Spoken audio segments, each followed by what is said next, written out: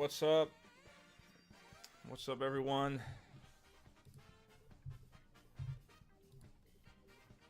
Let me get the chat on my screen. All right. Now, it might be important to tell you that I am sick. I was going to do a pre-launch stream yesterday, but I was feeling so terrible. Someone at work, not an employee, but like a guest, to the workplace, there for 3 weeks. Last week of his time being here, caught something, which he was calling the flu. And basically, I got what he got, I think. And it's really annoying. It's really annoying, but we've made it. I want to go to my channel real quick on another tab. All right, pause.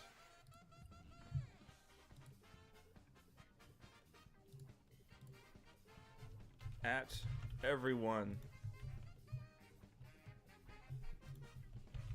streaming.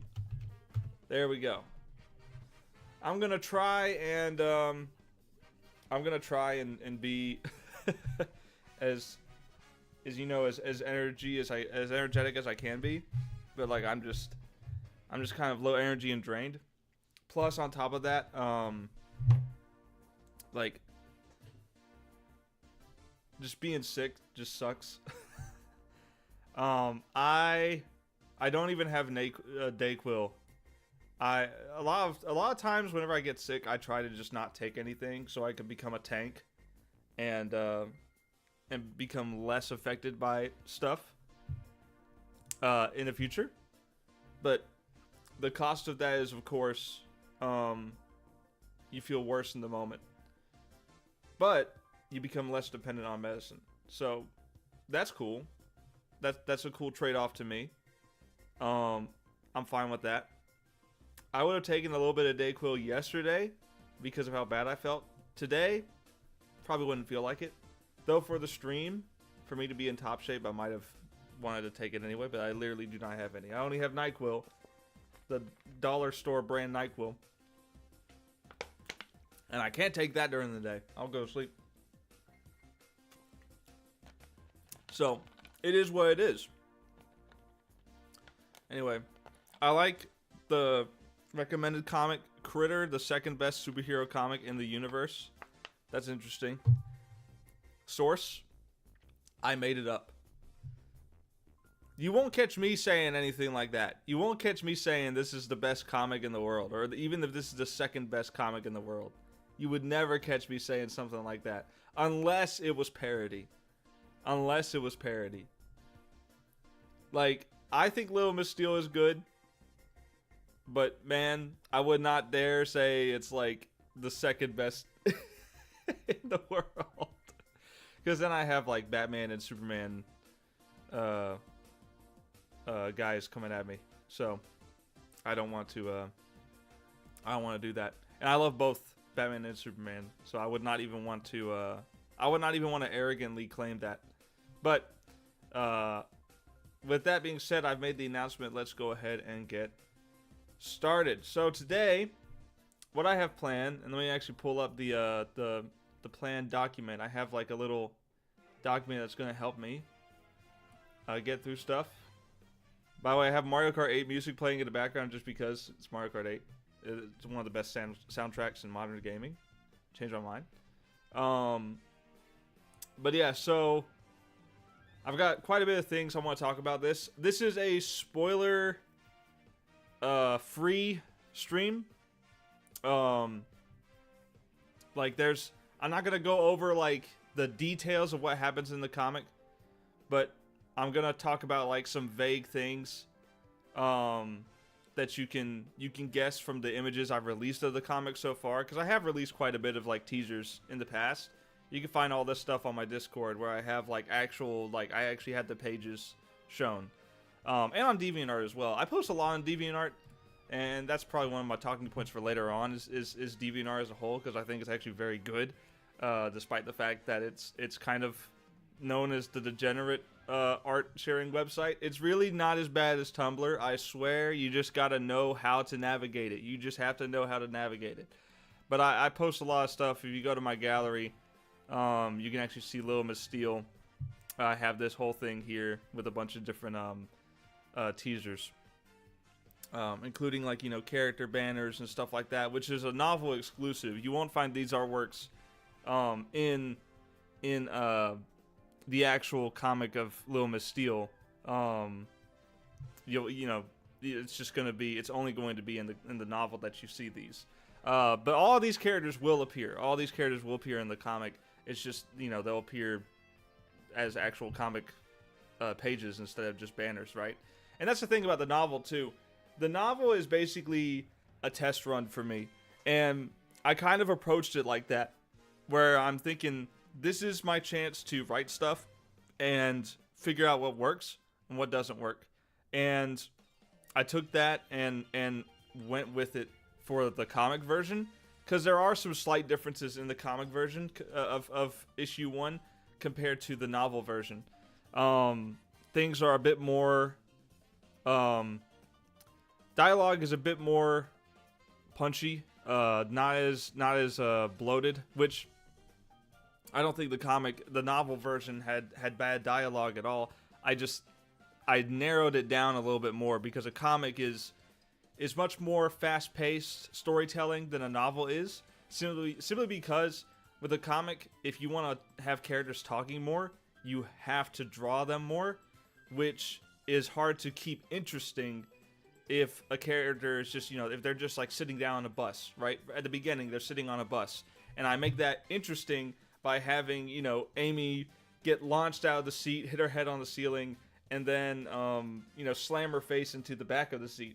And that's a visually funny way of keeping just a mundane thing like riding a bus interesting. But if I had, say, 2 more pages of dialogue between them, with more drawings on the bus, you know, I would have to get even more creative with how to keep the viewers, you know, interested in that. But also, it makes it to where if I want to do another bus scene in the future, then I've used up even more of my material on making a bus scene interesting, right? So that's kind of the difficult part of it, is trying to manage how much, you know, how much dialogue should be in scenes. And I really enjoyed that process of taking what worked and what didn't work from the novel version and applying it to a faster paced comic. Now, let's talk about the comic. Let's just talk about some vague things that aren't spoilers. This is not a spoiler stream. There will be a spoiler stream in the future. I think I might wait a few more days for that, just to give people time to read it. So let's go ahead and get started with the lead, Veronica, or otherwise known as V by everyone in the comic. This is kind of a risk that I'm taking by having a female lead, mostly because a lot of people nowadays, you know, used to back in the day, like maybe in like the 2010s and, you know, before, I would say probably from the 80s to the 2010s, people had no problem with female leads. People, you know, whenever a female actress was shown to be the star of a movie, you know, no one ever, you know, questioned it, right? Just like, okay, this might be interesting. The movie trailer makes it look very interesting, so I'm going to go watch it. But nowadays, because Hollywood has made female characters so insufferable, and not all of them, of course, but a lot of them in recent time have become infamously insufferable or just not fun to watch. They become bland, the same, you know, type of character overall, where they sort of fit into this archetype of strong, independent woman who has no flaws, and a lot of times the actors are told to be as stoic as possible, so you get very little personality out of them. It kind of is a risk to have a female lead nowadays because people are thinking, oh, another strong female character. I'm not gonna read this, and that's something that I knew going into it would be difficult. And it's not even misogyny. That's not the reason why it's even happening. It's not even that. It's just because people are so, like, tired of Hollywood. People are tired of Hollywood's version of strong female characters. When in the past you had stuff like, the Alien franchise. Everyone loves Sigourney Weaver's character. And I could go on and on listing, good examples of it. I mean, the Tomb Raider series has been popular for years, decades, because of, how good those games are. And it's a female lead. And there's just tons of examples I could go through, but it is a risk nowadays just because people have that sort of hesitancy going into it just by seeing a girl on the cover, right? It's unfortunate that Hollywood, in its attempt to make girl boss characters more widely accepted, it's made female characters as a whole more, hesitantly viewed. Movies starring, a hero who's, a woman. I don't know why I said it so weird. I'm tired, bro. My brain's not working at full capacity. But, it makes it kind of Hollywood has done more damage than what they thought was going to be good, right? So that's a risk I went into this knowing that it was going to be the case. But I wanted to make sure that, unlike a lot of modern girl boss characters, I wanted V, Little Miss Steel, I wanted her to have flaws. I wanted her to have plenty of personality, and I wanted her to lose fights.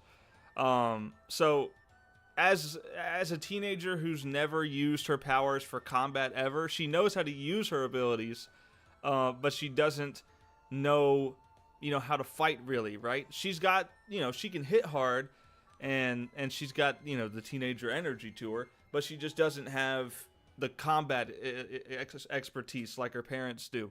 So obviously she's not going to go in here and immediately start, taking names from the get-go. She has to warm up from that, and especially once she puts on the costume, she's got the gadgets and stuff. She's going to have to learn how to use that.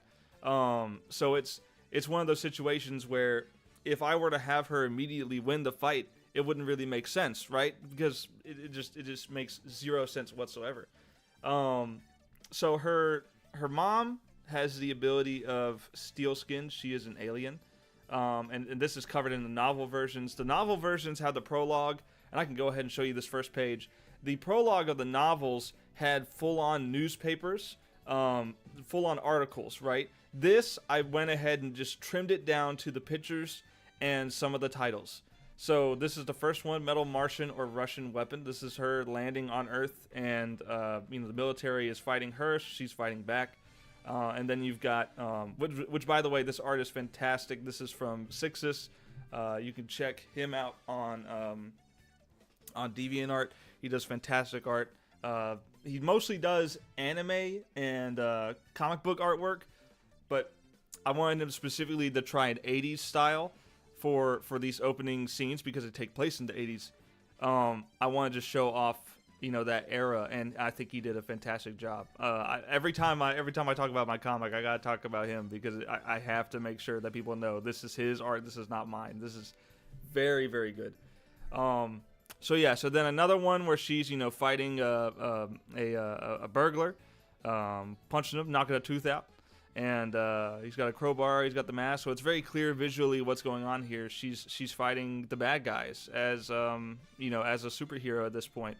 And then Miss Steel added to the Mighty Five. This is a crop out from an article title, and then this is her shaking the hand of Eduardo. And again, this costume is not what he wears in the actual comic. This is from the 80s, and man, I drew a concept art for Sixus to work with, and man, did he do a good job bringing this to life. This is such an awesome look, I think, and it's a time of the past, right? It's not something that you see Eduardo look like anymore. He's now completely, whereas before he was hiding his nose and mouth and chin and everything. He was at least showing, his eyes, his eyebrows, his hair. He was showing parts of himself. But now, when you look at him, in the current day artwork of him, he's even more closed off, right? Like the only part of skin that you see is his neck right here, and like that's it. That is the only part of him that he's showing anymore. His eyes are even concealed by darkness to where all you can see is the neon green. So that's kind of what I wanted to show here was as the years have gone on, Eduardo has closed himself off as much as possible, basically, to not show any part of himself. Whereas Miss Steel, she does the opposite. Her costume, which starts off, wearing shorts and some holes in the sleeves, which is now what V wears.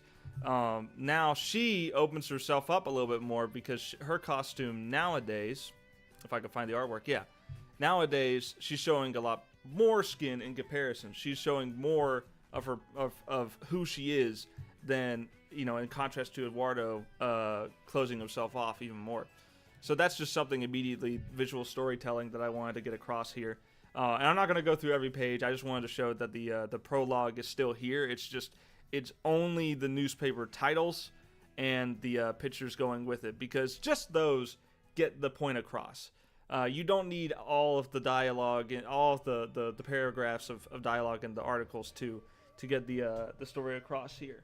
But that's just what I wanted to show with this, and just to get us started for talking about the actual comic itself. But yeah, and I wanted, going back to V, I wanted to make her, flawed. As far as flaws go, she is very quick-tempered. She's clearly sassy to a detriment, to the point where she shouldn't be sassy as much as she is. She should be a little more, she should be paying a bit more attention to what people are saying. And even though her father is pushy, she should understand where he's coming from, but instead she's completely closed off to his idea of being a hero, and she's and he's completely closed off to her as well, giving her the free will to choose. But yeah, so besides this, her personality as well, she's very very outspoken. She's someone who does not hide how she feels. She is always going to talk about it to her friends, and that's something I want to do as well. I wanted her friends to not be completely useless. I wanted her friends to all serve a distinct purpose within the group, and you can see her friends from the banner artworks here. We've got LeJohn, which sort of serves as a strong guy. Obviously, physically, he's the tallest. He's got some bulk to him. He's also very empathetic. He can understand her problems, but he's also not so one-sided that he's like, yeah, you're right.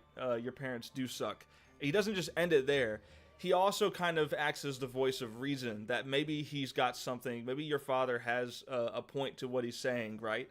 And that's kind of how his mentality works. Is he's going to be supportive of his friend, but at the same time, he will try and reason both ways to try and make try and play devil's advocate a little bit, just to keep her thinking. Instead of having her be closed off, closed-minded about whatever she's feeling, he opens the door for her to think from another point of view. Then you've got Chester, which is a bit more of the comedic relief type of character. He's a bit goofy, but he does serve a valuable purpose, and that is he is the only person who owns a car. So he's driving around the murder machine, which is a van, and he gets to be the chauffeur of the group, right? Without him, the band doesn't have a way of getting around. They don't have a way of carrying their instruments. So he is the source of travel for these guys. But not only that, he obviously, with him being obsessed with his car, he has some mechanical skills as well. And of course, he has some musical talent. All four of them have musical talent. He's the vocalist and lead guitarist. You got LeJohn on the bass, V on the drums, and Amy plays the keytar. Now, keytar is kind of an odd pick for a group. You don't see it very often, but I feel like nu metal back in the 2000s and 90s, it really incorporated a lot of things that weren't typical when it comes to rock previously. You had stuff like Linkin Park, which included a lot of rap. But not only that, they had some techno aspects of it. They had the record scratching, the sort of hip hop sound to it, and it's just, to me, I think the guitar kind of fits in here pretty well, because there was also piano in Linkin Park too, just for another example using them. So I mean, there is just a lot of reason, I think, that a guitar, despite not seeming like it would be fitting for a rock band at first, I feel like it just matches the nu metal vibe, right? Doing things that aren't typical in the metal scene. I'm gonna skip this song because it's kind of annoying. It's kind of annoying in the background. But this one is great. I love this song. But yeah, and something else about Amy too, for her character in the group, her main thing is that she is the heart. She is the one who's always thoughtful and caring about, what other people are experiencing, even if Chester is falling down, doing something goofy or whatever, and he gets slightly hurt because of it, while everyone else is laughing. She's the only one that's kind of caring about him. She's like, "Oh no, you're hurt." Oh. Stuff like that. There's a scene very early on in the comic, and I guess I'll go ahead and open this back up real quick just to show you, because it is very early on, and I've shown this artwork through Discord and stuff, where she's talking about, how do you not go flying whenever the school bus hits a bump in the road, and she causes her to hit her head, literally breaking out of the frame, hitting the top of the bus. And she's like, "How do you go flying?" And V's like, "You gotta hold on to the bar below the seat." She's like, "I got a really good grip. Plus, I'm fat." And of course, Amy, being the character that she is, she's like, "Try saying positive things about yourself," but then gets cut off because the bus slams on brake and she hits the hits the seat in front of her, and her face becomes a lollipop. So, a little bit of Adventure Time kind of look to some of these frames. But yeah, there's more than 2000s inspiration for this. So, there's a little bit of everything. There's just a lot of cartoons that I've in comics that I've taken inspiration from, throwing this together.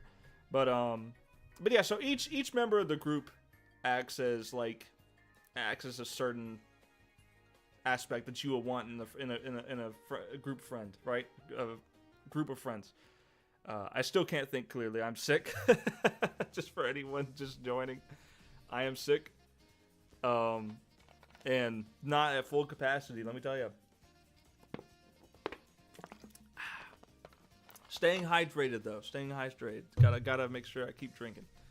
But anyway, so that's basically it for the other characters. I wanted to make sure that, another flaw with movies and shows and stuff like that, media that has a female lead, is that often the male characters can be seen as stupid and lesser, to try and prop up the female lead, right? I didn't want to do that with these. While, yeah, Chester can be the goofy guy, LeJohn is most certainly not a joke at all. And even Chester, while he is, the comedic relief 90% of the time, he is useful in his own way. And you'll get to see all of these characters develop throughout the series. Because, yes, there is more where this came from. So, with that being said, that's the main character stuff. Let's talk about some other characters here that serve important roles.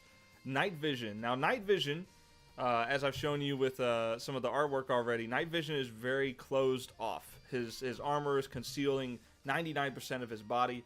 And in the novel, I had him show his face in the first scene. I had him, he was sitting in the house without his helmet on, and I thought to myself, what a better way of telling, visually, that this character is closed off to, emotion, and closed off to other people's point of view, that he never even removes his helmet in front of his own family. Like, he's just in front of his own daughter, he doesn't even remove his helmet.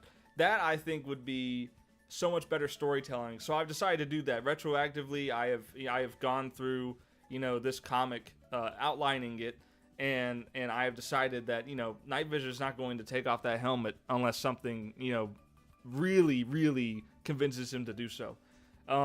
And that's what happens here in this comic. Is he has it on the whole time. He's been a hero for most of his life, even as a kid. Just some backstory for you.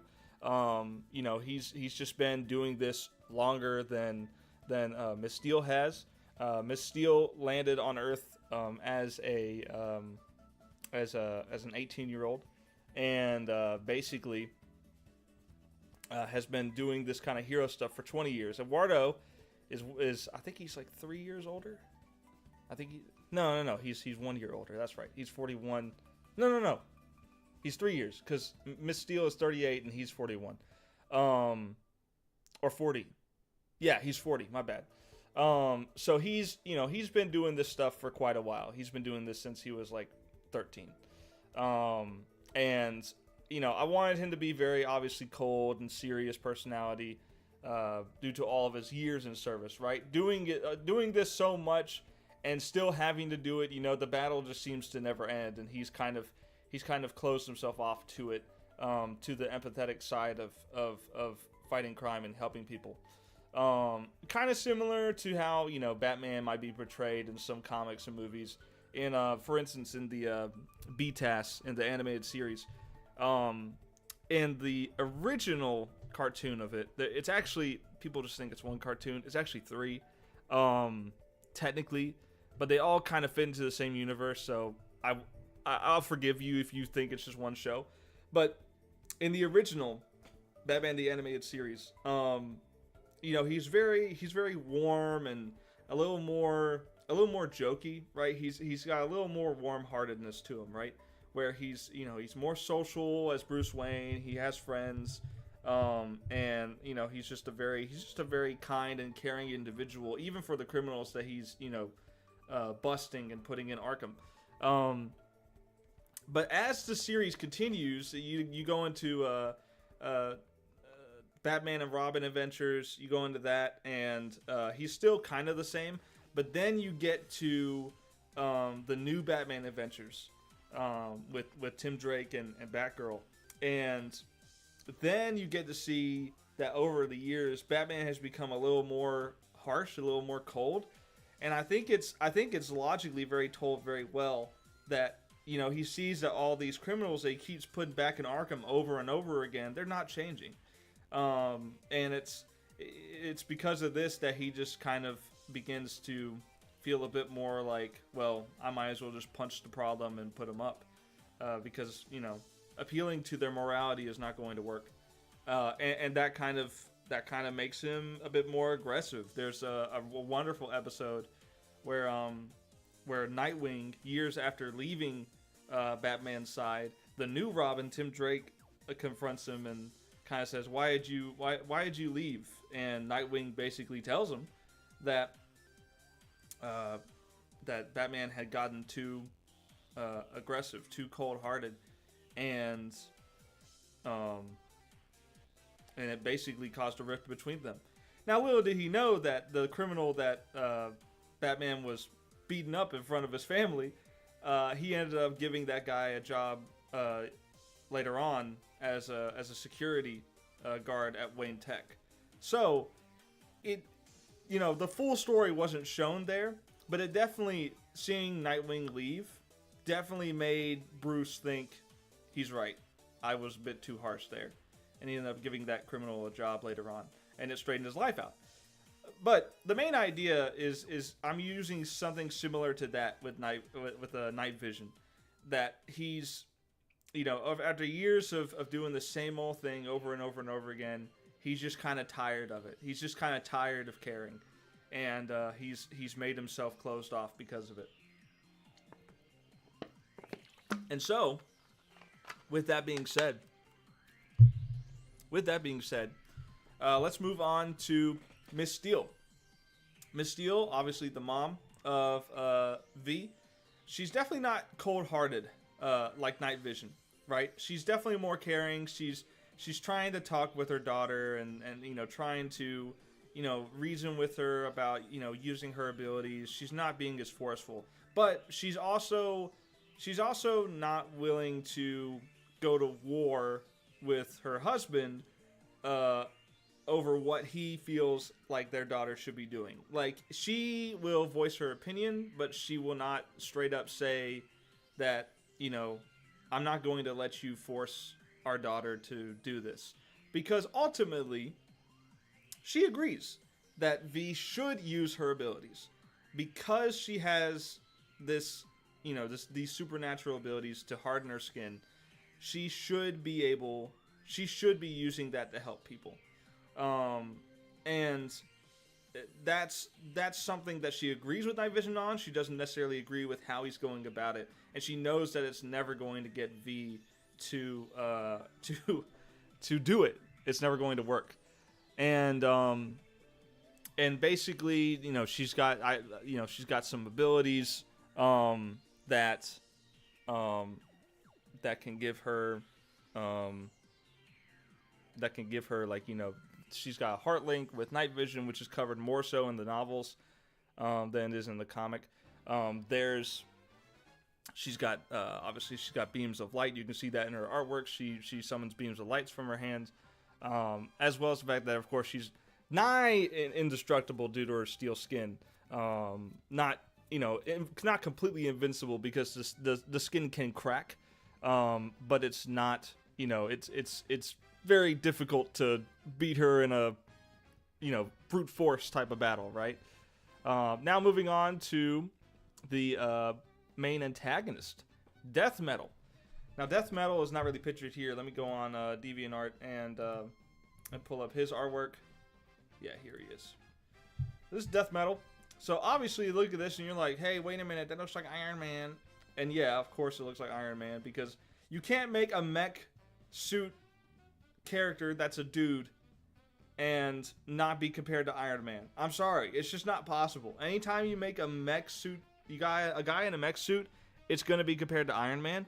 And if you make a girl in a mech suit, it's going to be compared to either one of two things: Neon Genesis Evangelion or Diva from Overwatch.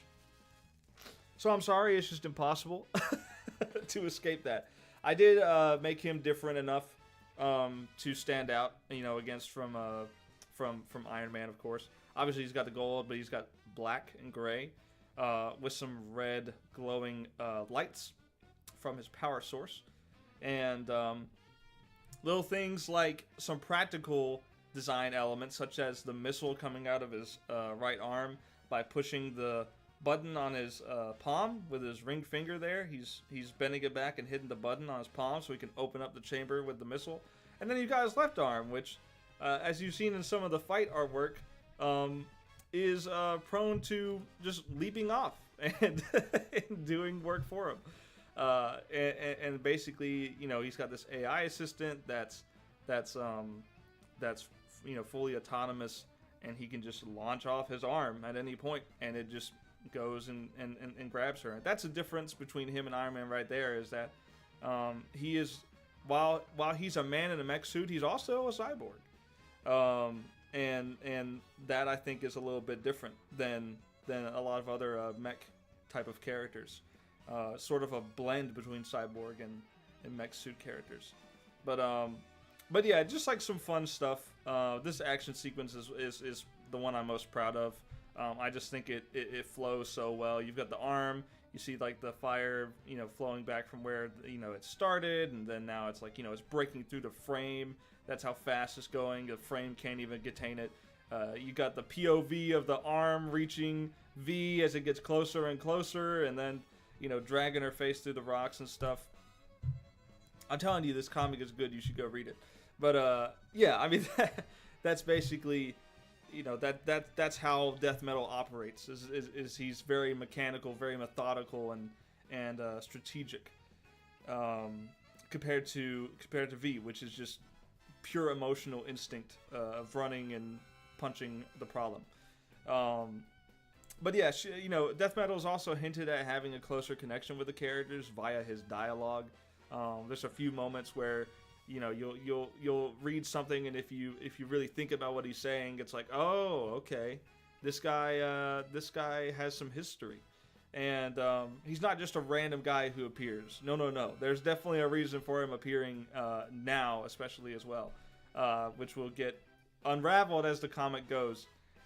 And there's even some answers in this first comic, which I won't talk about for spoiler's sake. But yeah, let's talk about the art and the near disaster I had with file loss. Now, that's a scary thing. Anytime you lose files in any way at all, it is terrifying. Because you can't understand, well, this is wrong, but I feel like one of the most panic situations an artist can be in is whenever they lose the source files to their art. And I had this happen to me, where the flash drive that I use for all of my art, I save all of it to a flash drive because some days I will work on it on my main PC. Sometimes I'll take it with me and work it on my laptop, whether I'm just out of town, or I bring it with me to work and work on my lunch break and do some art then. I've done that a lot, and it's just more practical to put it on a flash drive and just safely eject it every time so that I don't risk corruption or anything like that. But that flash drive went missing, and at least it went missing when it did, because I had already put together a rough draft of the comic in a PDF file. And the PDF file I sent was purposefully lower quality, so that if the company I was showing the concept art, the beta version of it, right, I didn't want the company to take it and sell it and claim it's theirs. So I made a lower quality version of it. However, because I did this and I didn't make a higher quality version, because I did that, what ended up happening was whenever I lost my flash drive, I didn't have all the high quality arts on anything. I had most of my stuff backed up, but I didn't have the last 6 pages. Thankfully, I am a frequent art sharing fool, and I share my art to everyone. I have a list of friends who I'm constantly sharing, hey, look at this. How does this look? I'm getting their opinions on how everything looks. And that's helped me a lot with making the art as good as I can in a limited time sense and limited amount of stuff I can designate for making a comic when I have a full-time job and other responsibilities. But what happened here was there's 2 pages, unfortunately, that I did not send to anyone in a JPEG form that I could just re-download and use for this. There's 2 that are unfortunately lower quality, and you probably can tell it, that I'm really upset about, but there's literally nothing I can do except to start over and do those pages all over again. I really didn't want to do that, so I just went ahead and just took it how it is. For the future, I'll be even more secure with how I move around items. I may even move to, instead of using a small flash drive, I might end up using a external hard drive. I may end up doing that, right? I feel like that would be harder to miss, harder to lose than an itty bitty flash drive. 64 gigabytes too. I cry because that's a fairly large flash drive, and I cry because I no longer have it. But moving on, besides that, the art, after doing a full comic for the first time, I've done comic-like things in the past. Like the novels, I have the character banners and stuff in a comic book style artwork, but also like a 2000s cartoon style. I did the Monaco, which was a hybrid novel, which is a comic, which is basically just a picture, a novel with pictures, excuse me. Still not 100% brain capacity because I'm sick. But, just after doing a full comic, I've found a lot of tricks that just halfway through doing it that save me time and making pages more efficiently. Like if I would say the second half of the book looks better than the first half of the book. Like I'll say that because I think halfway through it, I kind of realized some different techniques for doing things quicker, but also more consistently, more consistent quality. I just feel like I really started hitting that stride halfway through, and now that I've done it once through, I'm excited to, whenever I'm working on the second issue, that I feel like I'll be able to do it much better overall. And who knows, maybe I'll find some more, I hope I will. I hope I continue to learn new tricks and just quality, efficiency techniques and stuff like that. But I have mapped up all of issue 2 from sort of a directorial point of view to where like I have each shot described and each dialogue, put with it, and just kind of I've gone through, looked at the book, and tried to bring the novel version of it to life visually, and try to do it in as interesting different ways as possible. And I'm gonna draw something after I get done with this initial part of the stream. I'm actually going to draw something for you guys live on the stream. And I think that's going to be really fun. I've done art streams before, but this time I'm actually going to include the physical drawing. It's going to be a little scuffed because I don't have a good setup for it, but I'm actually going to show you what I do for a physical drawing, and kind of go from there. We'll see what happens. But yeah, each shot is listed with detail, the angle of the shot, the shape of the shot, and even stuff like, character positions within the shot. Story-wise, chapter 2 is going to be different than the novel version.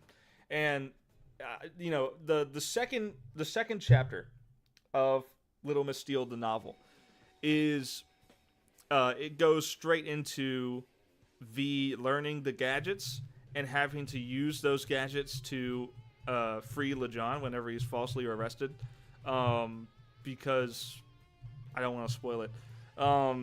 A connection to a certain character that he has. And basically, V has to use that new knowledge now. She has to use that, the new gadgets and everything that she's gotten. She has to use that for freeing her friend. And there's also some backstory with the Mighty Five, which are talked about in issue 1. There's some backstory going on there. But that's the novel version. The comic version, I've decided to scrap this. And the reason why is because I don't think, as far as intensity goes, as far as action goes, I don't think chapter 2 of the novel works for a comic. Now, I do think it works for the novel. I'm not saying it's bad. I think it definitely works for a novel setting. It's kind of a relaxing, sort of calm down a little bit after, the intensity of chapter 1. I think it works for the novel. But for a comic, we're moving straight to Stonehold, baby. Stonehold! We're going to him, right? And it's gonna be fun. It's gonna be fun. It's basically, and Stonehold appears in the novel as well, but he appears in chapter 3, and he is a villain that kind of challenges V morally, but also physically, and he's like her first kind of villain of the week, because that's sort of what this comic kind of replicates, is a villain of the week formula, with some plot dangled in every episode. And I think for a comic, I think keeping the action moving is going to be more important than having a comic that's entirely more relaxed. I think it's just going to do so much more to keep readers interested. And I'm excited to do it. And in fact, the artwork that I'm going to be working on today is going to be a shot of the fight between Stonehold and Little Miss Steele. It's actually going to be the first encounter. And I'm going to read to you how I do this. I'm going to read to you how I from a directing point of view, how I have this laid out. Full page Dutch angle shot. Dutch angle is crooked. Of Stonehold looking down at V. Quotes from Stonehold. This is a line of dialogue from Stonehold. Who's who's messing up Stonehold's cash withdrawal? That's how I imagine he sounds. I can't do the voice very well because I'm sick. But just imagine he's just big, loud, gruff sounding guy. Totally not Stone Cold Steve Austin. But yeah, so that's what I'm going to draw today. And I've got some other notes as well to help me with the process of this, because this is actually going to be a very important shot to draw first. Now, what I'm going to do is I'm going to transition to streaming my art point of view, and we'll see if this is working. It's not working. Oh. There we go. Okay. So let me move. I might get a little bit quieter on the mic because it's no longer right in front of my face. Gonna move the keyboard out of the way. We're gonna move the... This is so scuffed. We're gonna move the drawing pad right here. Alright? It's kind of obscured a little bit. It's slightly obscured. But I'm gonna do this as best I can with the technology that I have. So, how I'm gonna do this is I'm going to draw, instead of drawing the full scene, I'm going to draw everything kind of disconnected and kind of assemble it in digital. So I'm gonna draw V, and then I'm gonna draw Stonehold, and then I'm gonna draw the background. And we'll go from there. So, I guess let me draw V first. I'm gonna draw her kind of small. Oh, you can't really see. You can't really see over there. Well, I can't really fix this. Well, I'm just gonna have to do the best I can. So for V, I'm just gonna start drawing a circle for the head. I'll make more detail to it as I go. I'll draw the neck.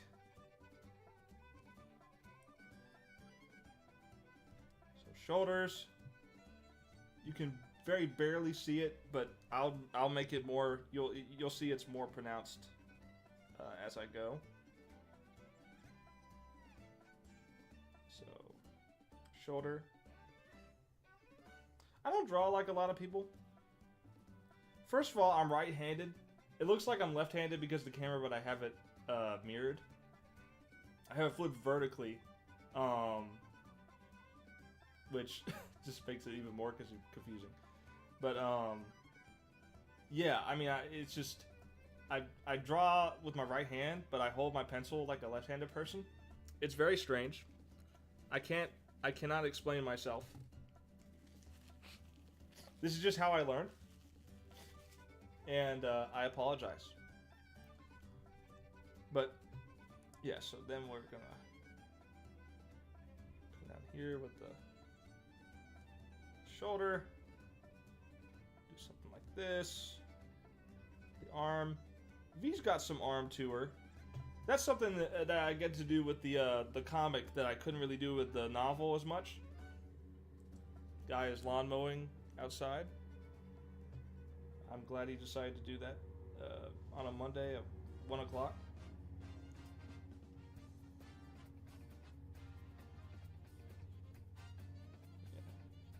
Alright. I might change that hand position.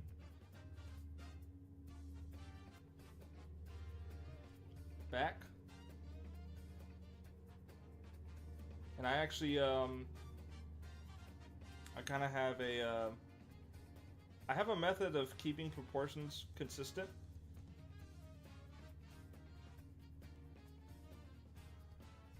And I think doing that stuff is important because you want your characters looking the same. You don't want them like, super muscular one page and then the next page, they look completely different. You want it to be consistent. So here's a little pouch gadget thing.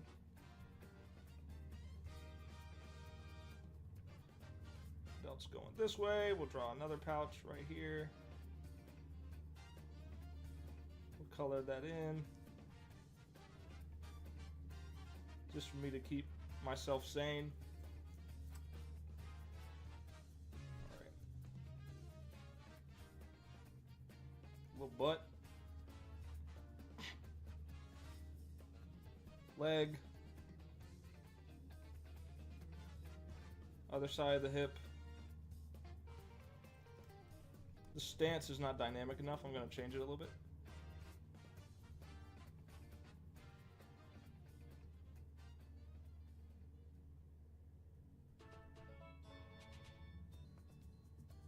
Also, for anyone who might look at this comic and be like,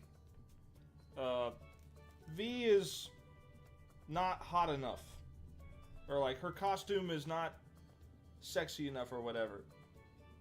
She is a teenager. So do keep that in mind.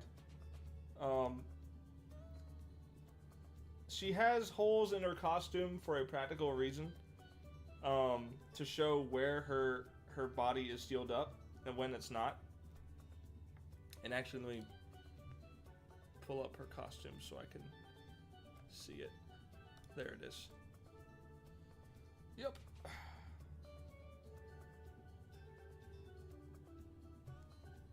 Alright.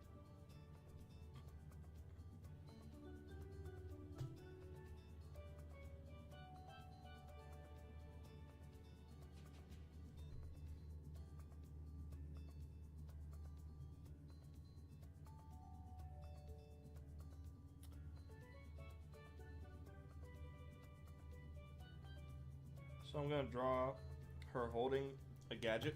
I'm about to sneeze. Hold on. I feel it. Still sick. Alright.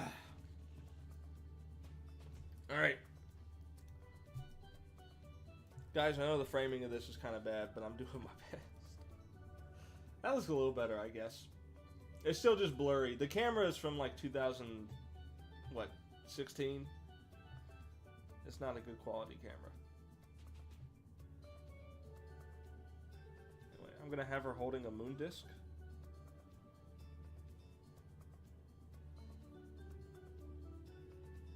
A moon disc is a gadget that her father uses, and thus she uses it.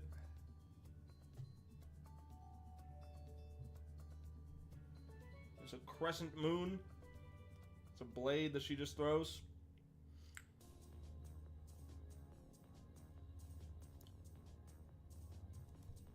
Right, thumb needs to be on this side.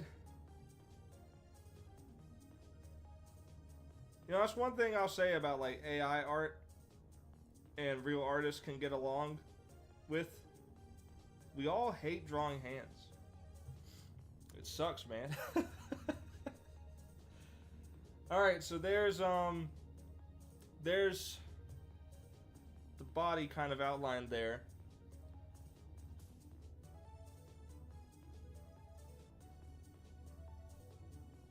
Alright.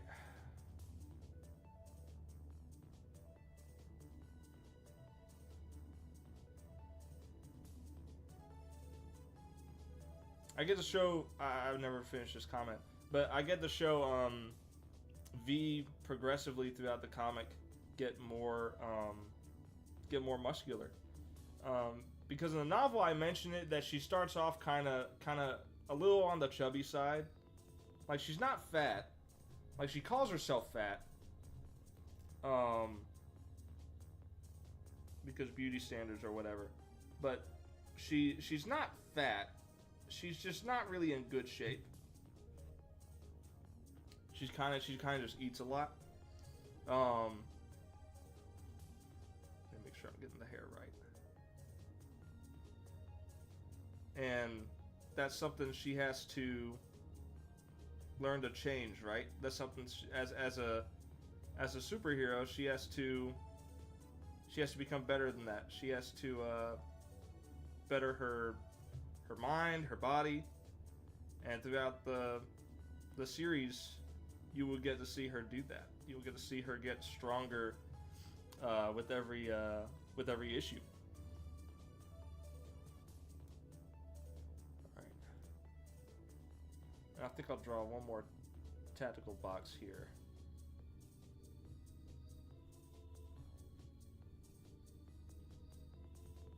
All right.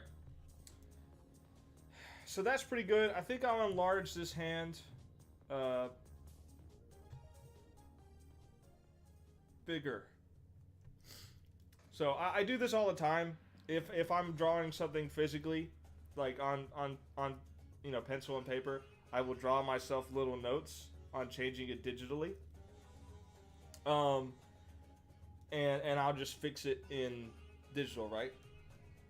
So now I'm gonna do Stonehold. So Stonehold,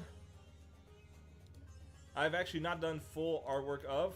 I only get like the top of his legs, but I'm about to do that. So Stonehold is very physically imposing. He's very tall. I am going to not draw him to scale with V because it'll take up too much of the page. I'm probably just going to draw him on the upper part of this and, just draw him a little bit smaller. So, head. Right.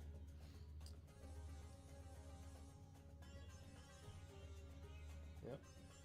We're in the desert right now, guys. You hear that music? This is Mario Kart 8 soundtrack, by the way.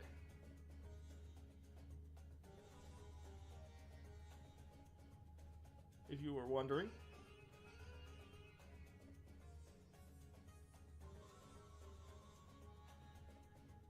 One of the greatest soundtracks ever, in my opinion.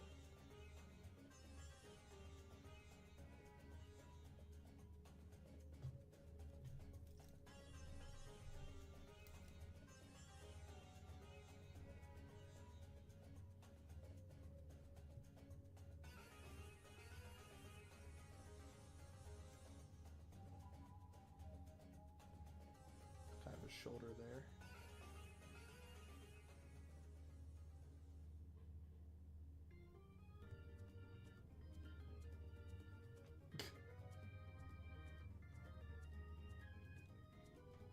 This music to me always makes me think I'm like...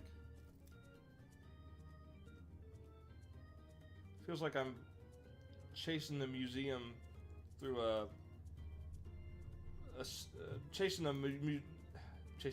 Did I really say that? Chasing a magician through a populated city. That's a Teen Titans reference.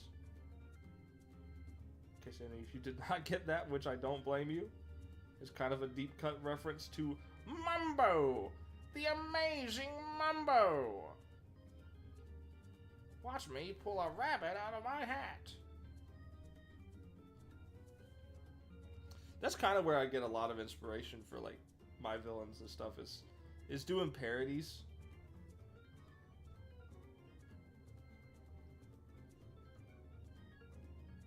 Okay, I have kind of messed up the scale already. I'm gonna have to like reassemble this.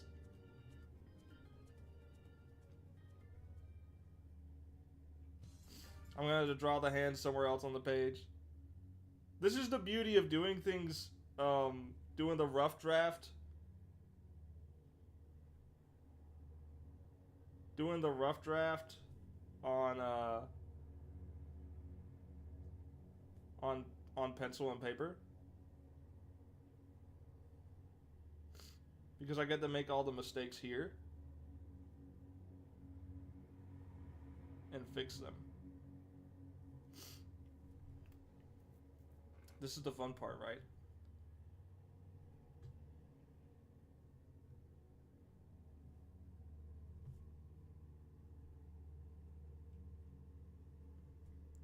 I think the music has stopped playing. There we go. All right.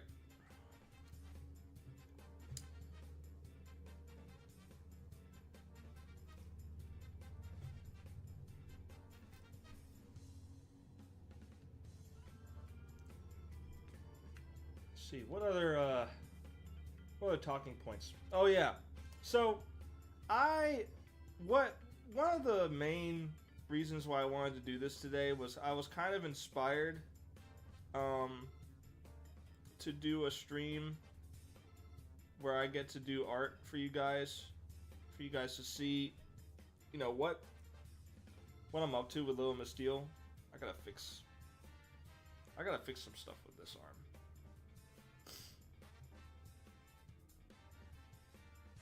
But I wanted to do this because I see so much in the comics community, especially the Comics Gate community. There's so much trash talk. There's so much time lost to trash talk that I just gotta wonder, like, how are you guys getting work done?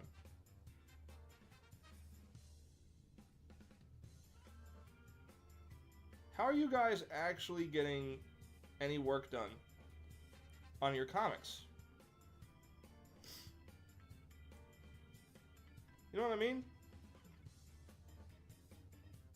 Let me see, how do I want to draw this? He's got his hand like this. He's going to be holding a sack of money.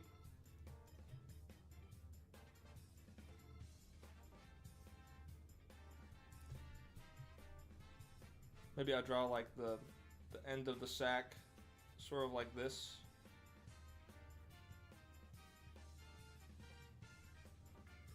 That doesn't look like a bag.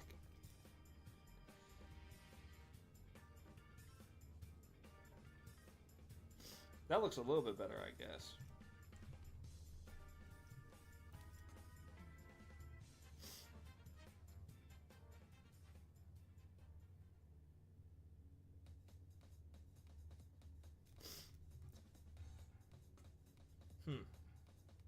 How do I draw a bag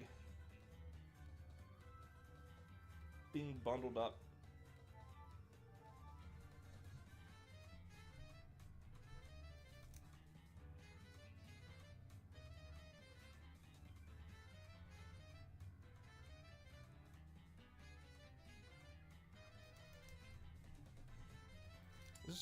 This is one of the challenging ones.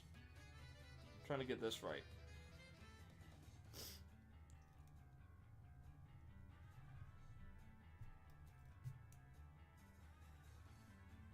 Because it has to be coming out from under his thumb.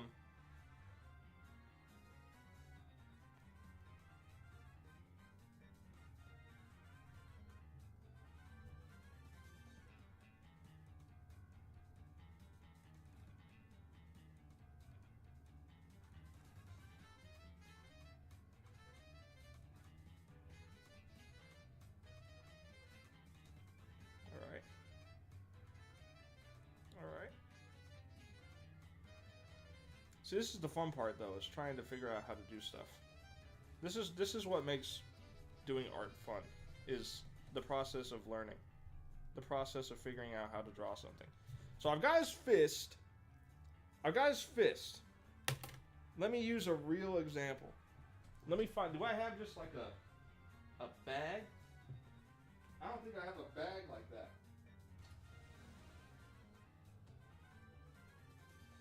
I'll use a pants leg as a guide.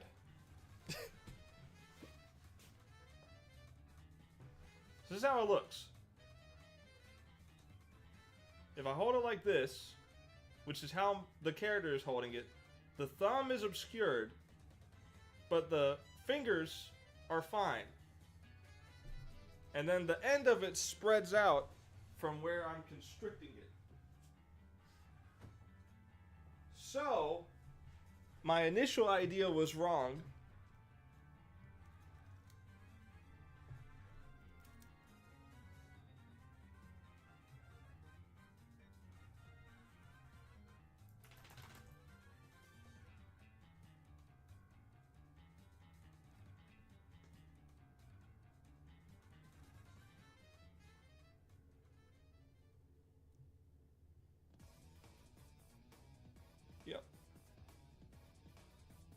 That's pretty good. That looks pretty good right there.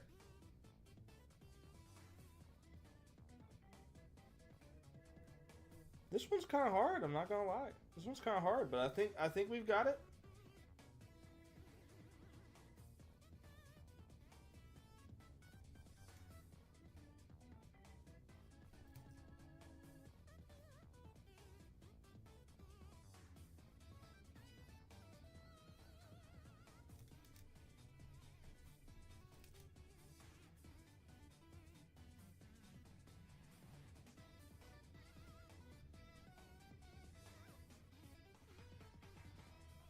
All right.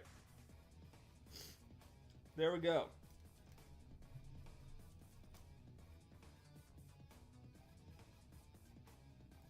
Waluigi pinball. All right, and now the giant sack of money. There we go. All right, now I gotta draw the other hand. I gotta draw the other hand over here.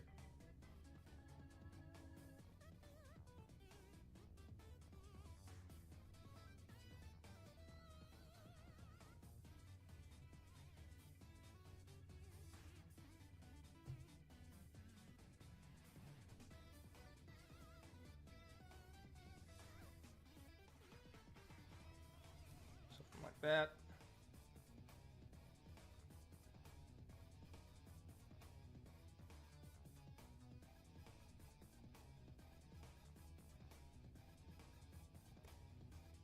Trying to make this the hand as simple as possible to draw. All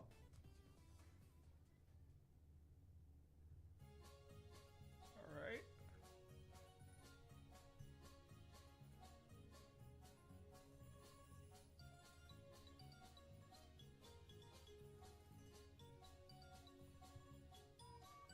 That seems pretty good.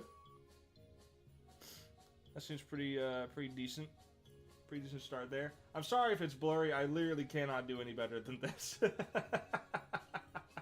It is literally like, this is the best I can do with this thing. Maybe I could tilt it a little more outwards. Yeah, now you can see more at the bottom of it. Okay, there we go. It looks a little bit better. Still blurry, but it's from like 2016, so no surprise. All right. With that being said, I gotta draw the head. See what I did there. I think I'm gonna make him wider overall. I don't think he's wide enough.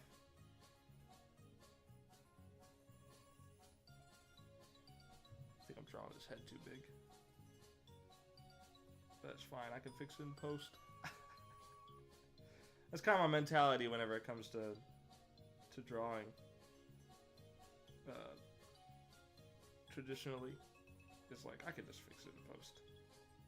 Unless I'm specifically trying to draw it good.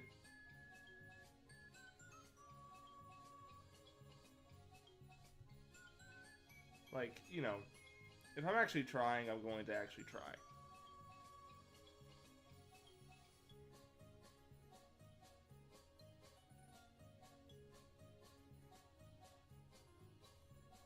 Yeah, there he is. Okay, so I've drawn the other hand. I've drawn everything here. I need to draw the legs.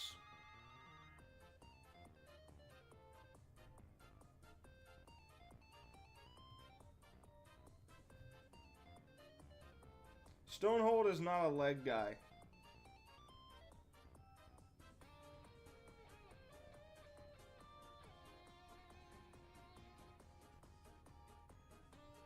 He's someone who definitely has skipped leg day quite a bit.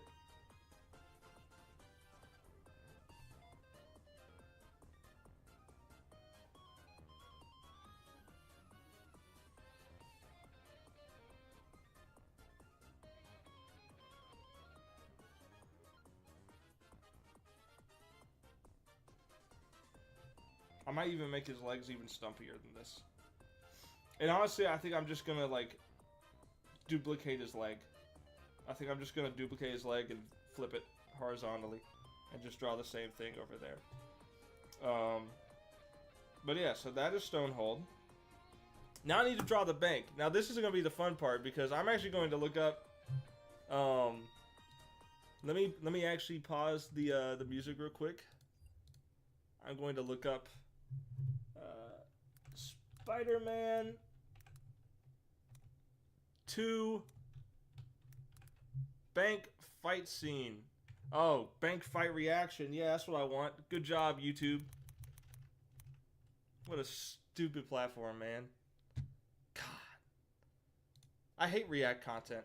If I were Light Yagami, bro, I'm not gonna say that I would wipe out all the React channels. But look, a lesser man definitely would. A lesser man definitely would. Let me just tell you, I don't. That's a joke. But I really do hate React channels. I really do. Anyway, let me. I'm not gonna show the scene in its fullness.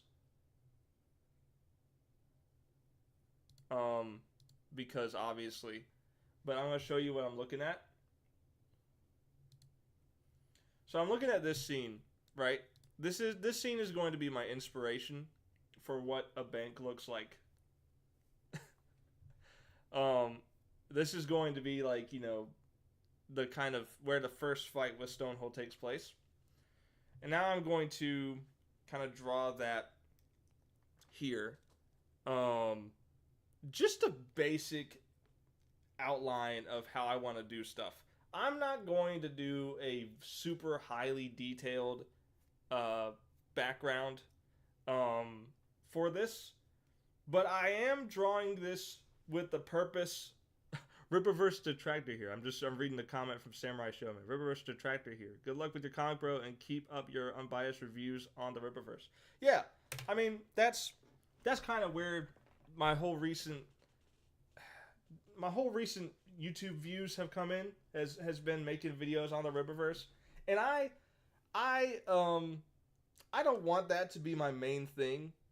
I don't want that to be my main thing that I do. Because that's just not what I'm interested in. I'm not interested in making a YouTube channel all about, you know, making fun of the Rippaverse. There's aspects that I like. There's aspects that I don't like. But there's certainly things that's like, you know, there's certainly things that can be improved. And, you know, I want to help. I want to help with improvement. I want people to be more. I want like, you know, the company to actually improve, to get better and better. But yeah, you know, that's my main thing is I want to do positive critiquing. There's a lot of people, and I made a video a while back. I think I removed this video just because, again, I didn't want my channel to only be about this. I removed 2 videos. I removed the one talking about the Comicsgate drama between Ethan Van Sciver and Eric July, and I removed the one with Clippa, Young Clippa, or Clippaverse or whatever. I removed those 2 because I didn't want my channel to only be that, and I also privated basically all of my old videos before I started doing art and reviews, because I just kind of rebranded myself throughout the years. I've just sort of been rebranding into a comic and art focused channel. That's just what I've become. And I know there's probably like 2 people who missed the gaming, but I'm not entirely closed off to doing that. I'm not entirely closed off to continue doing gaming. I think from now on, streams are going to be a mix of gaming and art and stuff. But I'm not only doing videos about the Rippaverse. I'm not only going to be doing that because I feel like that's an easy trap, and here's the thing about Ethan Van Sciver, EVS. Here's the thing about him. he reacted to my review of Yaira, and also Von Klaus, the Vonster, aka. He also did a um, a reaction of my review, and I'm totally cool with that because they did provide other sources of critique. Some things I didn't even notice when I was reading. There were some things that I didn't even notice in my review. This is wrong. The scaling of this is wrong. And I was happy to be pointed something that was new that I did not see before. However, I think a lot of the critique, a lot of the banter about the Rippaverse is just simply hate content. And I'm not into doing that. This looks awful. I'm not into doing that. I'm never going to force hate, and I'm never going to do it just for views. Be like, bro, I'm working on mine too. Art's a bitch. Yeah, art could be pretty tough sometimes. I'm trying to recreate this angle from. I'm looking at. I'll show you. I'm looking at. That's not it. I'm looking at this scene from Spider-Man 2, and I'm trying to kind of recreate the bank, in a sort of referencey way.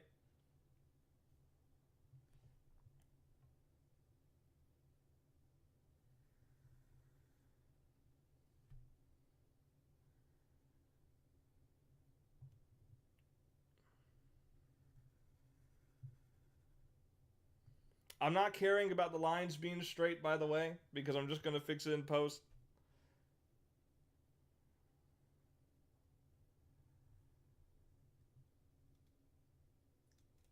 Yeah, bro, this is just not... It's not it. It needs to be wider. Yup. There we go. Now we are talking.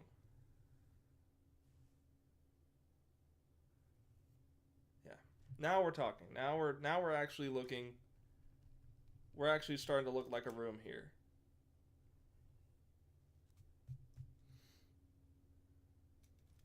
Maybe this needs to be further back. Now it's starting to look like a place people inhabit. This is going to be so much easier to do in digital.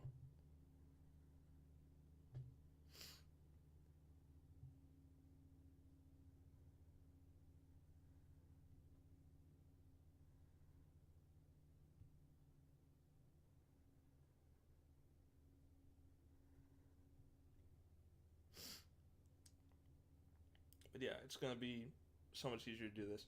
But I'll say this about EVS. If he put as much effort, if he took the time that he takes to stream about the Rippaverse every week, if he took those hours, and I do mean hours, and if he applied them to actually doing work on the comic, I think he would be pumping out more comics per year than he does. Because the one thing that I've heard about, fans and haters of EVS is that he's kind of slow. Which is fine. Nothing wrong with being slow if you set the audience expectations for you to be slow. If you set the bar and say, "Hey guys, I'm looking to do a comic per year." That's fine. That's fine. If you tell them that you're going to do like 2 per year and then you only do 1, people are going to start complaining a little bit. And I think most people can understand. Most people can understand that things happen. Most people can understand that. But I do think it's up to you as the content maker. You have to set the expectations. And that's why I don't give too many uh like set in stone. This is when this is gonna come out. This is when this is gonna come out. Because honestly, I've already had my fair share of delays with me waiting. I was waiting for a reply back from Rip Ascend. I was waiting for I was end of end of actually I think it was like the middle of January. I finished the artwork for the comic, at least the rough draft. I had finished that. And I was like, this is so cool. I'm so glad I'm finished with it. Now I can start marketing and doing all that. And then on February 29th, the day after I had received my first test copy of Little Miss Steel in print, the day after that happened, Rip Ascend went live. And I was like, holy crap. This is a sign. I should delay it. I should delay Little Miss Steel. Because if I can get Rip Ascend to do all the hard work as far as printing and publishing, if I can just get everything done through one company, holy, it was about to be great. It was about to be great. And then you know what happened? I never heard back. They sent me a form to fill out. I filled out the form, and then they never got back up with me.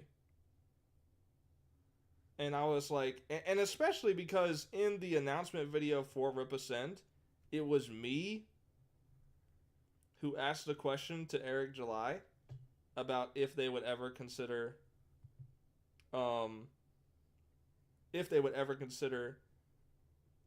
doing publishing for other non-Rippaverse companies. I was like, yeah. He sees that, once he sees that I'm the one who asked, he'll be more likely to be cool with greenlighting my comic for that. Maybe I have a higher chance. But no. Like, not at all.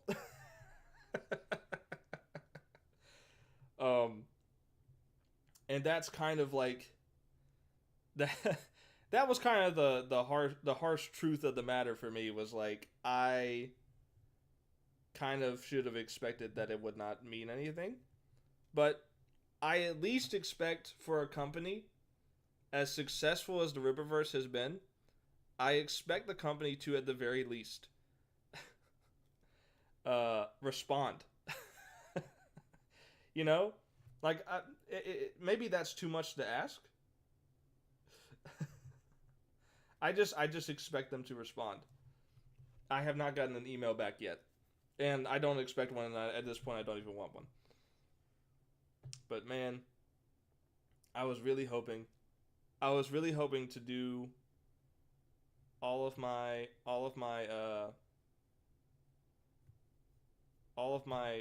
distribution stuff. I was really hoping to do all of it through Rip Ascend, but not in the cards. Not in the cards, unfortunately. That would be an excellent joke if I was playing Balatro right now, but I'm not. Okay, I think for the background, that's pretty good. I think that's pretty good. You got the teller section here of the bank. You got some kind of architecture going on up here. Maybe I should draw like some railings, because it's supposed to be like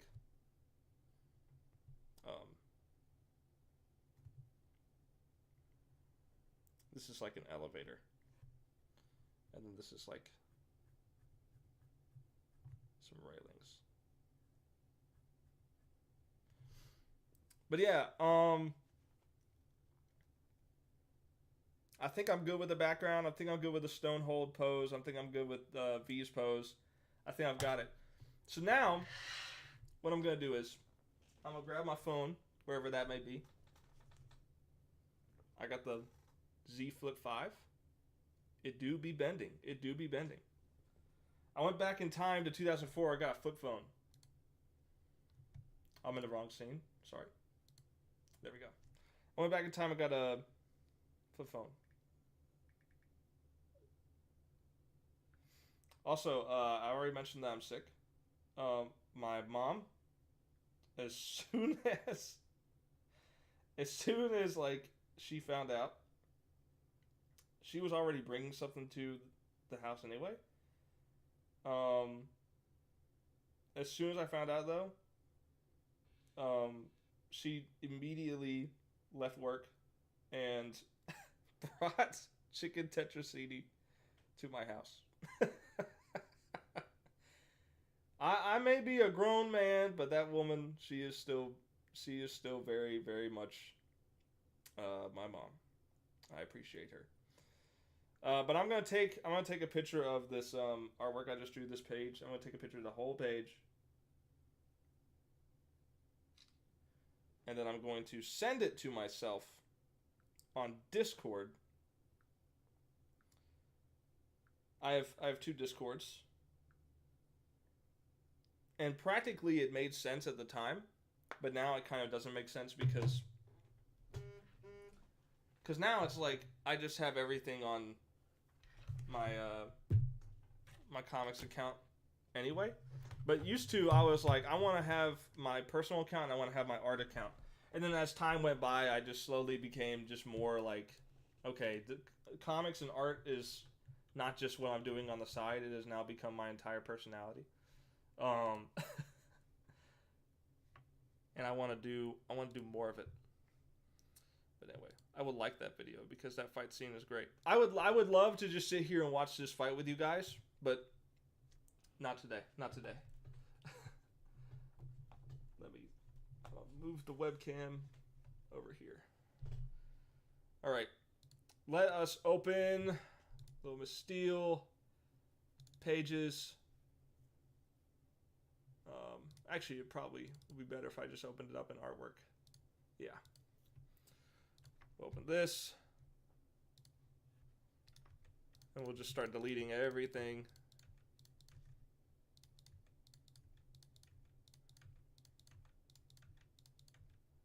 In fact, we can honestly just start, just deleting the layers.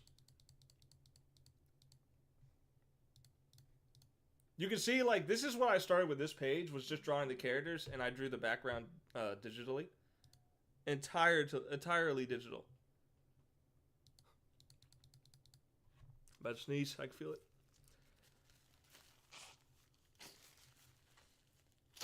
Oh. Also, the music has stopped. My bad.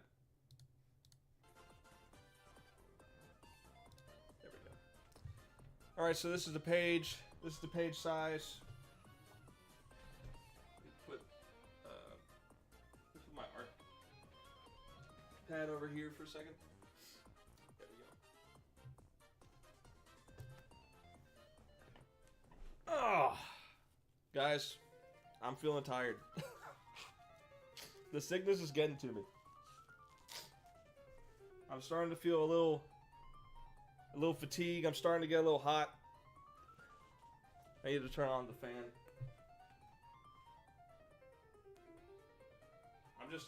I'm starting to I'm having hot and cold flashes intermittently between a few hours.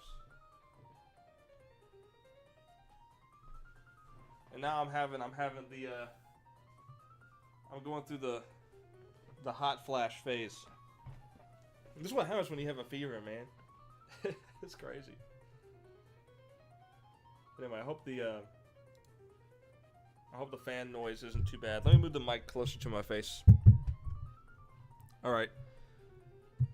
So now we're going to take the artwork that I sent myself. We're going to take that. We're going to copy it. And we're going to put it on to the background layer.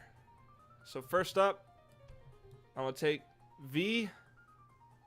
I'll make her a little bit smaller. And I'm going to do like this. Okay.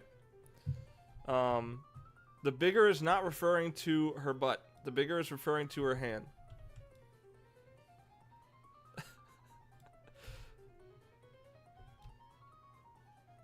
There we go. This music feels like a descent into madness. The music feels like I'm losing my mind. Which currently it feels like I am. Alright. I can't do it. No more. No more. Yoshi Valley. Alright. We're gonna continue to remove the rest of the background. And just have it be this for V. I want to get a good idea of what I'm working with shot-wise. How I want to construct this.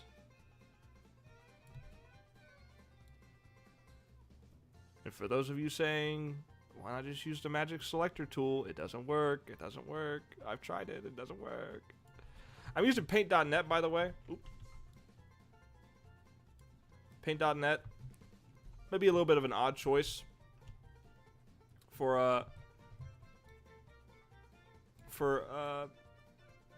artwork, but I think it works. It does everything I want it to, and it does it for free, unlike Photoshop. And I don't want to give Adobe my files, because I don't know if you saw this, but Adobe says, hey, if you're using our stuff, we get to use your files for AI training. And I say, screw you. I hope your company dies. And I wish the executives ill health. But Paint.net is free, and it's basically Photoshop. It's basically Photoshop at home. But it's actually pretty good, you know? I know when you say Photoshop at home, it kind of has a negative context, but it's actually not that bad. It's really, really not. And that's not just me coping. I'm not huffing copium. It's actually pretty good. Alright, so there's V. Let me brighten her up real quick. Alright, not bad. So that's V in the shot.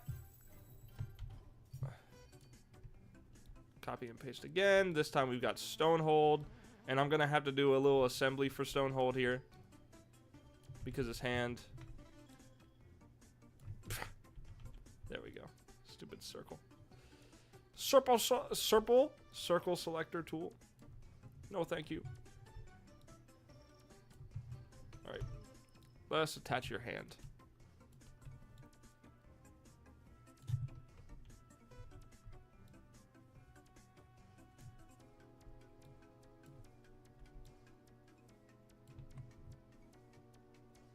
We embiggen it.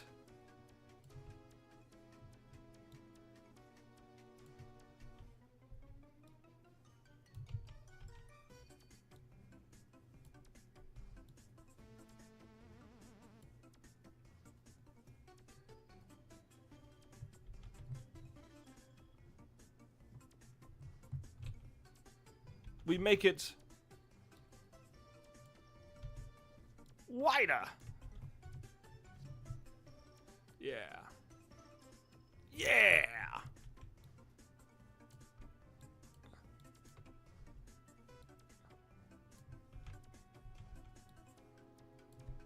All right.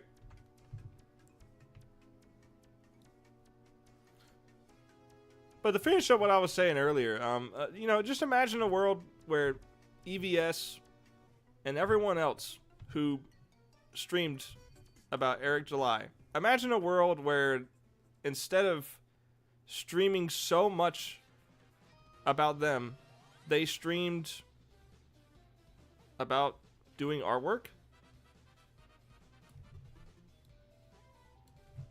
I mean, I don't know. Just kind of thinking aloud here. Like, would that not be more productive? Would that not be more productive for the creation of comics? And I'm not talking about just EVS. I'm talking about like the freaking industry itself. Would that not be better for comics if the people making the comics spent less time streaming about beef between each other and more time talking about actual, I don't know, doing actual comic stuff? I don't know, to me it's just like it just makes too much sense. To me it's like it's a no-brainer to me.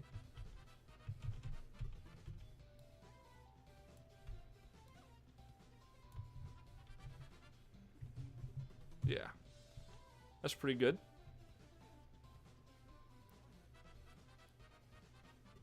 This half of them should definitely be wider. And I'm thinking about doing this right here. I'm thinking about taking his arm off and re-angling it.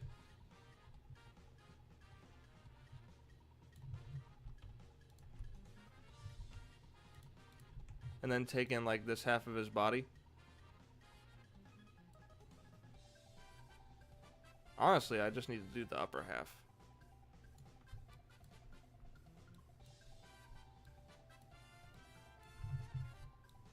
Keep messing up the selection. There we go. And just... Ugh!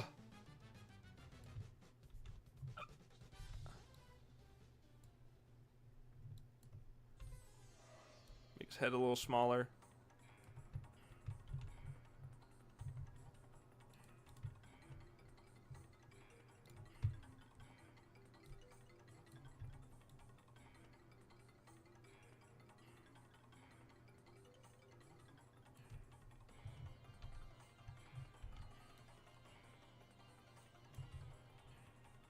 It's coming together. It's coming together. Slowly but surely, it's coming together.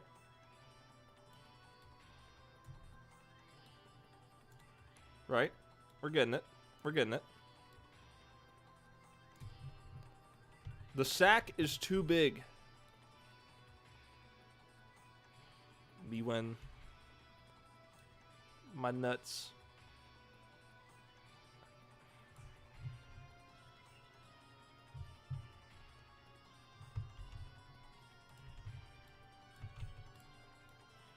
Dang it. Select the thing I click on.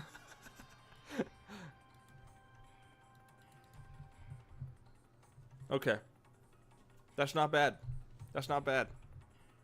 Alright, now let's start, you know, deleting this stuff.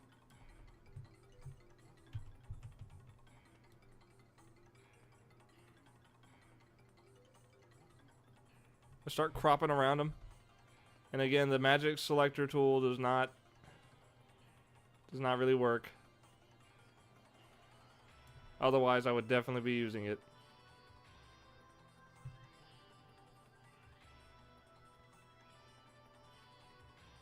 It doesn't work because the lighting is not consistent. If this was a scanned image instead of like just taken with my phone camera and then slapped onto paint.net through Discord, like, yeah, it would probably work. But because it's not, it's like...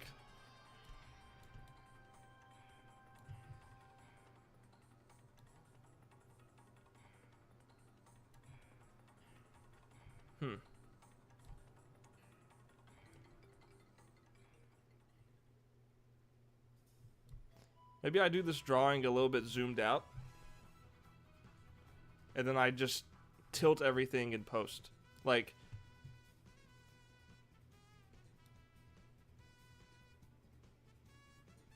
I don't know.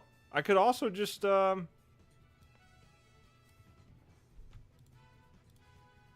shrink her a little bit more.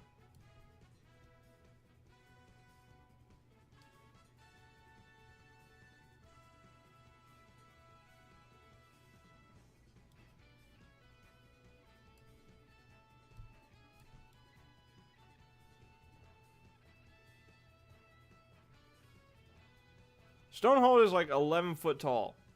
So she would be like, she would be standing up to here to him. Probably more like this. So I'm trying to scale that properly with her being a little bit ahead of him. Kind of standing like this. But this is supposed to be a full page shot. So I'm trying to figure out the framing of it.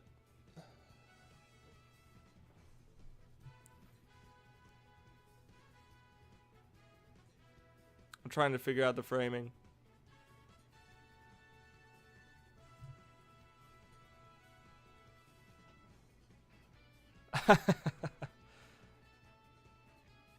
I'm really struggling. I'm trying to figure out how I want to do this.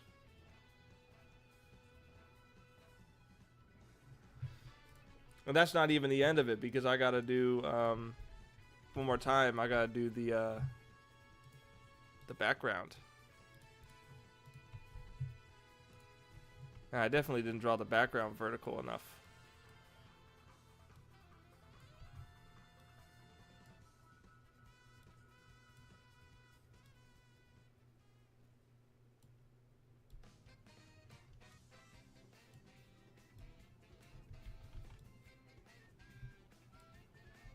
Alright, what if I did this?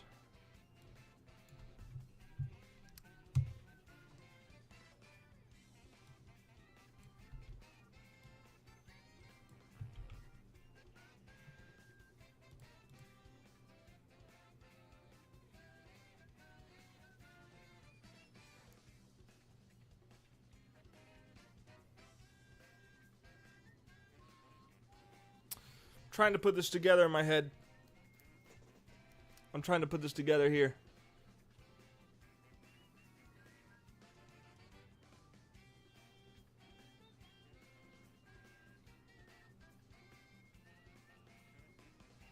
I think I need to do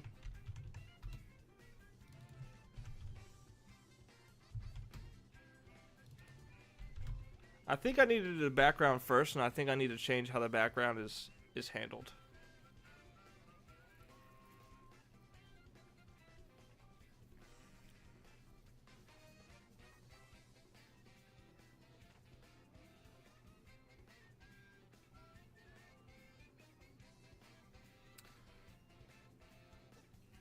I think the answer, what's the image size here? 1500. Let me quickly resize this to 3000. Let's do 2000.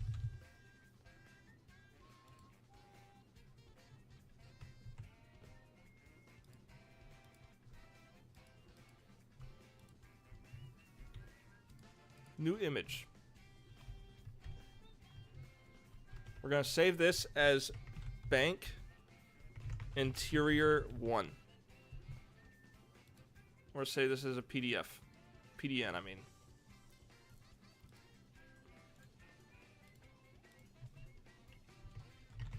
Issue 2. Alright. And then I'm not even going to worry about this. I'm going to save this as V and Stonehold 1. I'll come back to that. I want to do the bank art, and I'm going to do it a little bit differently than how I've got it pictured here. First of all, I'm going to do this.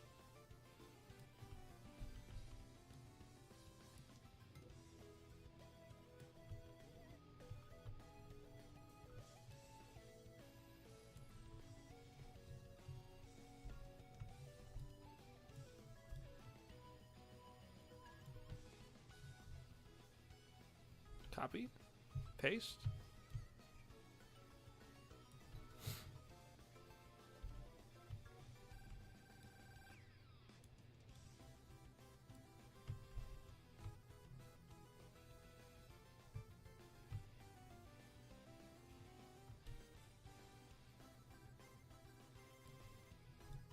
Move it this way.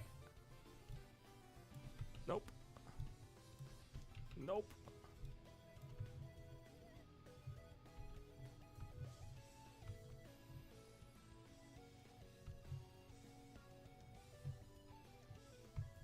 Okay. Delete this. Delete this.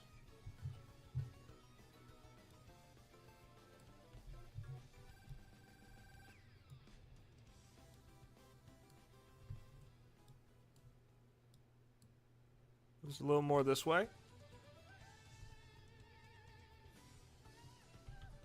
All right. Pillars. We're going to do this. We're going to do the old technique of outlines to show how close something is to the frame. This is one of my favorite things to do. In fact, why not just, I don't know, copy that line and then, you know, paste it so it's the exact same length. Pretty good. And then we're going to do this. This is the part that can be a little tedious. But if you get it right the first time, you can save yourself a lot on the second time. Such as what I'm doing now. All right.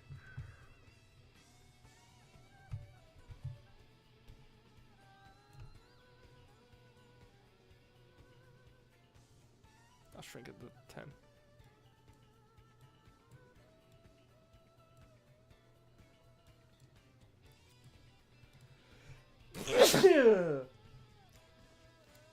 Sorry for that jump scare. Sneeze, jump scare.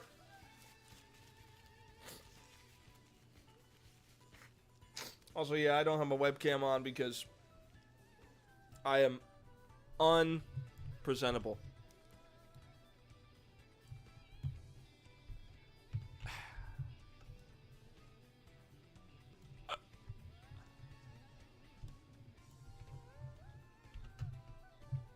All right. And now we just duplicate this layer, but shrink it.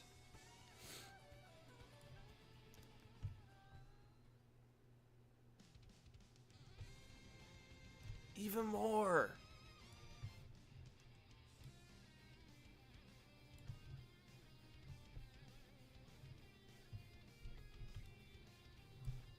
I'm gonna delete that one. We're moving it up.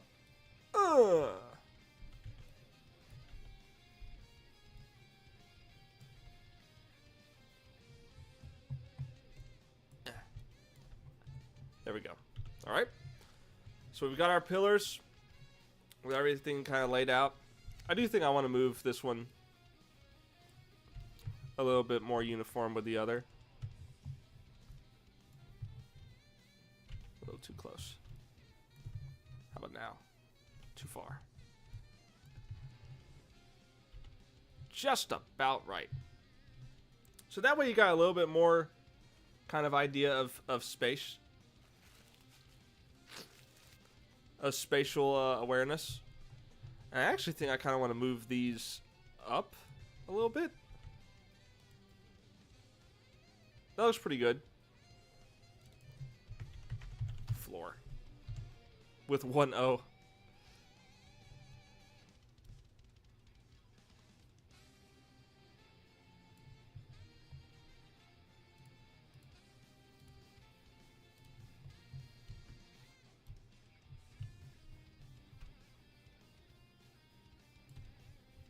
And I know it looks a little off from the drawing now, but trust me, the idea I've got going for it is going to be better.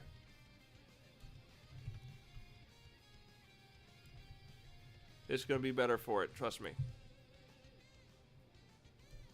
So the thing with 3D, trying to make stuff look like it's properly scaled, the trick is lines.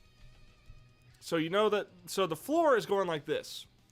But because the countertop is higher than the floor, the angle of the line needs to be something more like this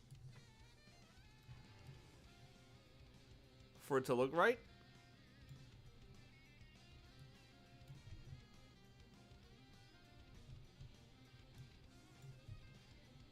And then I need to just try that again before the countertop.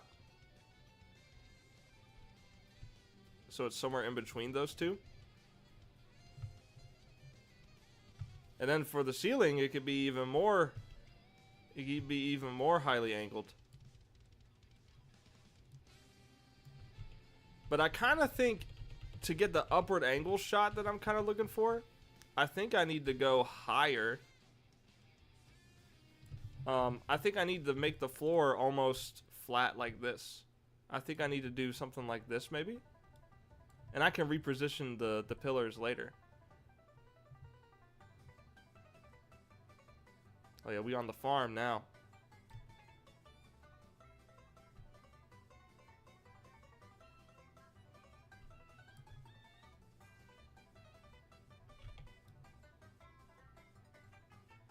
Something like this. Something like this. Ceiling, something like this. Second floor, something like this.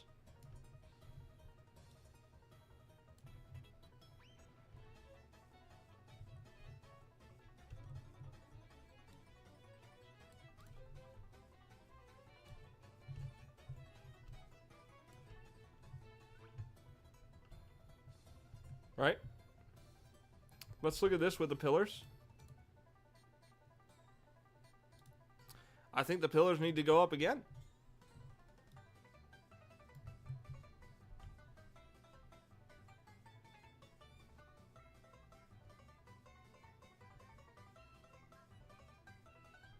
Yeah. Okay. I'm liking it so far.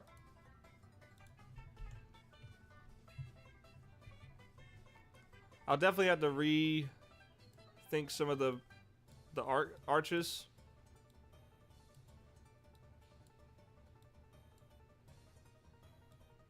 A little bit.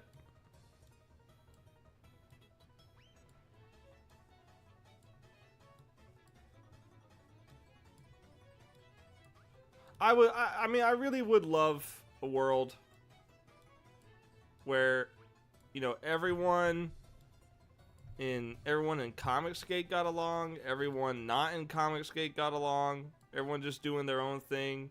I would prefer a world where everyone just kind of supported each other and did collabs, because what especially Comicsgate was like trying to be like, screw the establishment for being woke, we're gonna do our own thing and we're gonna be united, and then like not even like a long time later, and it's just like, it's so divided, it's insane. You know what I mean? It's just, it kind of defeats the purpose of what Comicsgate was originally set out to be. Now everyone else has their own definition of Comicsgate. But yeah, man, I mean, it's just, I think it's a little silly. I think it's a little silly.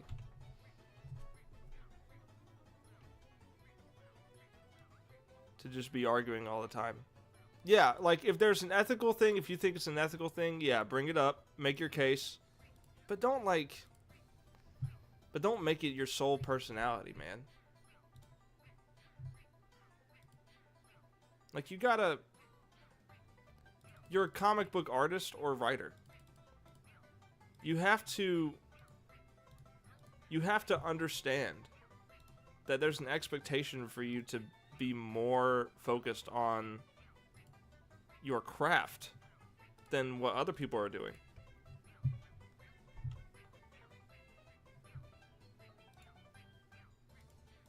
All right. Oh, let me apply some shading. Well, I can do this all on one layer. I can do this all on one layer.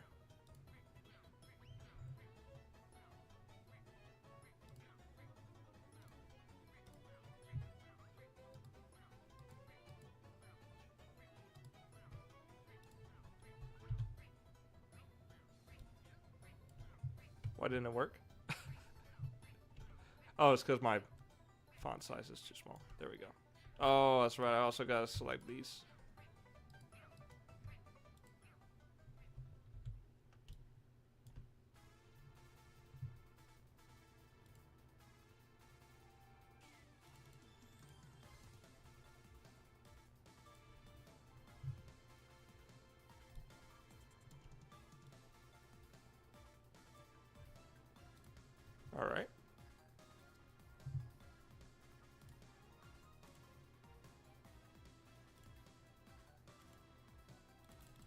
75.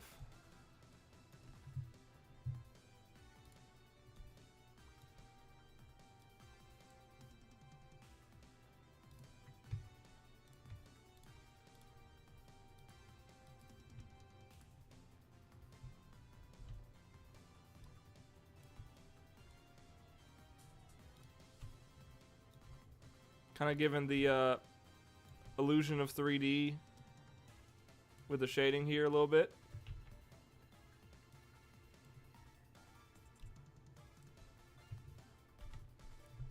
So there's the pillars. I might do a little bit more detail to them later on, but we'll see. As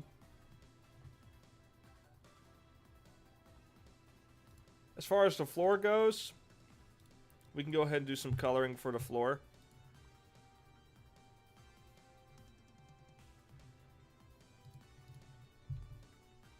I kind of want to just take that gray and apply it to the floor.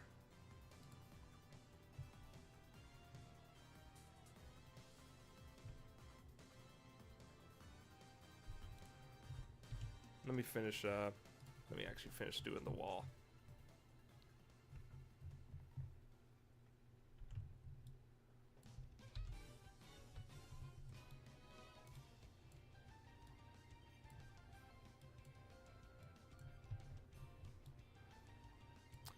See, where are the talking points do I got? I've rebranded my channel twice now. Just because, like, you know, the focus of the channel has changed. You know, originally, if you were here from many years ago, I actually started my YouTube channel around the same time that Markiplier did, believe it or not. But I used to be a Pokemon YouTube channel. I loved everything about Pokemon, the competitive training, the games, you know, pretty much anything to do with raising Pokemon, strategizing around them, making bad Pokemon good, and stuff like that. Like, I used to love everything to do with Pokemon, and then now now I've lost so many battles because of freaking 5% chances that I'm jaded towards Pokemon as a concept. Like, I still play the games. Like, I'll the last official Pokemon game I played was Shield, and that's only because Christmas, my mom gave me a GameStop gift card, and I literally had nothing else that I wanted to get, so I was like, okay, I guess I'll get Pokemon. But the other problem, the problem with Pokemon games nowadays is that, like, they're so low quality, they're so trash. I don't want to give Game Freak my money. I don't want to give them my money. So what I've done in the last, like, I would say 2 years, I just been playing the fan games. And I won't say which one because I don't want the Nintendo Mafia to come after the people who make it. But man, they're making better stuff than the official Pokemon developers. I'll say it. The one I've been playing the most, and I've actually been replaying, is infinitely replayable. Infinitely replayable. Like, I'm doing my third playthrough of it. Actually, no, that's a lie. My fourth. That's how good it is. That's how good it is. That I not only want to play a fan game more than the official game, not only do I want to do that, but I've played it multiple times. The only other Pokemon game I've replayed through all the way was Emerald. That was Gen 3. That was the generation that I got started on. And I'm very nostalgic for it, so I ignore all the flaws with it. But let me tell you, man, this fan game is so good. This fan game is so good, and I applaud creativity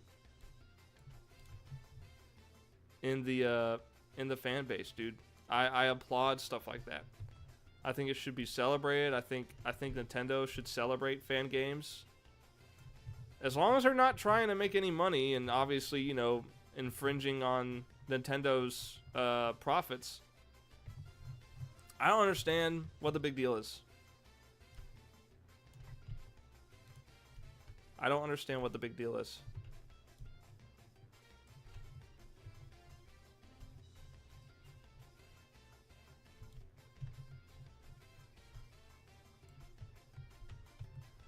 All right. But how did I get started about talking about Pokemon? Oh yeah, because my channel has changed themes so many times over the years. You know, it's just a natural thing with time. Your interests change, and mine have certainly changed. You know, it's just I'm much more of an art guy now, and I've always been an art guy, but I just haven't really been, you know, into digital art. I haven't been in like the, you know, into making comic books. I haven't been into that scene until, you know, very recently, when I, you know, had that dream that inspired, you know, Demonico, my first story ever told. It's, you know, it's just one of those things where over time,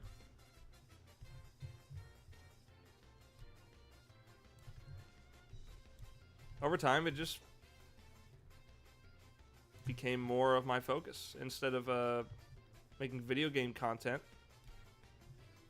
for 7 viewers, I wanted to make art content for 7 viewers.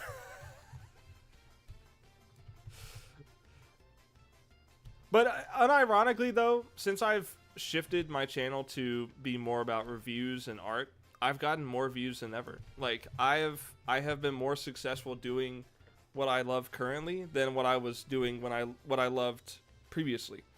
And I appreciate that. Because unlike video games, I'm actually putting a piece of myself. Like I'm putting a piece of like something that I'm actually making out there. And that is, I think, a lot more valuable than a Let's Play.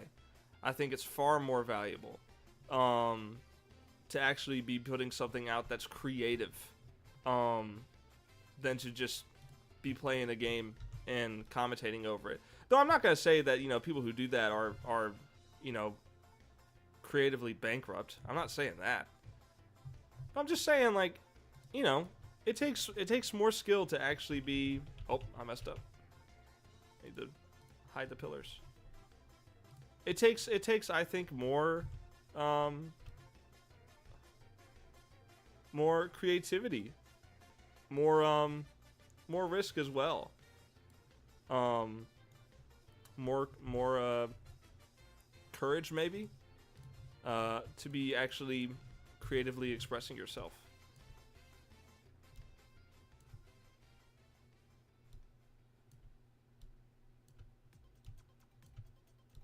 And I would much rather be doing what I'm doing now than what I was doing 3 years ago.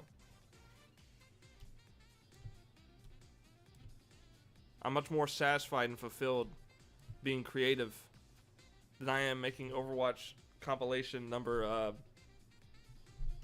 35.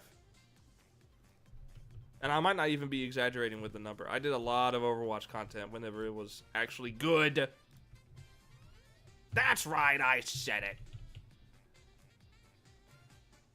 I have heard that they're talking about bringing back 6v6. And let me tell you, the moment they do that, I'm going to come crawling back. I'm coming back, man. The moment they announce that 6v6 is coming back, I'm hooked. I'm hooked on it all over again. Because I think that's one of the biggest problems with the game. Is that they took a game that was unique because it was 6v6 and they made it not unique.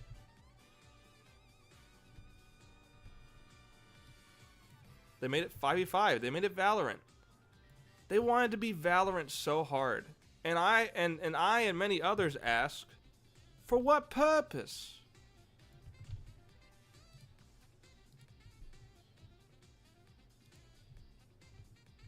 Hold on. I'm trying to figure out how to do this correctly.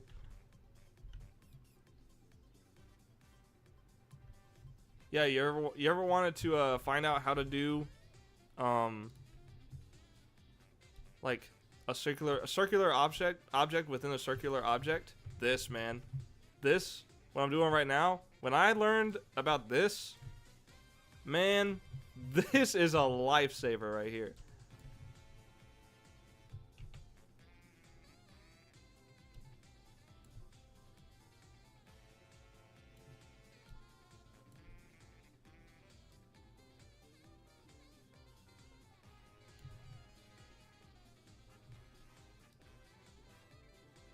Yeah, that's about right.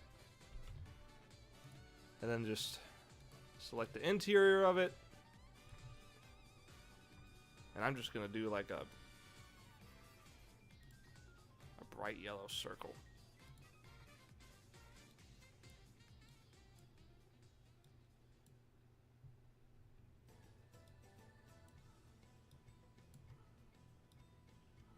Just gonna do this.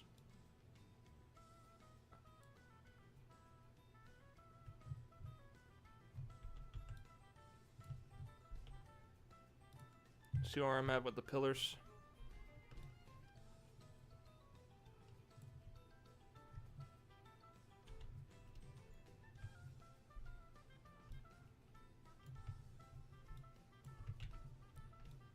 Ah, crap. Can't do that. It's alright. I'll just have to. Alright, so let's start coloring in the background a little bit. Take kind of the same colors from the pillars and just start coloring it in.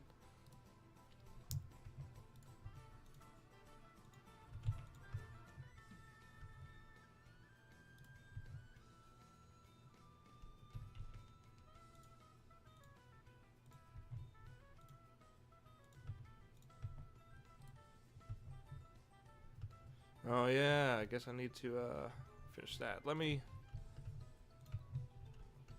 try and do as much as I can with this.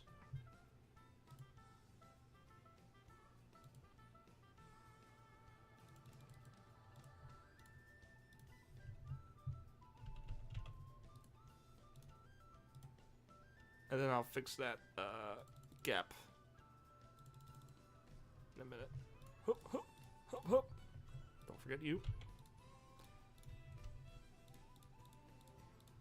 But yeah, I would literally reinstall Overwatch 2 and Blizzard because I uninstalled Blizzard. I would reinstall those games.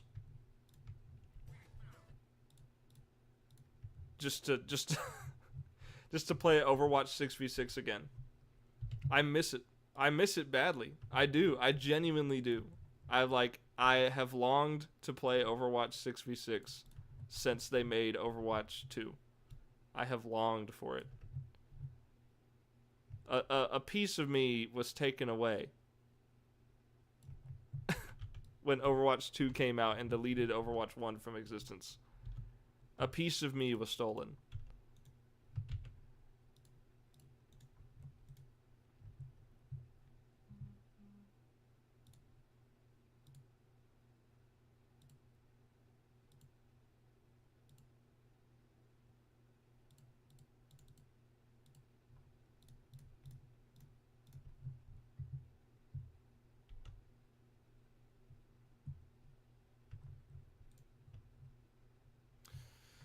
Okay. I think that's pretty good. Now we're going to add some more detail to the environment overall. And this is, you might think, well, this is a lot of work for one background. This is not going to be one background. Let me promise you that. I'm going to reuse this shot in at least 3 different scenes of the comic. at least 3 different shots, I'm going to be using pieces of this background, zoomed in, tilted, reversed. I'm going to be pulling every trick of the book to reuse this as much as possible, which is why I'm doing this artwork first. Even though it's sequentially not the first scene of the comic, I'm doing it this way so I can get the hard part out of the way.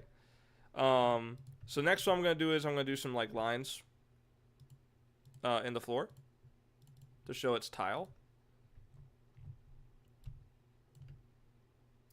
It's not going to be very noticeable.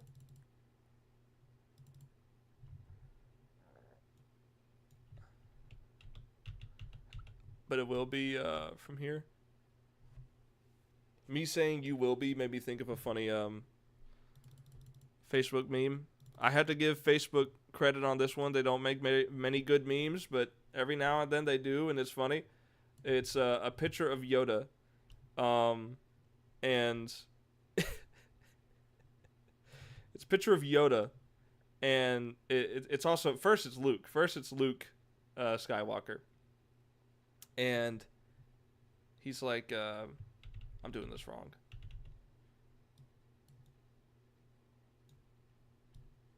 It says, Luke, but I'm not gay. And then Yoda with like rainbow hair with the caption Disney Star Wars, you will be. You will be.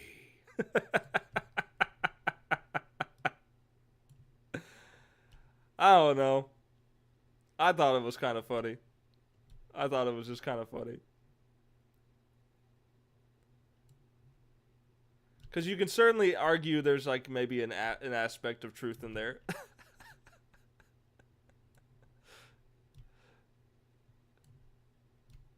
Not saying it is, but I'm saying you could definitely argue it.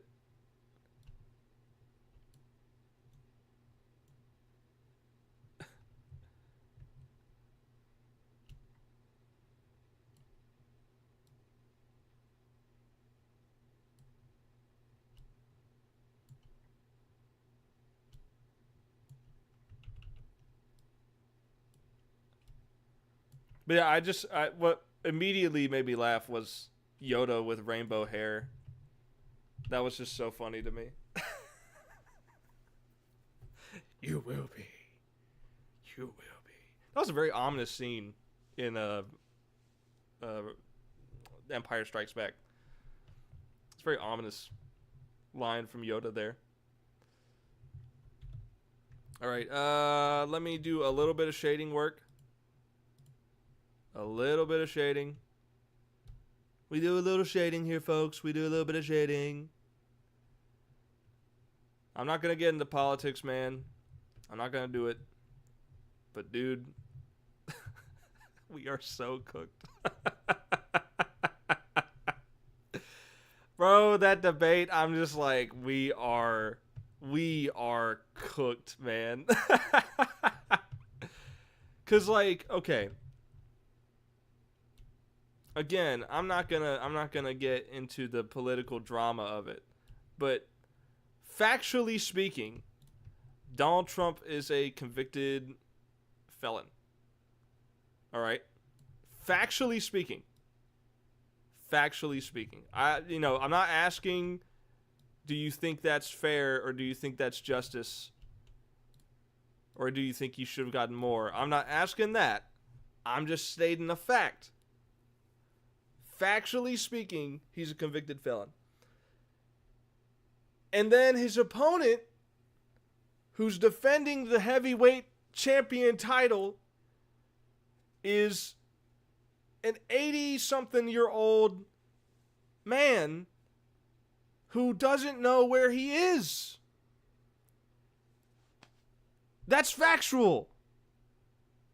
That is not me putting an opinion on your head. He has dementia. And I'm just like, can I live anywhere else? Like, is there anywhere else that's like more viable to live than America? We're so cooked, man. We're so cooked. All right. I'm going to open up. This is something that I've done a lot. I'm going to go to my assets folder. I'm going to get two files, splotch background and lines background. Splotch is something I use in everything I work on. Everything I work on, I use splotch. And if you're wondering what it is basically, I'm trying to get it as min-max as possible. There we go.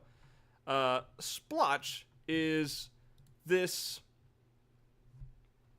background that I use for all of my stuff. It's sort of like an effect.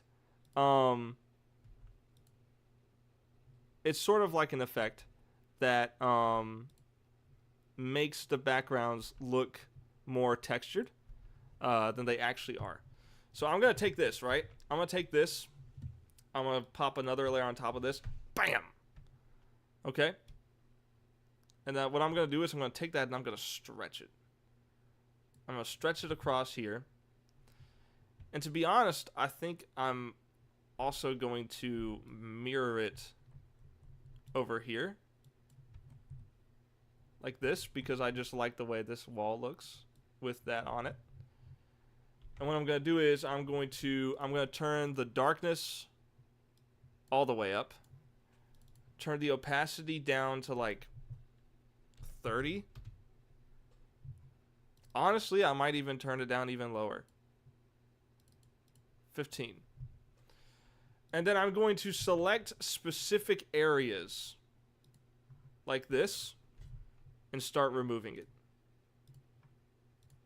And this sort of gives the effect of patterns on walls and stuff.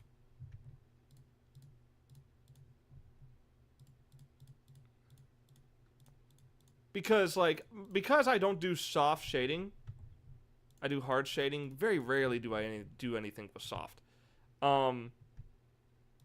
It can be sort of plain looking.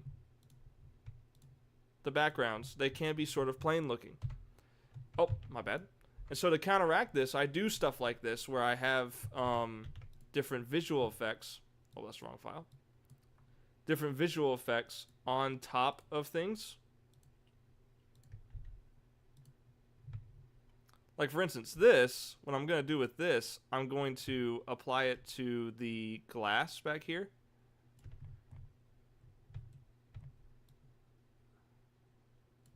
Shrink it to fit. And then I'm going to go in here and I'm going to select.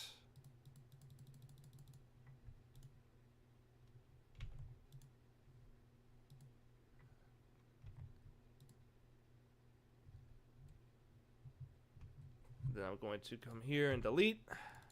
And then same thing, I'm going to pull this down on the opacity level. I'm going to pull it down to 50. And then bam. Look how much better that looks already as far as texture goes. Next, the floor, I'm going to add a bit. Oh, that's right. I'm going to add a bit of soft shading to the floor to reflect the light from above.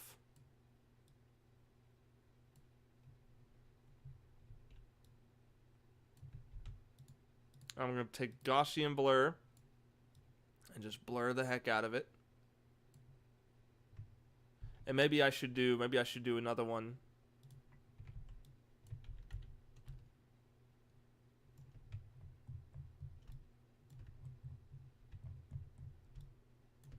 Like this. And then do that Gaussian blur. Bam. Look at that. Simple, right? So simple. Just a simple blur like that will go a long way in making the background look so much better. right? Um,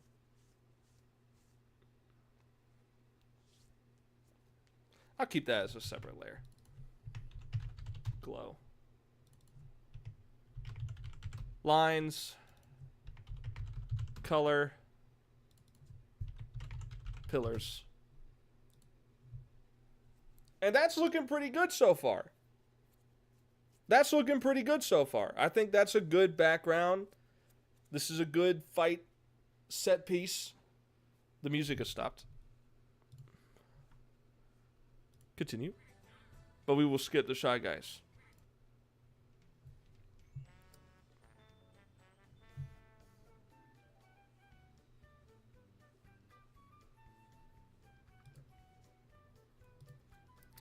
So yeah, so that is that. That is the bank interior. I'm going to save that as a JPEG.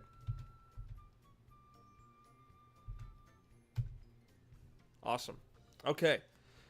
So that is part 1 of the background. Oh, I forgot. I got to do, I forgot I need to do, like, the cashier stuff.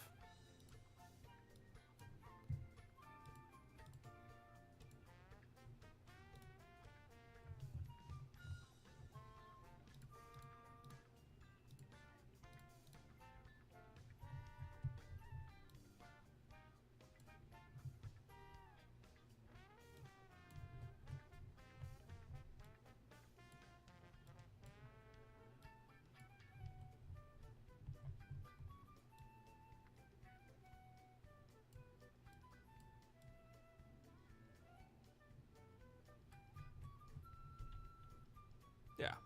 Okay. Now we're talking. I see that looks like a fancy bank, right?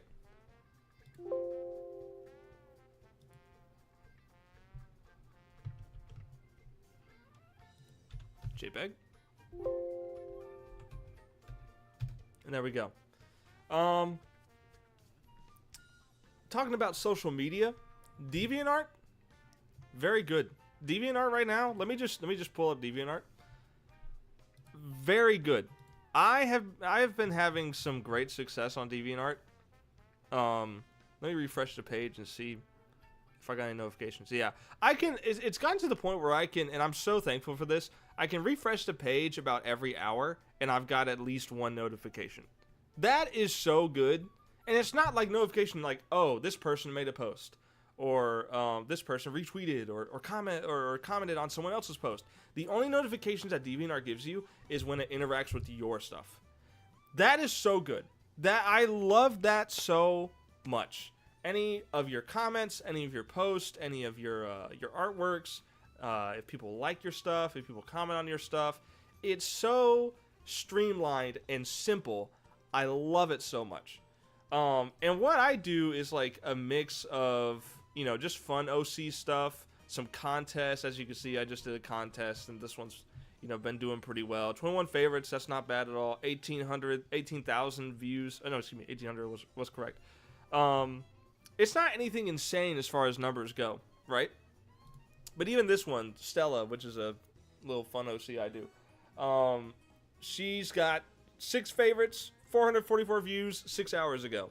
That's way better than any kind of numbers I get on Instagram, Twitter, and Blue Sky. I mean, Blue Sky is just kind of it's just kind of dead, man. It's just dead.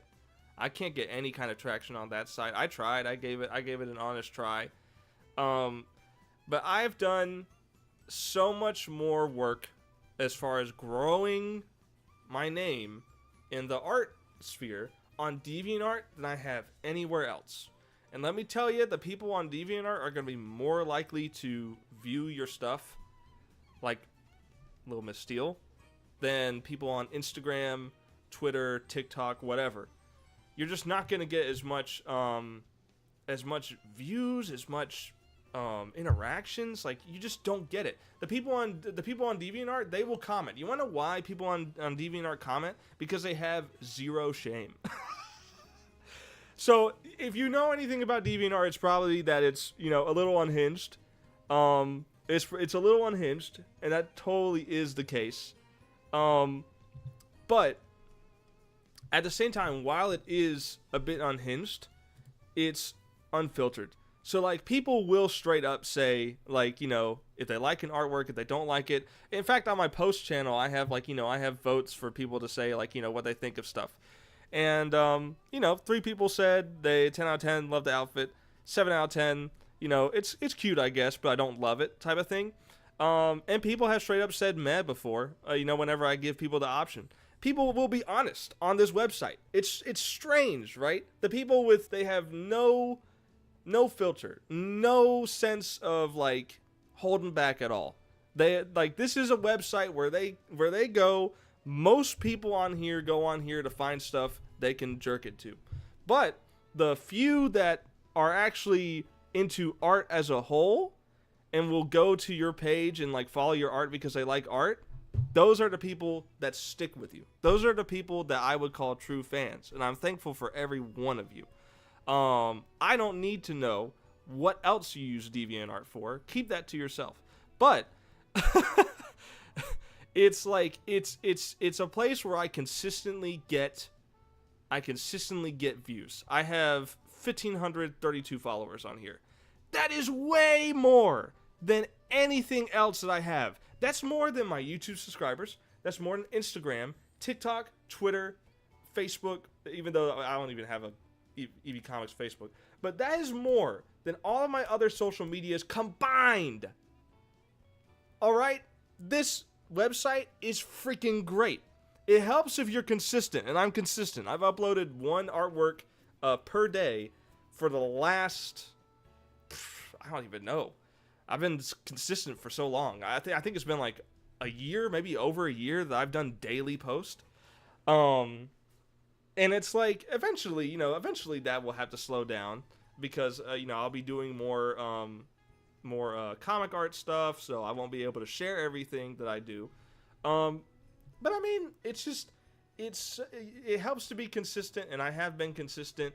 I'm very interactive with the community. It's just a lot of fun, man. It's just a lot of fun. And yeah, you get the occasional weirdo. There's this troll, and he might even be watching this stream right now.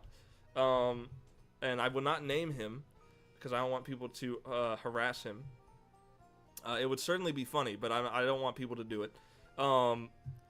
There's a troll. I don't even know if he's a troll. I think he's genuinely just, unfortunately, just kind of stupid. And that was a little too harsh. And what what his problem is that he cannot, for the life of him, shut up. He cannot shut up about anything at all. And like he will say like, oh, I like the artwork today, and I'm like, cool, that's totally fine, nothing wrong with that at all. I'm very glad you enjoy the artwork. Moving on, and then I'll have like a vote, and here's where it all falls apart. I'll have a vote for like, should this character get a job at Wendy's or you know, something stupid like that, right? You know, just anything at all.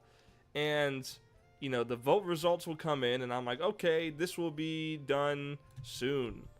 And what this stupid kid would do on every single post after that poll was made, he will comment, no matter if it's relevant or not to the artwork, he will comment, hey, when's that post coming out? Hey, are you going to do that? Are you going to do that post-vote thing? Are you going to do it? It's the most annoying shit known to man. And look, he's a kid. He is like you can very easily tell he's a kid. But man, I had to block him. I had to hit him with the ban hammer. Twice, actually. I gave him a chance. I gave him a second chance. And he still is just so... He cannot help himself. He has zero self-control. To the point of, even after being given a second chance, cannot shut up. Cannot stop himself from asking the same repetitive questions every single day. And I'm not going to deal with it, man. I'm not going to deal with it. So I banned him, right? And I was alerted by one of my followers on DeviantArt. He DM'd me, or she, I don't know, DM'd me and said that this kid is sending messages to his account trying to beg him to get me to unban him. Now, I take that a little more seriously. Because now you are not only being a nuisance to me, now you are spreading your nuisanceness, if that is even a word, to my followers. And I will not let you being annoying be a deterrent to my viewers, to my followers. Because if people are like, oh, I like this guy, but now I'm being pestered by this dude ever since I followed him, I'm not gonna let that happen. Alright? And if he keeps doing that, I'm gonna have to report his account. I'm gonna have to go all the way with it and remove him from the website. I'm gonna have to hit the delete button on his account entirely. And look, again, like I said, he's a kid. He's like 15. And he's way too frugal. Not frugal. Way too, I don't know, liberal, for lack of a better word, with his personal information. Online. Straight up doxed his full name and age for the world to know. Which is not good, because it's the internet. And you know what? I'm gonna do it a little asymmetric. Yeah, look at that, a little asymmetric right there. And I want the best for the kid. I want the kid to, like, clearly this kid just needs like a moment of self-reflection, because I was kind of similar in elementary school.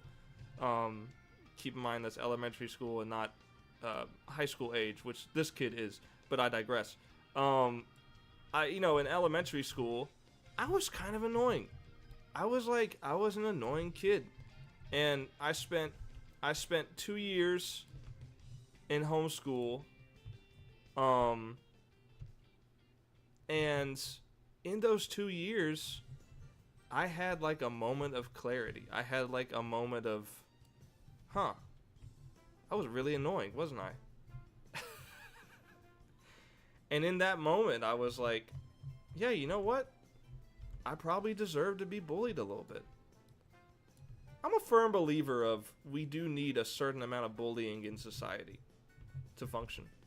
I think bullying to a certain extent can be good, but not in the excessive amounts. I think bullying is an excellent way to weed out the people who are going to be weak and the people who are going to be strong and not care what other people say. Because I had the moment of clarity as like a 12-year-old, because I had that moment of clarity, I did not really care what people thought of me in high school. And I just straight up, I met one of my best friends, like ever, in high school, by straight up unapologetically asking him, hey man, do you play Pokemon? And he was like, yeah.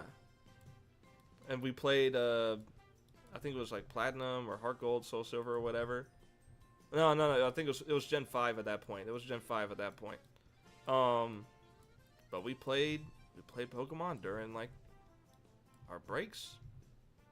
And I'm still very good friends with him to this day. Keep up with him on Facebook all the time. Keep up with him on Snapchat. And he keeps up with me. And it's like, I would not have been able to do that if I had not had that clarity, that moment of clarity as a 12-year-old, I would not have been able to do that because I would be like too afraid of like, oh, they're gonna think I'm weird if I'm asking people if they play Pokemon or not.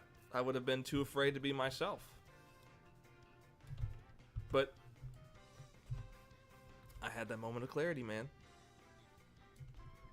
And from then on, I'm not gonna say like I never cared about what people think of me, because there's certainly moments like that, right? You're always trying to impress that one girl who's super hot. I'm gonna bring her to prom, dude. And then never happens. But you always have like, you know, you always have some of that. But I think most people who get bullied and get over it and just stop caring about it, I think those people are gonna be better off in like their later lives. If you get bullied as a kid and you get through it and you learn that the bullies do not matter at all, like they do not matter, then you have power over them. Then you're like, yeah, you might think it's stupid, but I think it's cool, and that's what matters. You just win at life, dude. You just win at life. You stop caring so much about like what other people think of you. And it's a freedom feeling. It's why I do art, dude. It's why I'm able to tell stories. You know how like, you know, like, you're always like, oh no, I can't do like, you know, I can't do writing stories or stuff like that. It's cringe. People will think it's cringe. Especially like my first stuff, because I didn't know what I was doing. It's cringe. I'm not gonna say I don't experience cringe, but I would certainly have never tried art if I didn't have that moment of clarity. I would not be doing an art stream right now if I didn't have that moment of clarity at middle school age.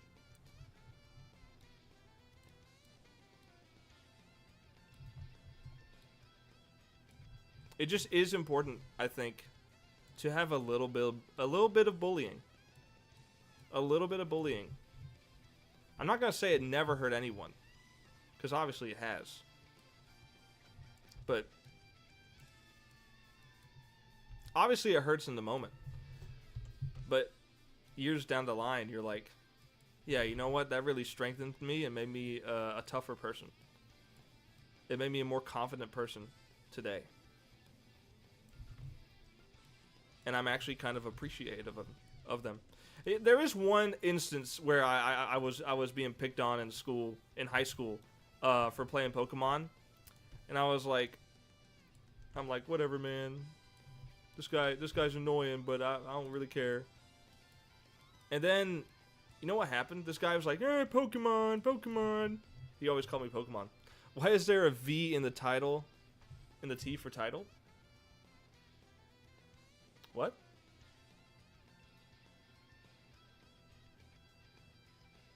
Why is there a V in the T for the title?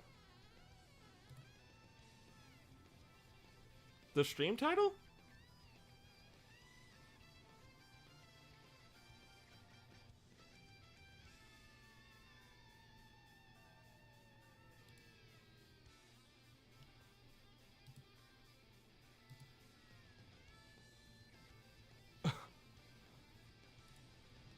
I don't see what you mean.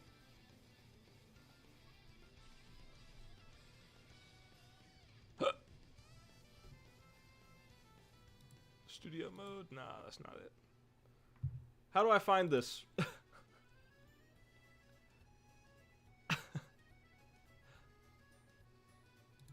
I don't know where it is. On Little Miss Steel. On.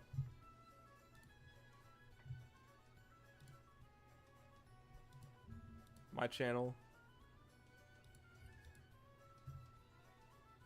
Little Miss Steel. Oh, you mean the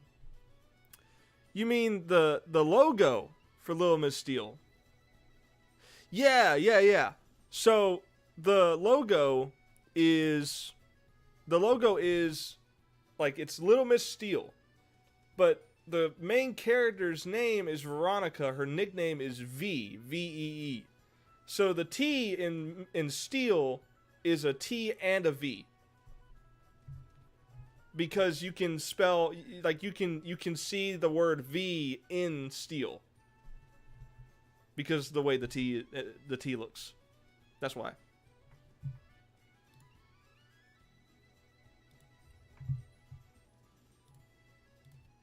And I tried to give the letters a sort of steel reflective look. Let me restart the no, we still got plenty of songs. I'm just playing the Mario Kart soundtrack because it's good. Let me go ahead and just hit the save button.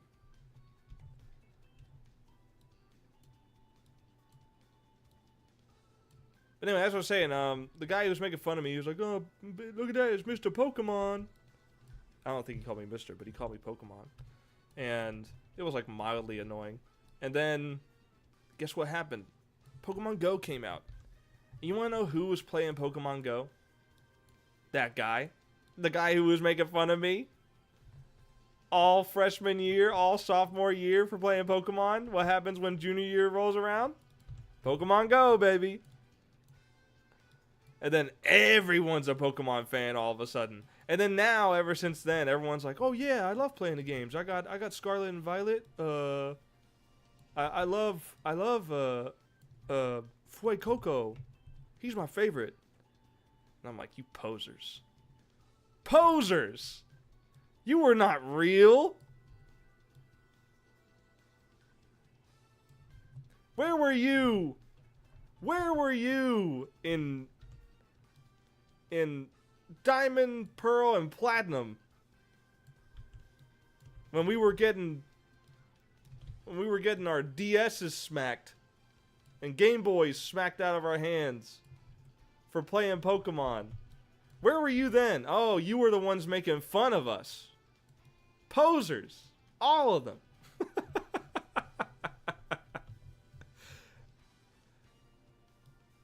I say that mostly as joking, but like it's kind of true though. Like Pokemon fans today, like kids playing Pokemon, adults playing Pokemon, they got it a lot easier than I had it growing up. I'll just say it that way. I'll say it that way. They made fun of us since Gen 1, but by Gen 8 they were claiming to be like us. Yeah, exactly. Which, like, you know, if you want to play the games, that's fine. If you want to become a fan, that's fine. I'm not saying you're not a fan. But you just kind of, like, you came onto the trend late. To where now, like, now the quality of the games is far worse than it was back in the day. And, like, everyone's like, "Oh, but it's just so fun, you know? I just like playing the games. It's fun." I'm like, "Yeah, but you missed the good generations." You missed when Pokemon was actually, like, a lot better. You wanna know why you missed it? Because you were making fun of me. I did that wrong. Hold on. You were making fun of me. You're too busy making fun of me to play the games and actually see that they were good yourself. But now you're cool if you play Pokemon. And I don't even think I'll get like the full catharsis of eventually having my own kid and having that, you know, that kid ends up playing Pokemon and stuff. Now it'll be cool for that kid to play Pokemon. I don't even think that's going to be the case. Because of how trends work, it comes and goes. Pokemon will probably be unpopular again by the time my kid is like 10 years old, when they would be old enough to play the games.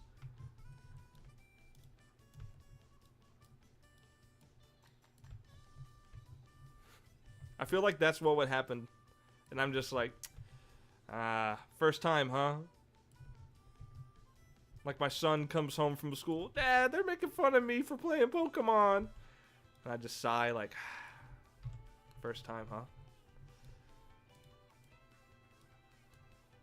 I just pat my leg. "Son, let me tell you a little story."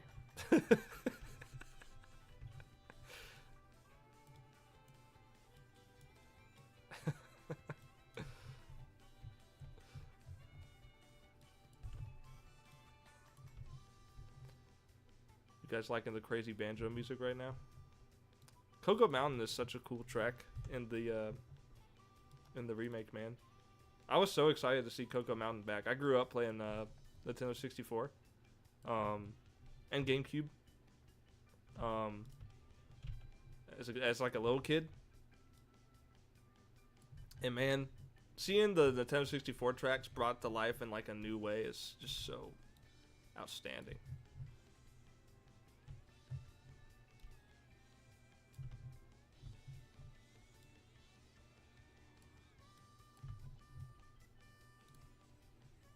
I don't think I was ever made fun of for playing Mario, though.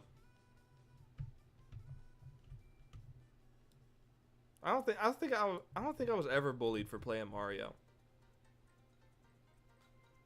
I feel like that was an exclusively Pokemon thing. How does 11 look? 11 looks pretty good. Yeah, we'll go with 11. Well, how does 9 look? 9 looks better. I'm gonna be honest. 9 looks better.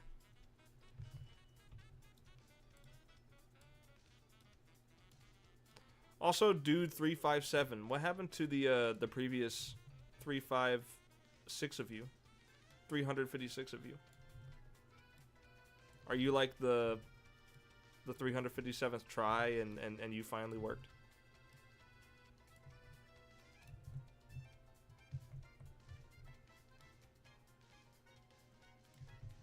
I'm just asking some questions.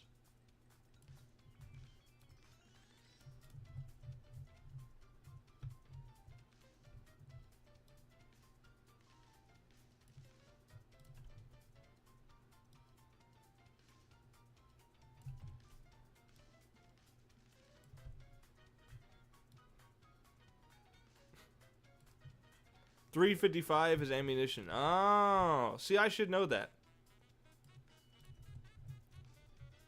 I should know that.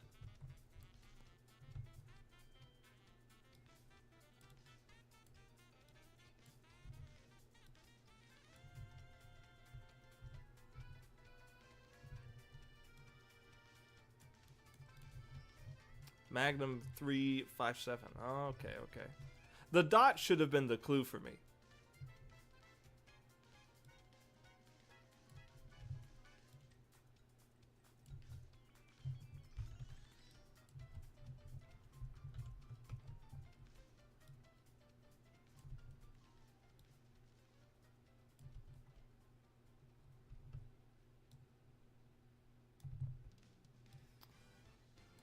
What other talking points do I have here?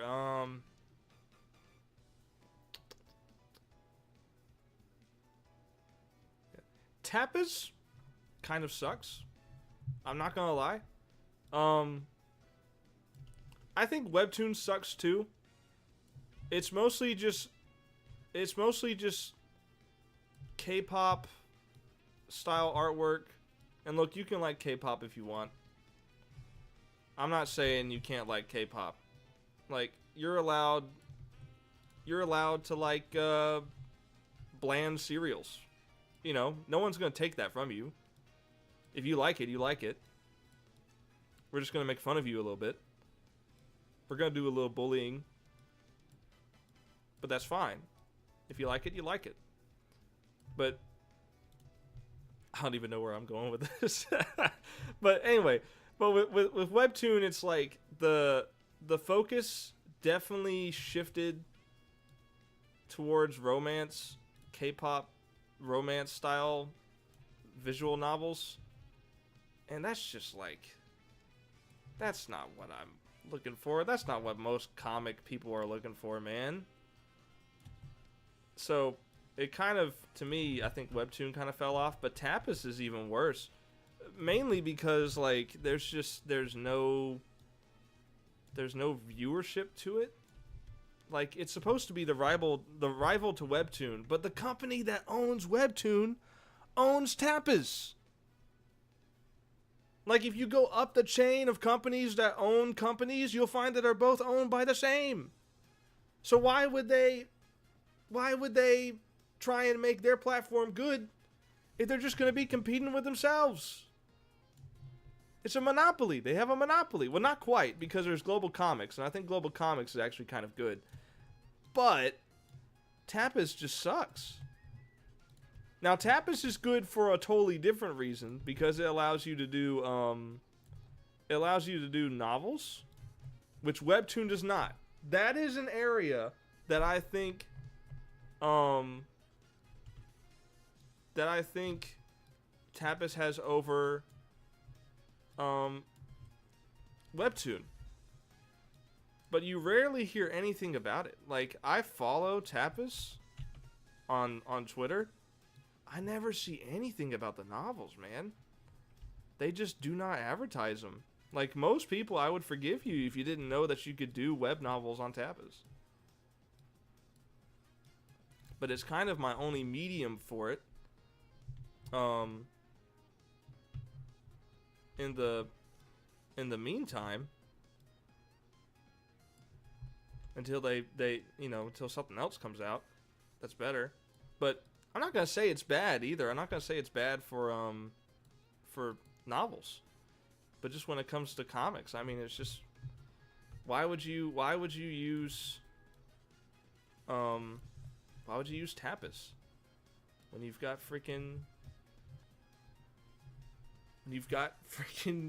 Webtoon and Global Comics? I just think you're putting yourself at a disadvantage. It's a website that has less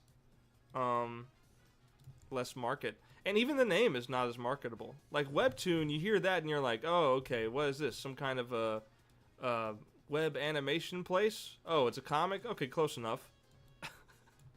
But Tapas is like, what is Tapas?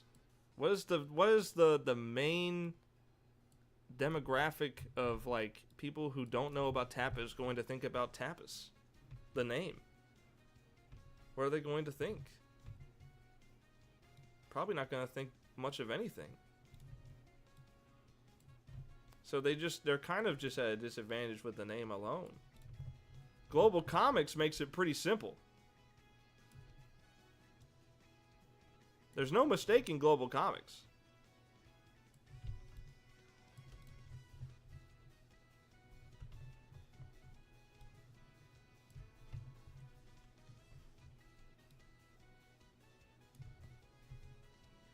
Another reason why I really didn't like using Tapas this time around, this time specifically, was there's a character limit, or not a character limit, but an image limit on Tapas, and I think there's one on Webtoon and Global Comics as well, but the one on Tapas is just worse.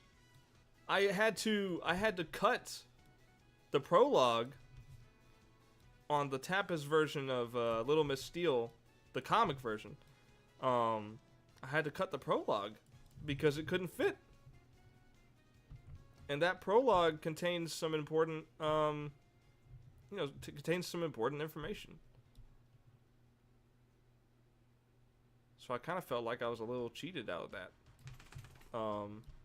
Tapas readers are cheated out of that, the full experience, in a way.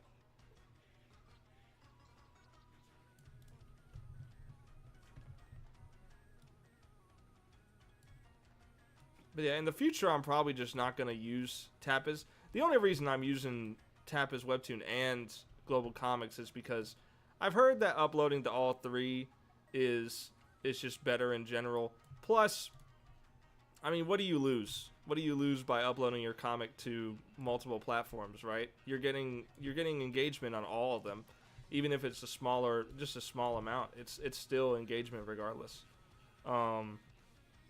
Which for a comic that's free, that's kind of what you're looking for. It's free to upload to all of them. It's free to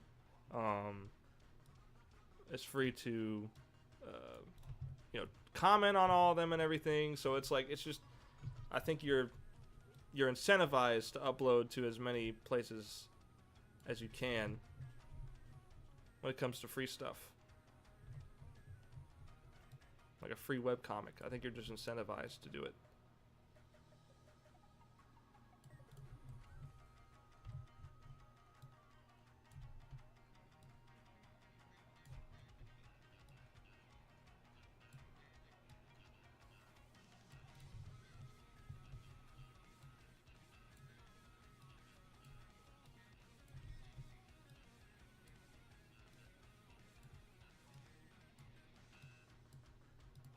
So Little Miss Steel is online only for the moment. Yes. I'm going to do a 50 physical signed copies release at some point in the future.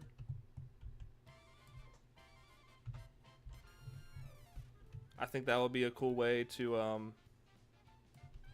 sort of get a good gauge on, like, you know, how many, because I want to get the initial wave of followers, people who are interested now, and then I want to do the signed copies to really see how many people are really into it, and how many of those people are into getting physical comics. If it's good numbers, I might go physical only for Little Miss Steel 2. Like, I might just do that. But I would have to have really good numbers. Because doing it physically is so much work for one guy. And that's what I am. One guy. I am not a company. I am not the Rippaverse. I am not Marvel. I am not DC. I am just one guy. And that is a lot of work for one dude with a full-time job and other responsibilities to handle. So, I'm to say I'm not in a rush to distribute physical comics would be true. But I love the idea of doing it. I love the idea of having that. Yeah. I love the idea of it. It's just, is it feasible for me right now? No, I don't think so. And it could have been feasible a few months ago.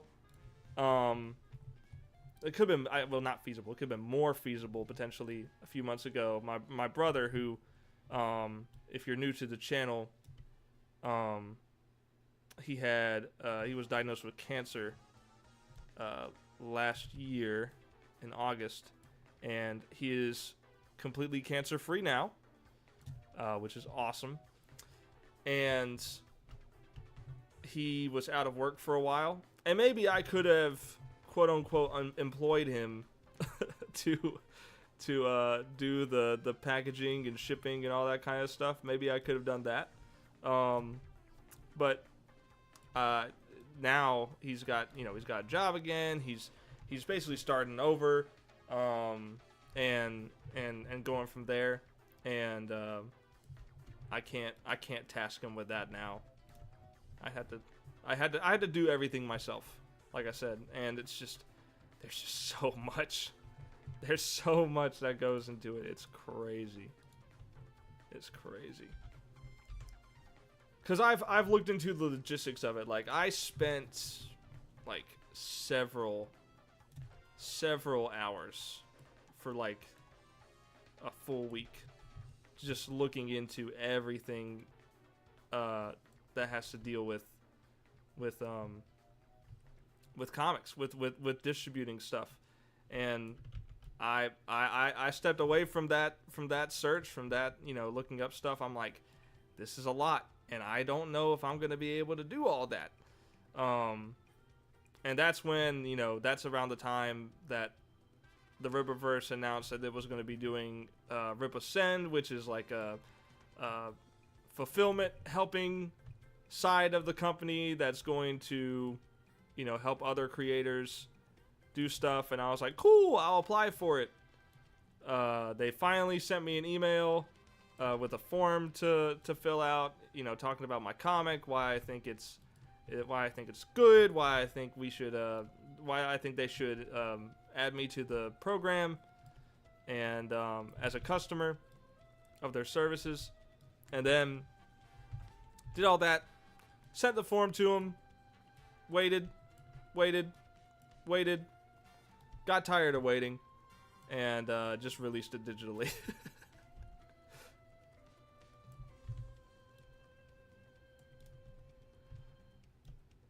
That's the whole reason why Little Miss Steel is digital to begin with.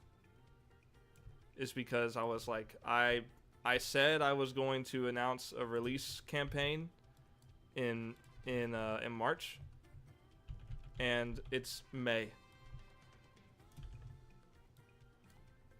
I had to do something. And then by the time June rolled around, I was like, okay, I've got everything ready to announce that I'm gonna be going digital.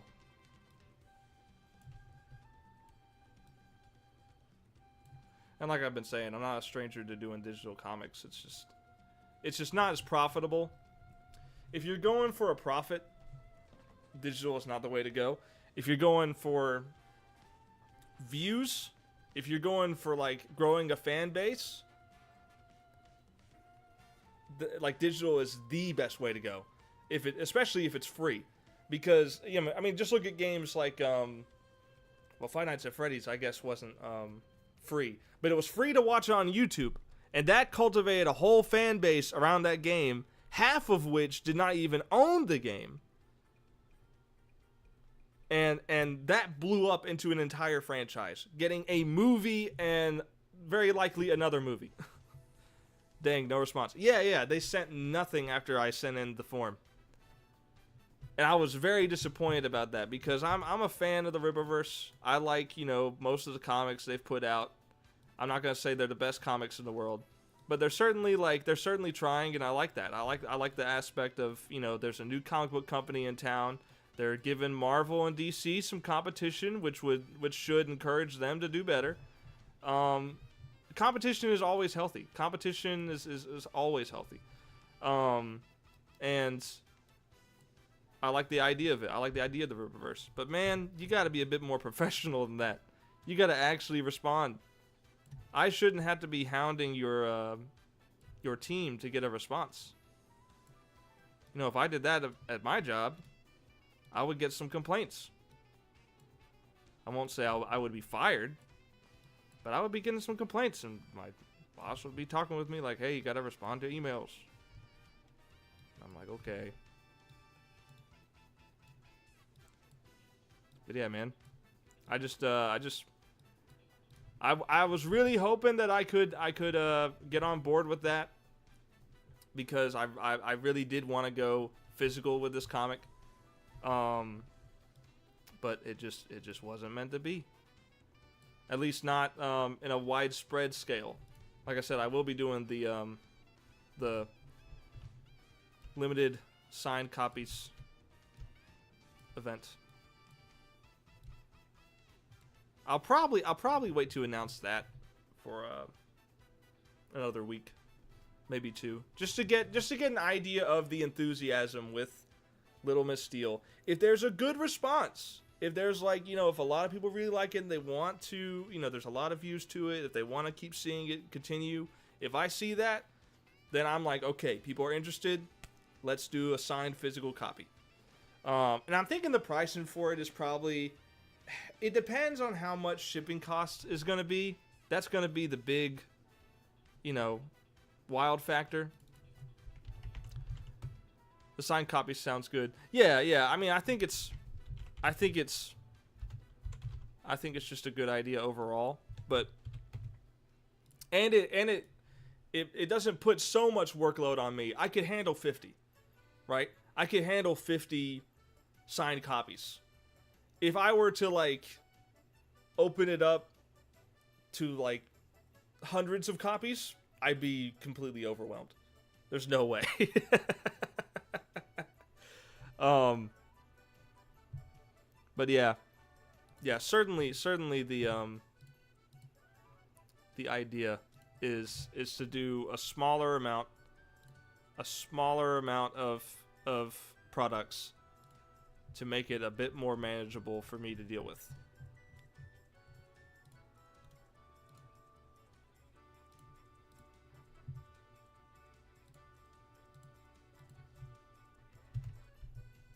Okay, Stonehold, let's color your rocks.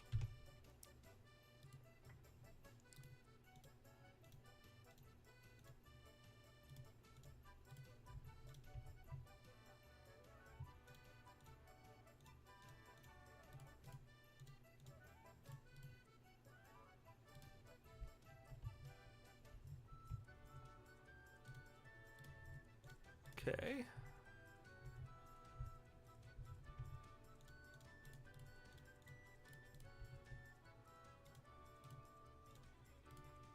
I'm trying to have a little bit of a pattern here.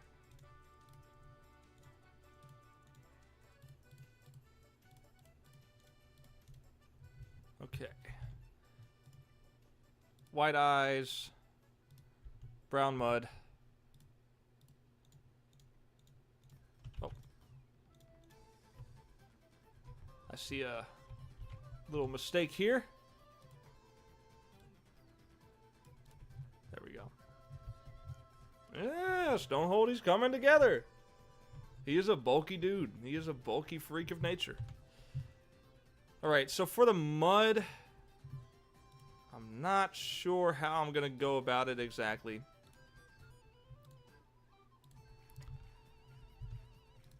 I know how I did it before, but I don't know if I want to do it like this for every single page that Stonehold appears in.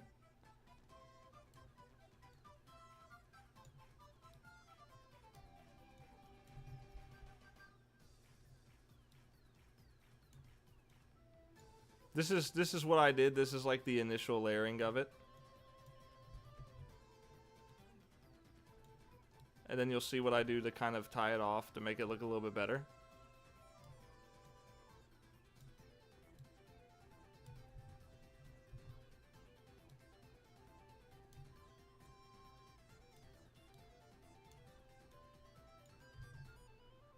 So there's a little thing called Distort Dent. And I like this because it gives it almost like a, you know, a liquidy look to it.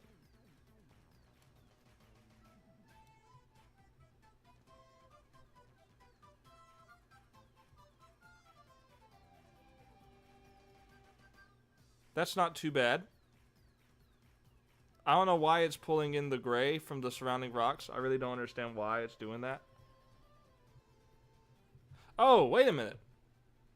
What if instead of doing that,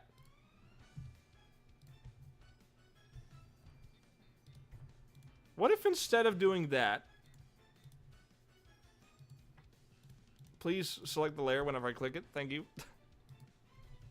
What if instead of doing that, I did just a layer of brown?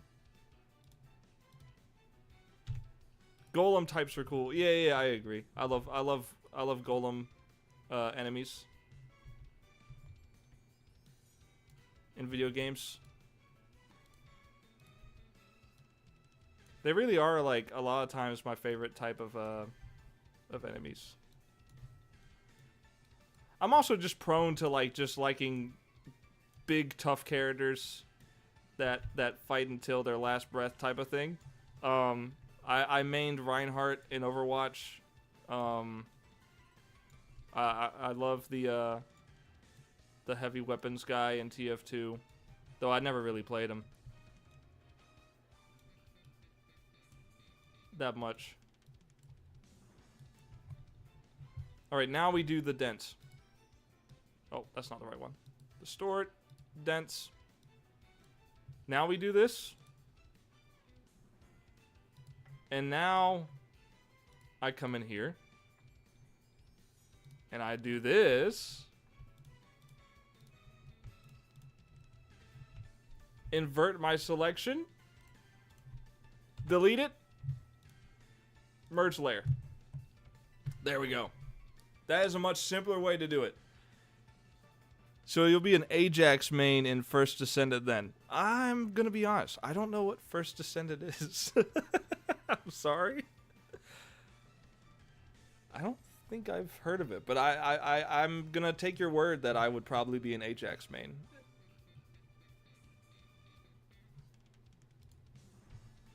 Save.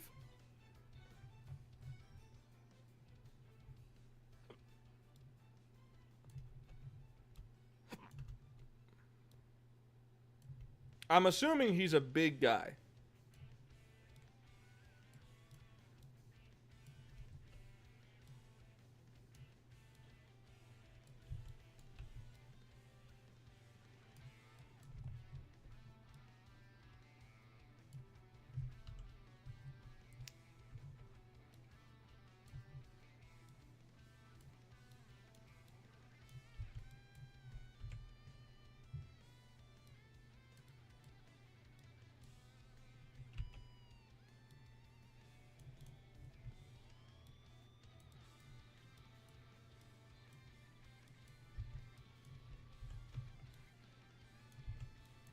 Oh yeah, I forgot to color the bag.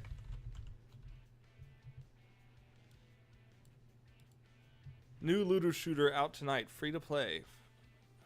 First Descendant. Yeah, he is a tough guy. Okay. Looter shooter. Haven't really played a lot of looter shooter games, to be honest. The last shooter game I've played was Helldivers 2, and that was a pretty good amount of fun. The only thing about it is that it's like, I don't know, maybe it's just because I'm approaching my 30s, and it's kind of just stressful. It's kind of just constantly stressful. And I missed the days where I was playing Overwatch 1, and you had some calm moments in there. You know, it wasn't always like, bugs. The robots are attacking. And I feel like looter shooters might also kind of have that element of, it's kind of the same thing with like battle royales, right? Where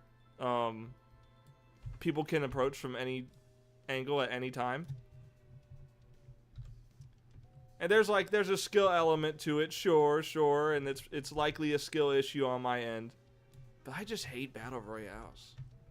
I just don't like battle royales, man. Yeah.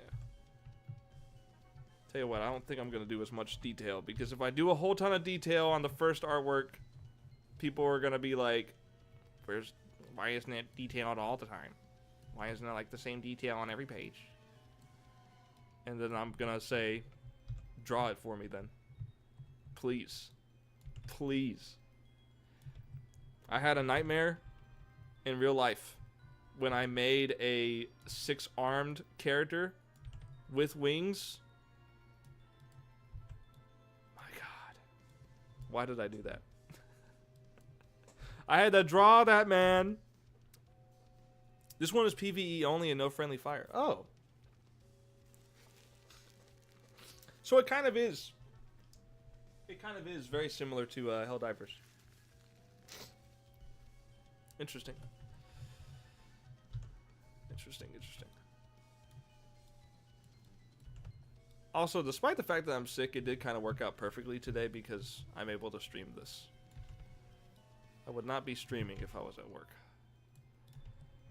So, I might not feel the best, but at the very least, I'm able to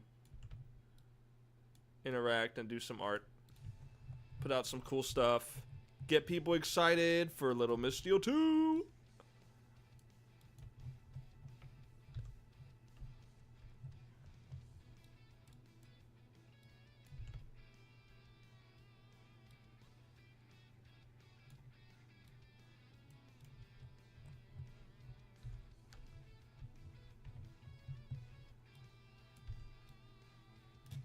There we go.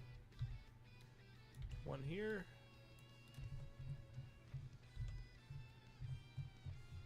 I'm trying to do it at like the corners. Staying semi-consistent to where the cracks are.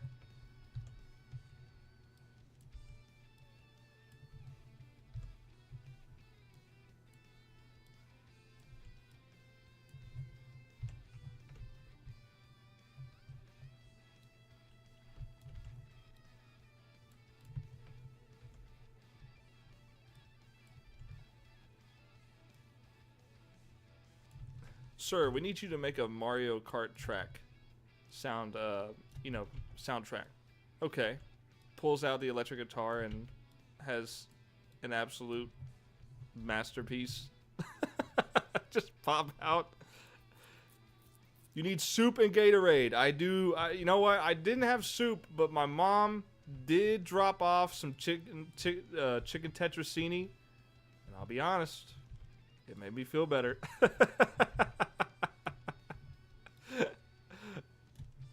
It did make me feel better. It did.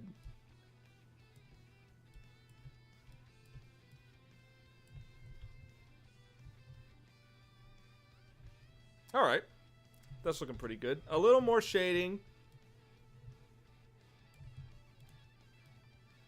A Listen to that guy. Look at that guy go on the guitar. He's going nuts.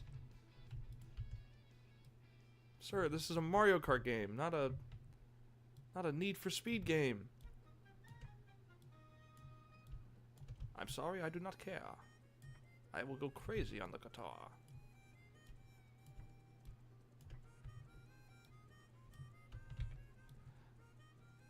And then you have this soundtrack, which is like so light and go lucky. It's so funny. How is the music? Is it too loud, too quiet? I haven't really asked about it.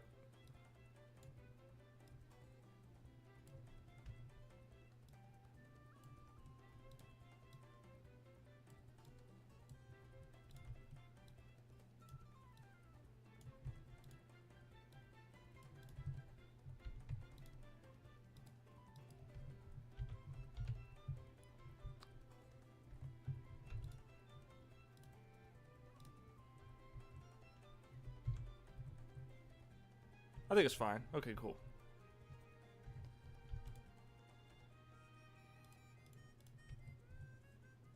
Nah, that doesn't look right. I know why it doesn't look right, because I didn't draw the line on this one like I did the other one. But I think this actually allows me to do something a little more interesting with it.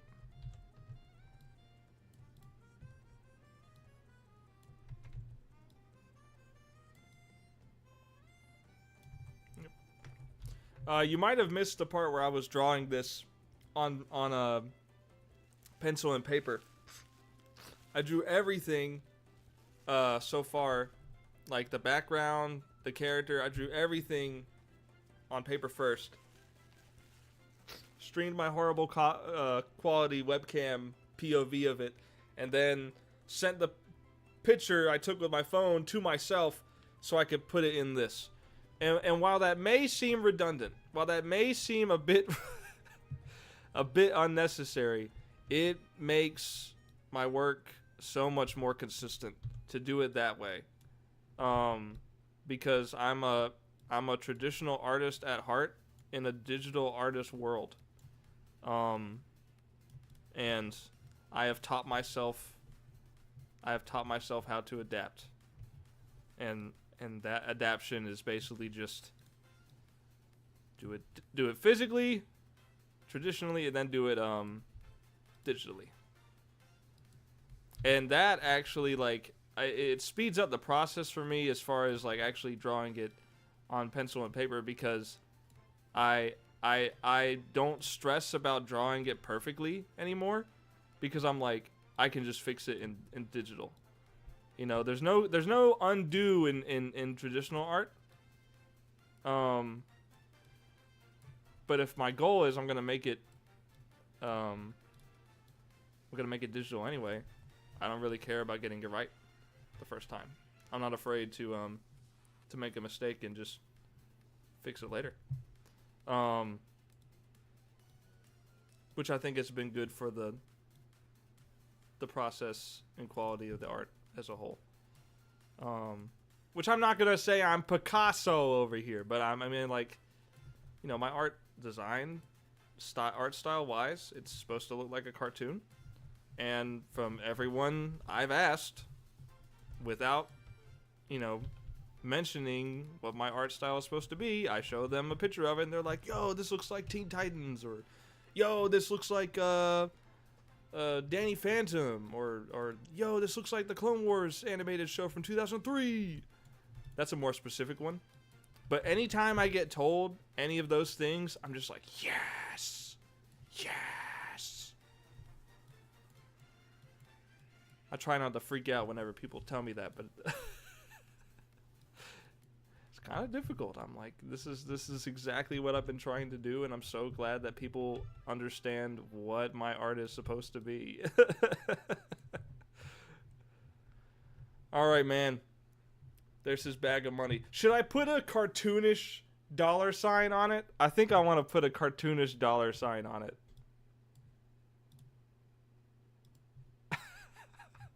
Wouldn't it just be funny if I did that? Like,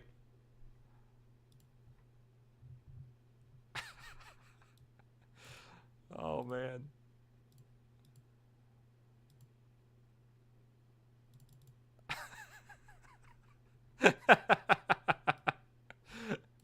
uh, it is kind of funny.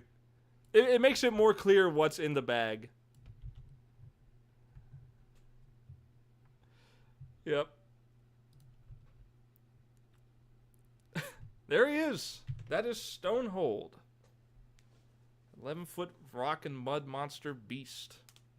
This is going to be V's, aka Little Miss Steel's, first villain of the week. Now, that is only half the battle. Because I'm getting a call, but I don't know the number. That is only half the battle because this is just one of the characters in this scene. I'm going to go ahead and just flatten it out. New page.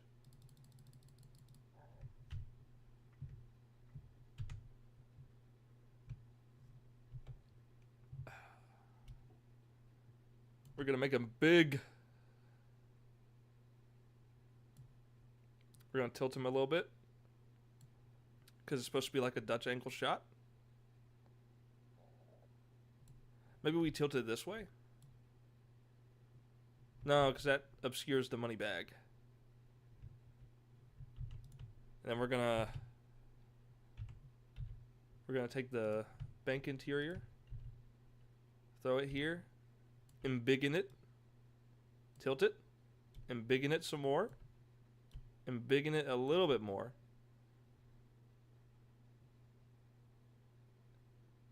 And probably have to do this.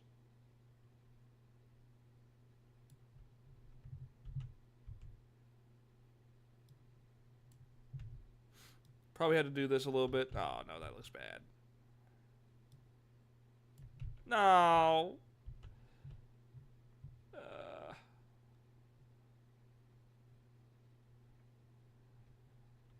Well, there's only... What font and format do you use when writing the script for your comic? I'm currently working on a comic script. Just for the script, I mean, I just use I just use Lato. Lato font. That one, it's always it's simple, it's easy to read.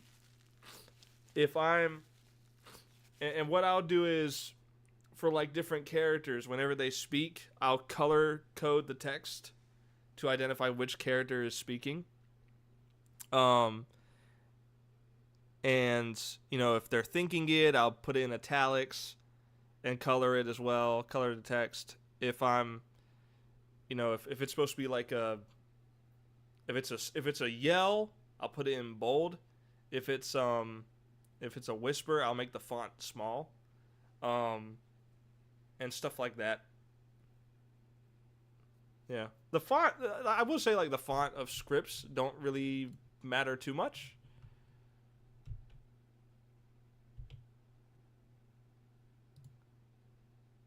Canvas size. I'm going to expand the canvas height to 2400.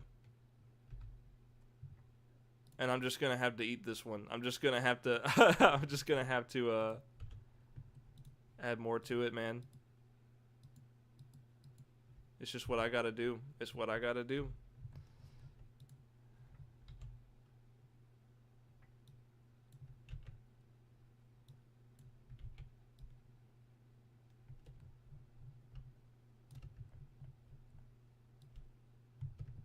Because the problem with that shot is that I needed more floor space for the angle of the shot to look right.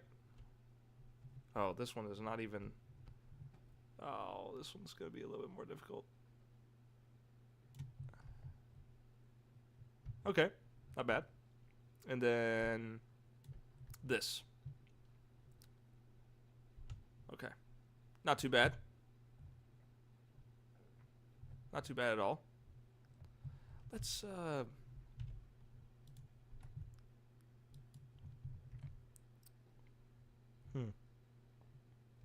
think it's good. Woo! Woo! That was a good one. It's not a real sneeze if you don't put power into it.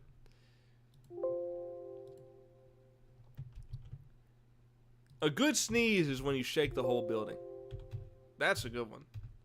The kind that make you jump out of your seat. That's the kind of sneeze you're looking for.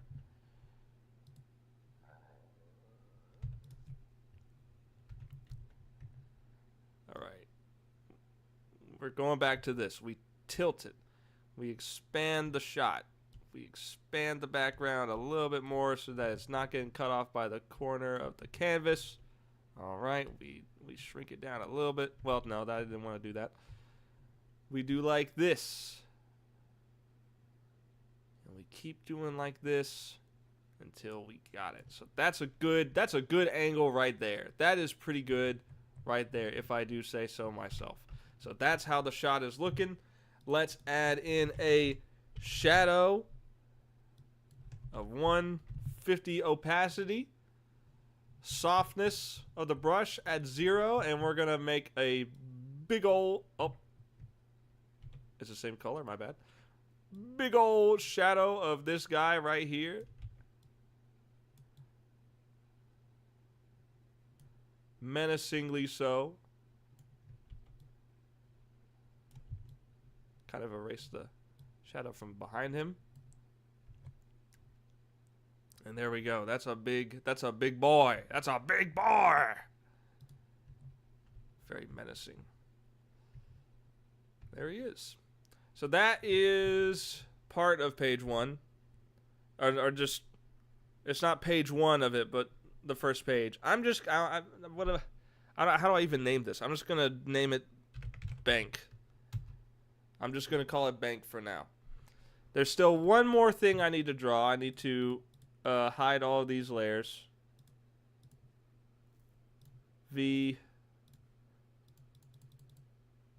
4 layers. Outer. Inner. Shading. Color. And keep in mind, everything I'm doing here, this stream has gone on for like 3.5 hours. I would say 2.5 of those hours has been dedicated to art. This is how long this stuff takes, man. This is how long it takes. I'm gonna enlarge her just to make it easier to draw. Well, you know what? I should try and do a full body. I should try and do a full body art. That should be plenty good. Plenty good height. Now, I haven't drawn her legs, but thankfully drawing legs is something I can do without having a reference. I can do that. That's not too bad. 25? How does 25 look? 25 looks good.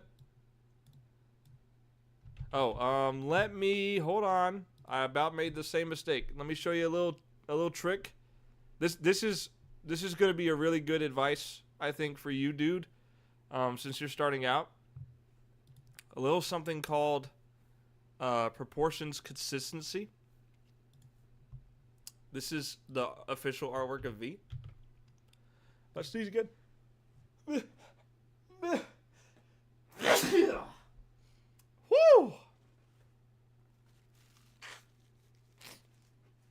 Pretty good. The music has stopped. Whew, that one hurt my hand. You ever sneeze so hard your hand hurts? It don't feel good, man. Give me a second to recover. Does not feel good. Man.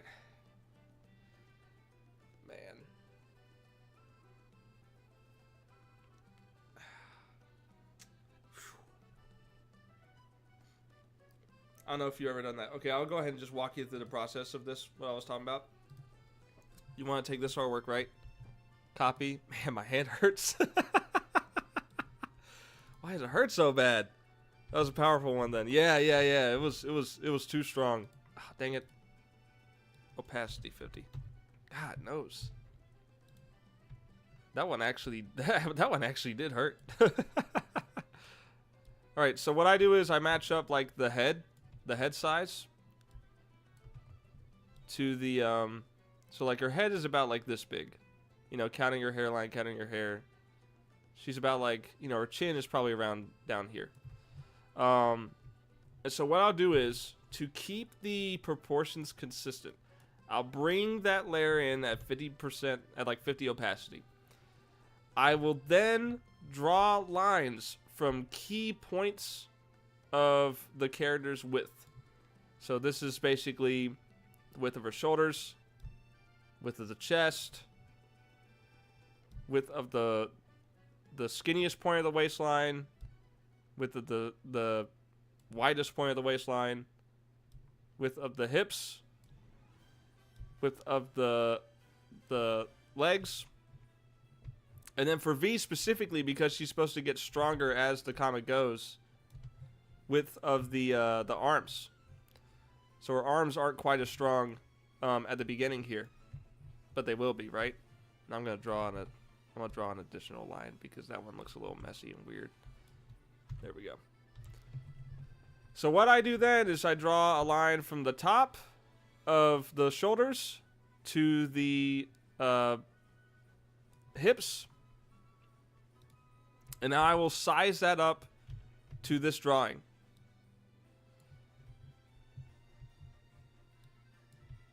So this is a little bit off.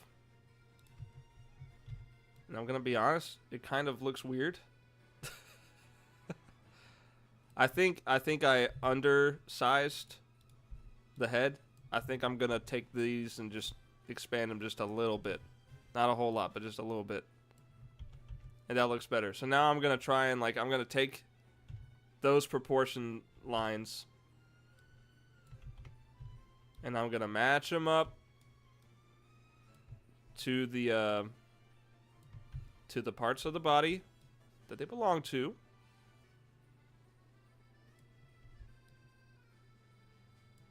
And I'm going to do this. Dudes, it's a little bit easier to do because women have more just curves to the body than men do.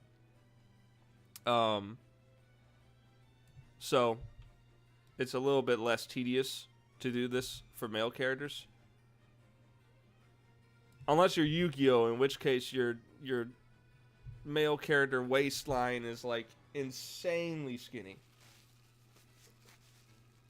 There's so many Yu-Gi-Oh! Cards where the dudes have like their waist is like half as thick as their body. And it's insane. All right, so judging by this, I need to take the body of V. I need to do this. I need to just shrink her a little bit. So that looks to be be pretty close right here. That looks to be pretty good. So, and because I've done that, because I have done the consistency of the proportions, the characters will not flip-flop with sizes. If you want to see a bad example of this, animation errors, I guess. We'll try errors. That is not real. That is not real. Where's the size comparison? Okay, yeah. So this is a good one, right? So you see, this is it. This is it right here, bro. Same character, same show. Same character, same show. Same characters, same show. Lapis's hair is another big one. Her hair is kind of all over the place when it comes to sizes. That actually said Lapis fan art, so that might not have been actual art from the show. But the main point, the main reason I show this to you is that like people do notice these things. And especially this one. I think this one is like the biggest example of it. I'm trying to find the one where it's like it's showing Garnet. It's him standing next to Garnet. This is another good example. Peridot went from this to this and then just progressively shrunk as the show went on. Yeah, here we go. This is another one with Steven. What in the world, bruh? And the thing is, the characters don't even age. The characters don't even age throughout the show that much. It's mainly just... Hold on, I'm going to lift my desk. Let me put my water bottle somewhere else so I don't spill it. I have a standing desk. And I'm actually starting to feel good enough to stand. I'm feeling more powerful after that sneeze. It took out a lot of it. But yeah, like the proportions and stuff, you don't have to be 100% accurate all the time. Okay? No one's asking you to be, you know, perfectly on model every single artwork. But you should at least try to stay within like a 90% margin. You should try to stay within a 90% margin, I would say.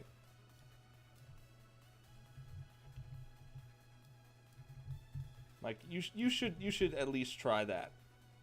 Oh.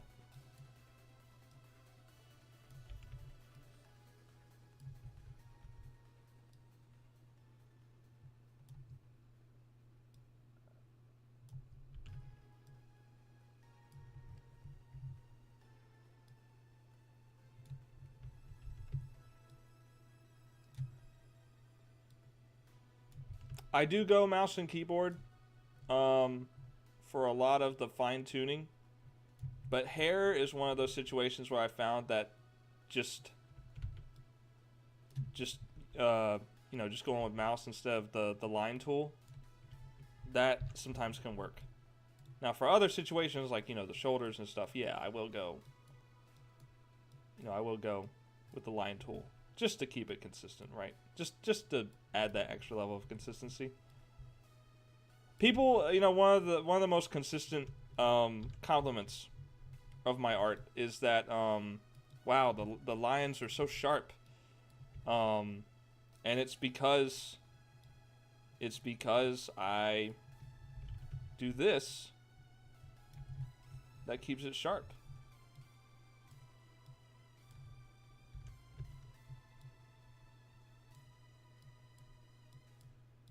The lines have sort of gotten off track a little bit, but it shouldn't be too much of a problem.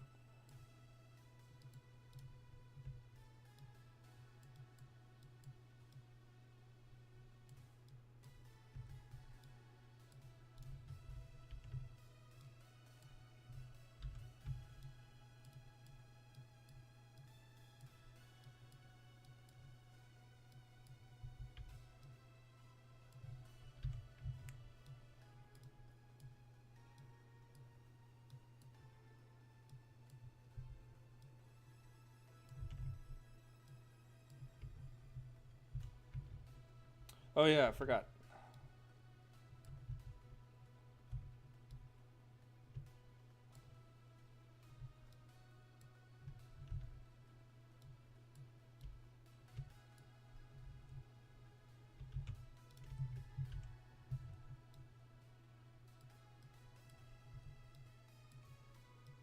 Yeah, I am going a little bit blind on the legs here, but I think I can do it. I don't think I need to physically draw the legs.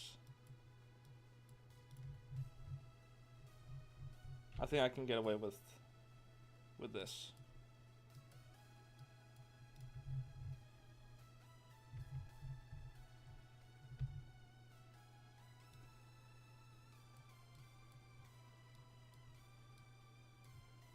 And that's another reason why it's so important for me to be consistent with V. Her proportions is because as the comic goes, she gets stronger. Like, she gets more in shape. She starts off kind of kind of a little chubby, a little out of shape, and then as she continues to train to be a hero for purposes that you'll find out in the comic. I won't spoil it for anyone who might be watching who hasn't watched it yet. Hasn't watched it. What am I talking about? Read it. It's not a cartoon yet. Hopefully yet. But I'm not gonna spoil it. She basically, obviously, it's not a spoiler to say she becomes a hero because, I mean, the comic wouldn't exist.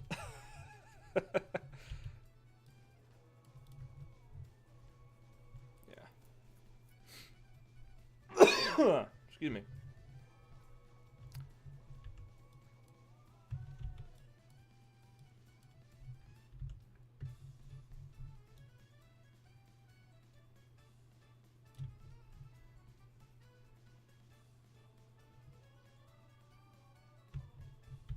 Seems like the legs are a little bit too long, right?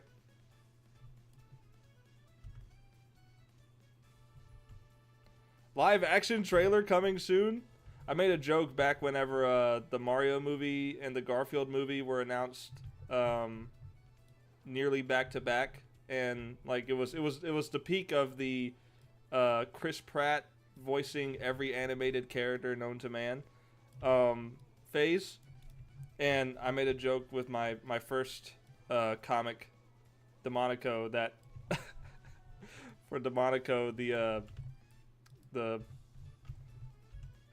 the animated series, Chris Pratt will be reprising the role of Simon, the main character, which does not match Simon at all. It does not match him whatsoever. Which is part of like the joke of that is to give Chris Pratt roles that make absolutely no sense. I'll say this about live action trailers for like comics and stuff. You're kind of crazy if you go with live action instead of animation.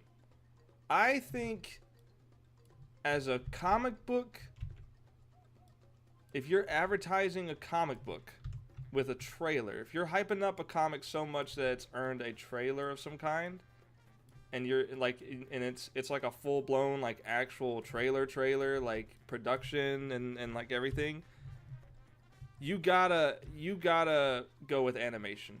I don't know, like other than just the realness factor of it, like, oh wow, the characters look so good in live action. They look so cool when fully realized. I get that, but like, I feel like for a comic, you gotta go with animation. Go with an animated trailer. I feel like it's always going to be better.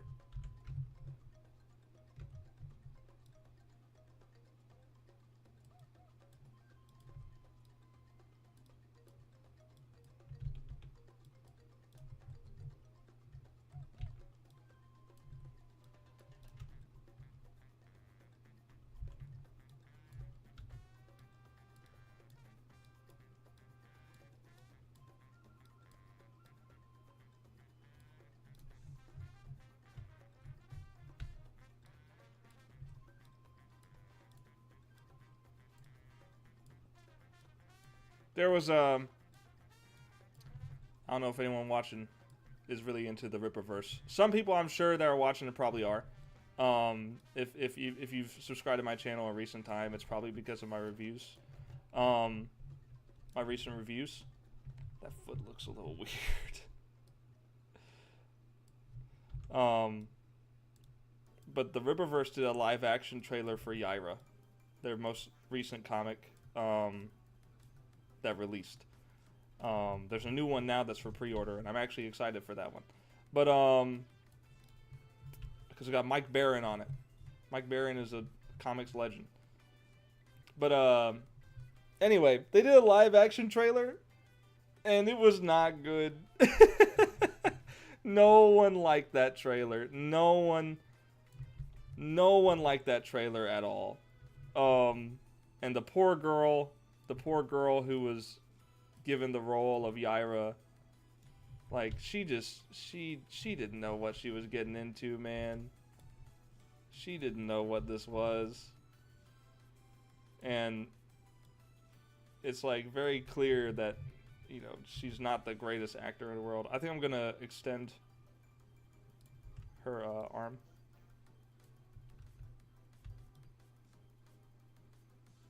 I think I'm gonna extend her arm a little bit.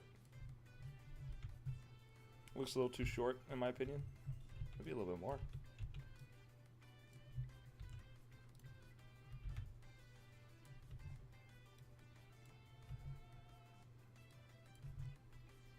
But then they did like a short animated trailer, and that was like, holy crap, we're so back.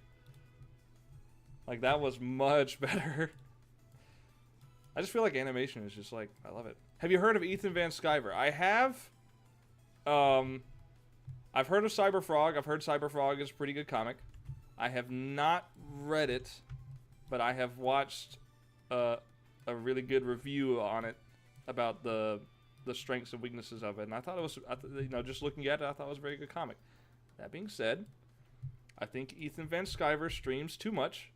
I think he needs to, if he would spend a third of the time he does streaming and spend that time on doing art or doing more art streaming. I know he does do some art streaming, and I think if he did more of that, he would be much faster at putting stuff out. That's part of the reason why I'm doing this stream, is because I want to make content about my content. I don't want to just be doing only reviews, though that's certainly going to be part of my content. My videos going forward is reviews. It's not going to be like only that. I want people watching my channel to be excited about what I'm doing. He showed one of your videos. Yes, actually, yes. I saw him react to it. Someone else react to it. I think two people react to it. Vonster, Von Klaus. Lots of Vons or Vans in the comic industry. That's interesting. But I saw that they both and then someone else. I can't remember what. It was a girl, blonde girl. I can't remember what her name is. But she was reacting to Von Klaus's reaction to my video, and I'm like, what the hell is going on here? We got reacting to reacting. What is happening? But yeah, I did watch Van Sciver, and I think that's part of the reason why some of my videos recently have been blowing up, is because the extra exposure from those guys. And I appreciate that. I don't have any problem with them reacting to my stuff as long as they credit it, and they totally credit it. In fact, they encourage their audience to watch my video, and that's where I got the extra views on that. So I appreciate it. I really do appreciate that. I have no problem with it. But yeah, and I wish all of them the best with their own creative endeavors. This is not a competition. I don't see this as a competition. I see this in the indie sphere. There's only one competition: indies versus Marvel and DC. That's the only competition I see in this area. I think if everyone stopped complaining about each other and tried to focus more on building up the independent scene, I think comics will be in a much better place in total. Always there's room for critique. There's always room for critique, whether that be, how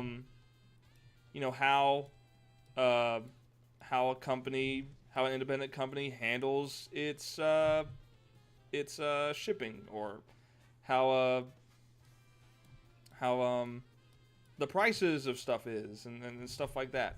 I think there's always room for that kind of criticism. I think there's always room for that. But to constantly be like hate streaming, like to be streaming and talking about one indie comic company every multiple times per week, every week, I think that becomes an unhealthy obsession. I think at some point it crosses over from being critique to being like, I'm angry at these guys and I won't stop talking about them.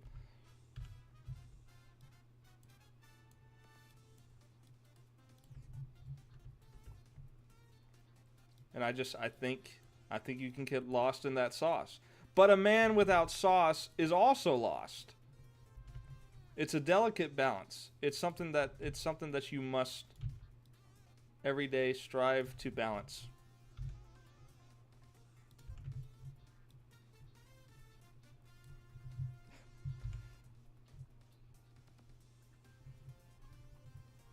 July, FNT and Geeks and Gamers did the same thing with Marvel, Disney, and DC though.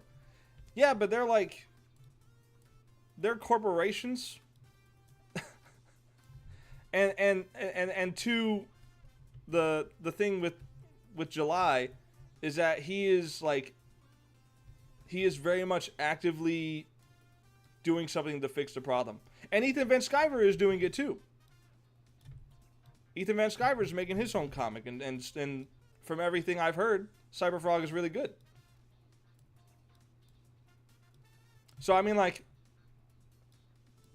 I think, but there are people who are completely negatively biased towards the Riververse. I will agree. I think some of the criticism is definitely earned. That's the thing. I'm not like some of the Rippaverse fan base who blindly like are like, yeah, everything is perfect. Like, I will admit, like, when Yaira is missing the mark, I'm like, yeah, Yaira wasn't that good. But I'm also not gonna be like, oh, this is the end of the Rippaverse because the Yaira was so bad. Oh, it's the end, guys. It's the end. They're done for. You know, I'm not gonna be like that, because you can make mistakes. That's part of the growing process, is making mistakes, learning from it, doing better. What's important is that you take criticism from these moments. And I don't know if they're going to do that. It's okay to critique and think you're doing it the right way. Just be careful, because if you become too critical, your own people will turn on you. Absolutely, bro. Absolutely. That's why I never critique art by just saying it's flat out bad. Like, because I know the temptation for people is to look at my artwork and be like, oh, yours is so simple, bro. You don't have barely any shading detail at all. It looks so like cartoony. And my response is, yeah, that's the point. It's supposed to be cartoony, bro. That's the point of the style. But I know if I ever like start saying that, like, and I don't say this, but I'm just saying this for example, that Cyberfrog looks so bad, bro. If I ever start saying that, people, Van Sciver fans are going to like find where I live. That's probably an exaggeration, but you get the idea. Like, I don't want to open the floodgates to where everyone is just like constantly dissing each other. I don't want that to happen. I don't welcome that. I welcome constructive criticism. And if all I say is Rippaverse bad or Cyberfrog bad, I'm not giving anything of value. I am just like saying an opinion with nothing to back it up. Yeah, you're taking an honest look at everything, and I think the detractors and fans need to be less extreme. Yeah, absolutely. Yeah. I agree. And like, you know, to a certain extent, it's fine to be a fanboy. It's fine to be like, yeah, I really love this. I support this company. I support this creator because I love what they do. I think that's totally fine. I'm a Teen Titans stan. I'm a Teen Titans stan, okay? There was certainly like a time where I'm like, yo, I don't even care if Teen Titans Go looks like it's for babies. I want to watch it because I want to watch more Teen Titans. And then I actually watched it and I was like, what the hell is this? And then after that point on, I was like furious with Warner Brothers for even allowing Teen Titans Go to exist. And like to find out that today, like 10 or so years after Teen Titans Go started airing, that there's people that look back on this show with nostalgia now is mind-blowing. It is like, I'm like, there's just no way. But it is, man. People look at that show with nostalgia. And like the clips out of context, yeah, they're funny. The clips out of context are hilarious. Like, I'll say it. It's kind of like, I would say that Teen Titans Go is the Family Guy of child-friendly entertainment.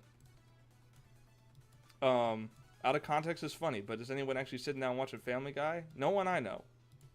Not to say that there isn't, but no one that I know. But we do send each other Family Guy clips. I love Ben Affleck Daredevil. Oh, but I understand why it gets shit on. The plot is atrocious. It's okay to like things others think is trash. Yeah. I'll give another example.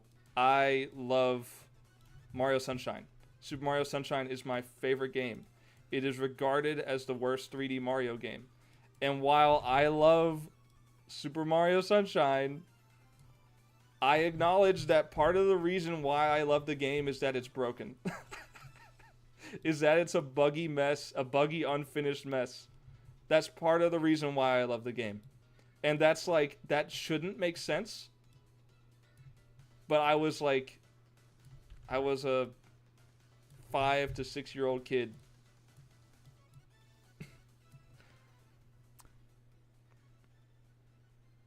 Correct dude 357. That's one of the problems. And then they spin it as, oh well, it's his first try. Never knew that game got hate. Yeah, it got a lot of hate on release, and then as time has gone on, people are like, oh, okay, it's a fun game. It's just not as polished as the other 3D Mario games. And like, absolutely true. Absolutely true. I can't even compete that. I can't dispute that. The game is just simply not polished. It is just not polished at all. But it's a fun game. Like, the gameplay wise, it's fun. The setting is beautiful. The game, honestly, dude, the game, for it to have come out in 2002, it looks pretty freaking good. It's surprising how good it looks, especially the water. The water just looks like, it's obviously nothing compared to today, but it's you know, the water for the time, it looked better than water everywhere else. At least on the Nintendo consoles. So I mean, it's just, I think most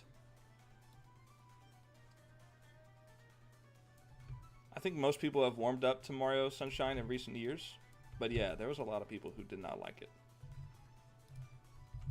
And there's still a lot of people who don't like it, but they're not as extreme about it anymore. I'm gonna change. Something about the belt is not sitting right with me. Let me look at the official artwork of V.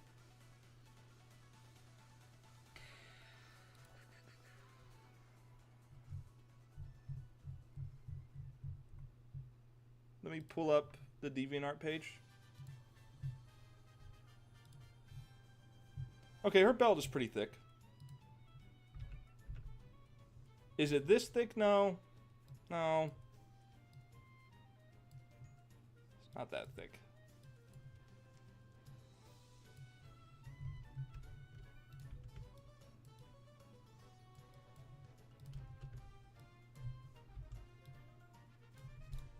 There we go. That was pretty good. That looks much better. And then let me pull this back up. Yeah.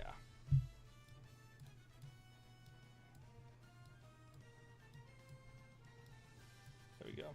Some kind of vibe with Dark Souls 2. Oh yeah, definitely jankier than the rest of the series, but has a certain charm to it. Still a good game. It has the best PvP right next to Elden Ring. Huh.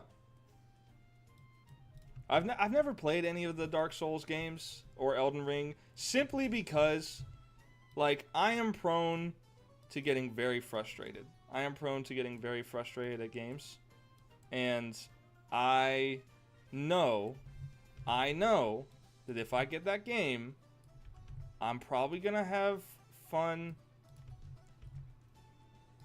I'm probably gonna have fun like 30% of the time. And then the rest of it is just going to be me getting frustrated over not being able to beat a boss. And then I'm going to rage quit. I'm going to probably slam my fist on a table or something. And I'm going to like walk away from it for like a couple weeks. Then inevitably come back.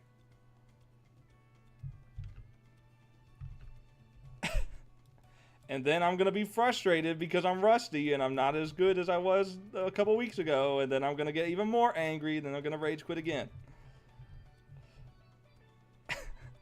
Playing Dark Souls 2 right now. Holy crap. Many a controller sacrificed their lives for that series. Yes, exactly. That's the other thing. I don't want to break controllers. I've been there. I've broken a few controllers in my day. I've learned that I have a problem. That I have a rage problem in video games. I do. And rather than play games that frustrate me, even if they're good, I'm like, it's better off if I just don't play it. So Dark Souls is kind of one of those games for me. At my own loss. I'm only hurting myself by not playing it, but for the greater good, man, I gotta stay off it. I gotta stay off the Dark Souls. Right.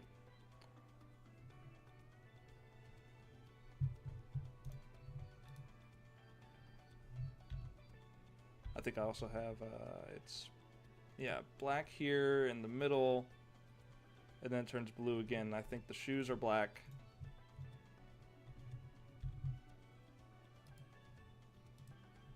Skin tone, metal skin tone. I think I had it at like 70. Yeah.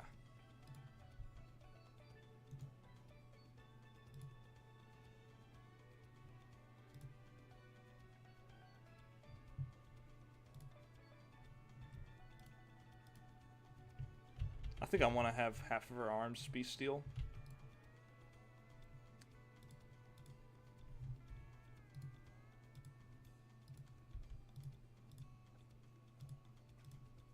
Oh yeah, the belt. The belt is black.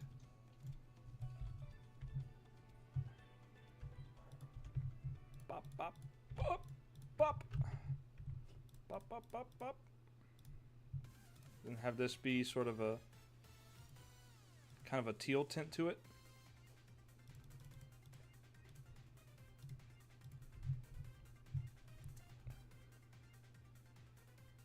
Kingdoms of Amalur is an absolute masterpiece, hidden gem, and is very noob friendly. Okay. I platinum all 3. I always come back to Dark Souls 2. Interesting. This game does have its dedicated fans.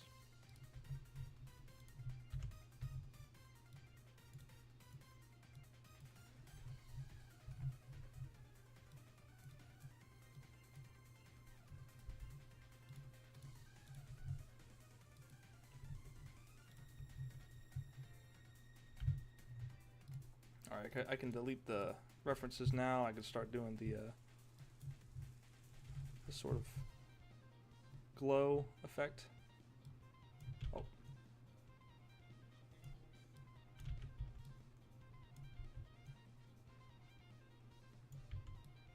Mm-hmm.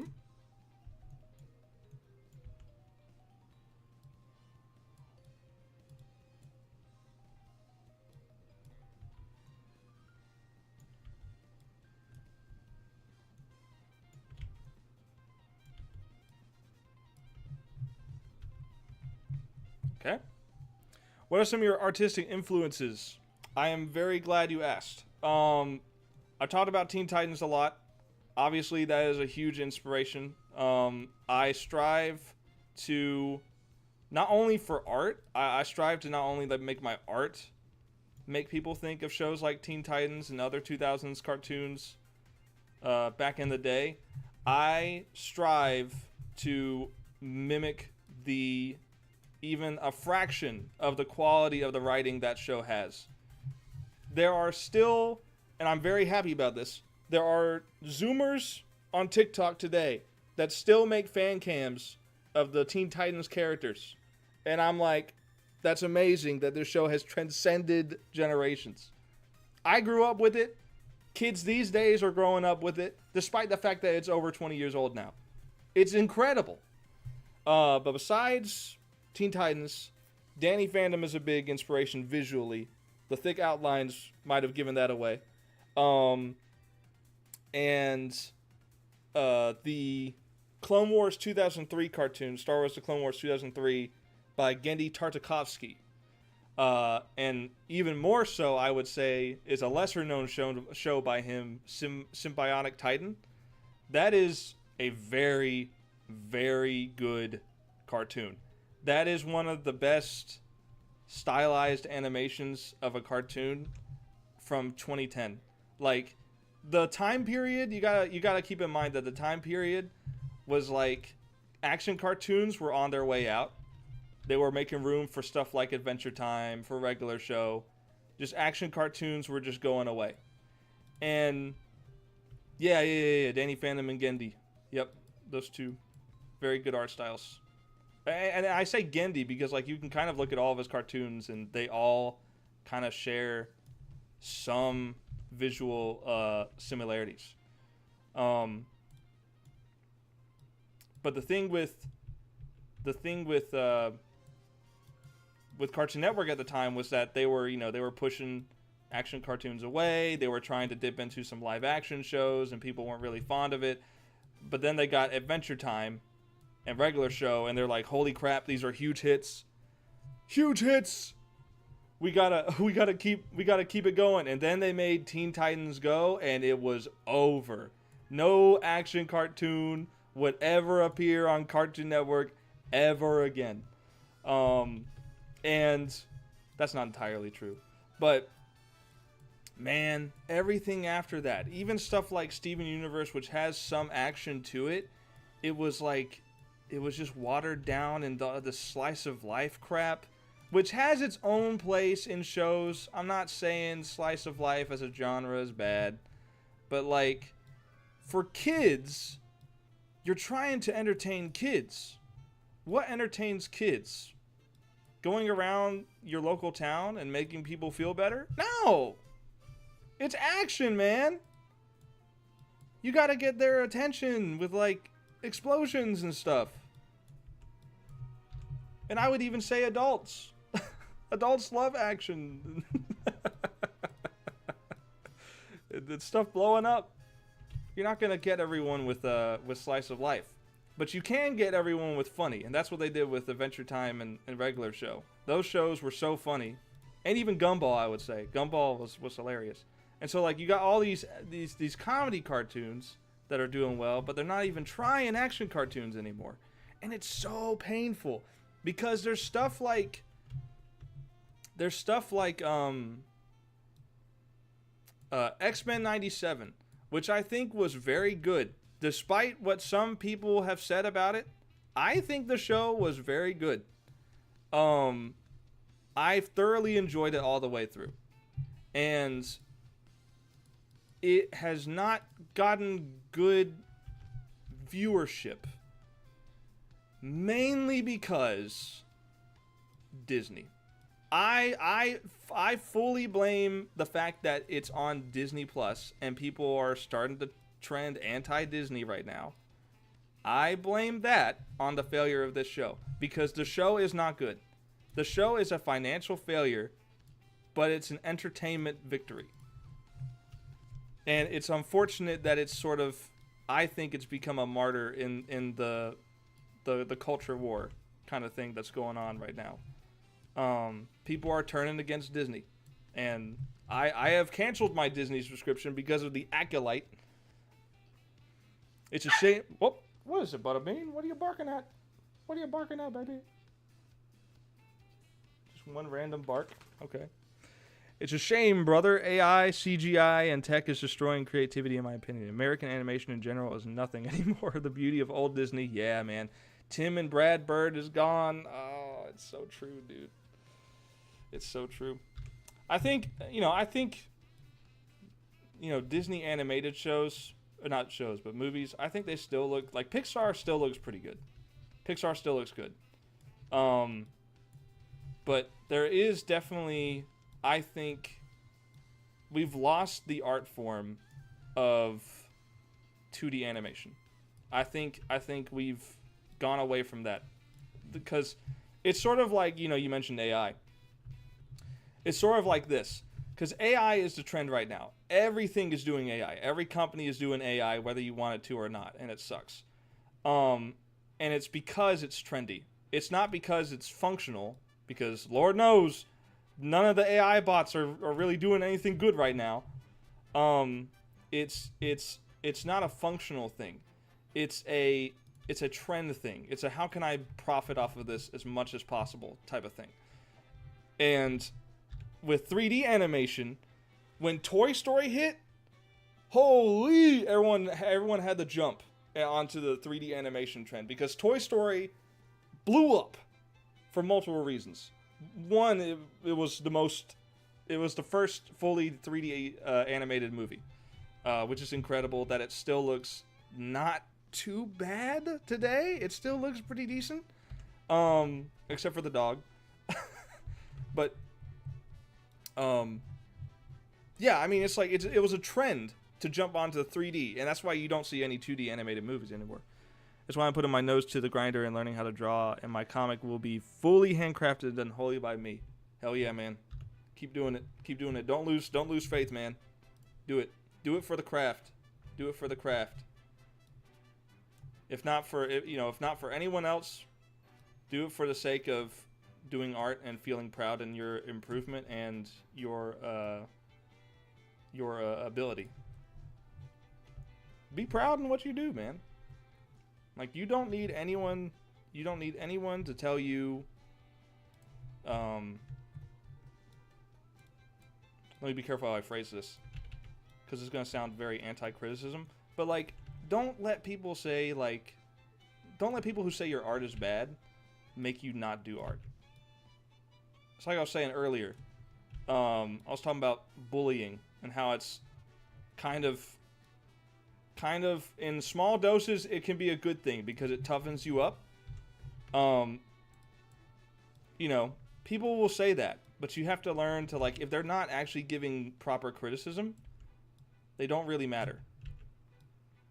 If they're not actually saying, like, hey, your artwork looks like it could use a little help in this department. Here's how I do it. And sometimes it can be hard to take that. Sometimes it's a little bit difficult to take some criticism like that. But if they're trying in good faith and you're looking at it in good faith, there's some potential for some criticism there. Rare that happens on the internet. But if it does, you can learn from it. Yeah, they can still write at Pixar. They can. Some of their movies lately have been kind of misses for me, but for the most part, they're pretty good. Admittedly, I haven't watched all of them recently.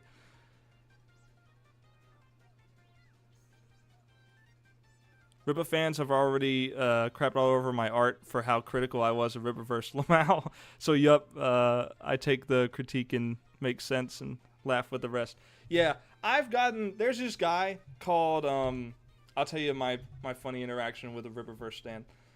There's this guy, also I think I'm done with this artwork.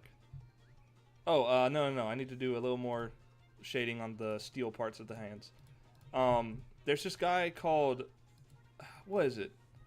Truth Ministered. Truth Ministered. That's his name. Which already tells you this guy is going to be great. And he for like a full week after my Yaira review, commented maybe like 15 to 20 times, multiple paragraph comments telling me I was stupid and terribly wrong about everything I critiqued about Yaira. And I'm like, dude, look, man, I'm not saying... Oh, I need to make the size of the brush bigger. I'm not saying it's a terrible comic. I'm saying that it's simply not as good as the other two, and here's why I think that. And you can't reason with him. You cannot reason with him because he will not take it. It does not matter. Oh, you saw. Yeah. It does not matter how many times I tried to speak reasonably with that guy. He just left paragraph after paragraph of critiques. And hey, you know what that means? That means he's passionate. That means he's passionate. And you know what? Good for him. I'm glad he's so excited about the Rippaverse. But you have to realize that not everything that your favorite comic book company or favorite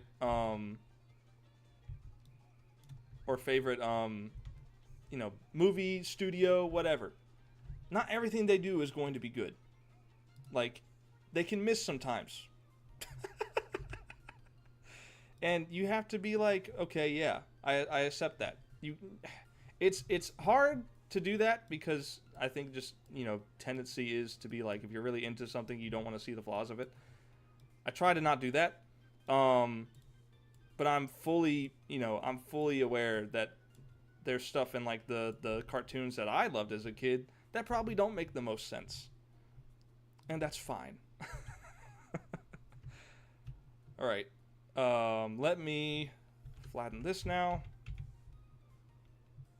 All right. And then I'm going to go to this one again. And now I'm going to paste V on top of it. I'm going to shrink her down to be about this size.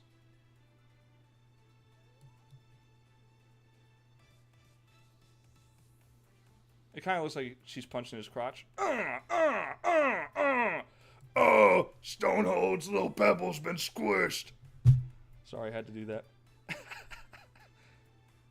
This looks pretty decent. Framing wise. Colors look nice, man. Thank you. I'm gonna do a slight bit of shading on her. Come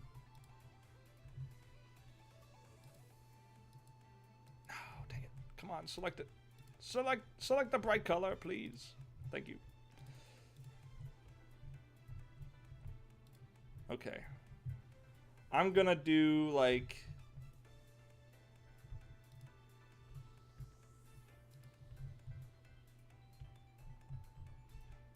Come on, bro. Why did it deselect this?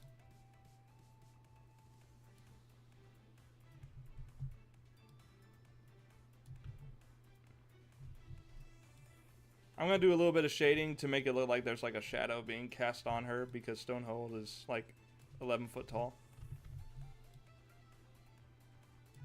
The selector is on crack right now, bro.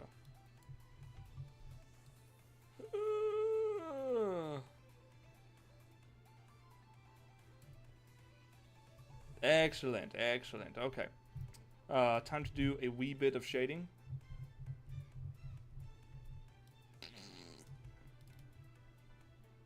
Then just turn it down a little bit.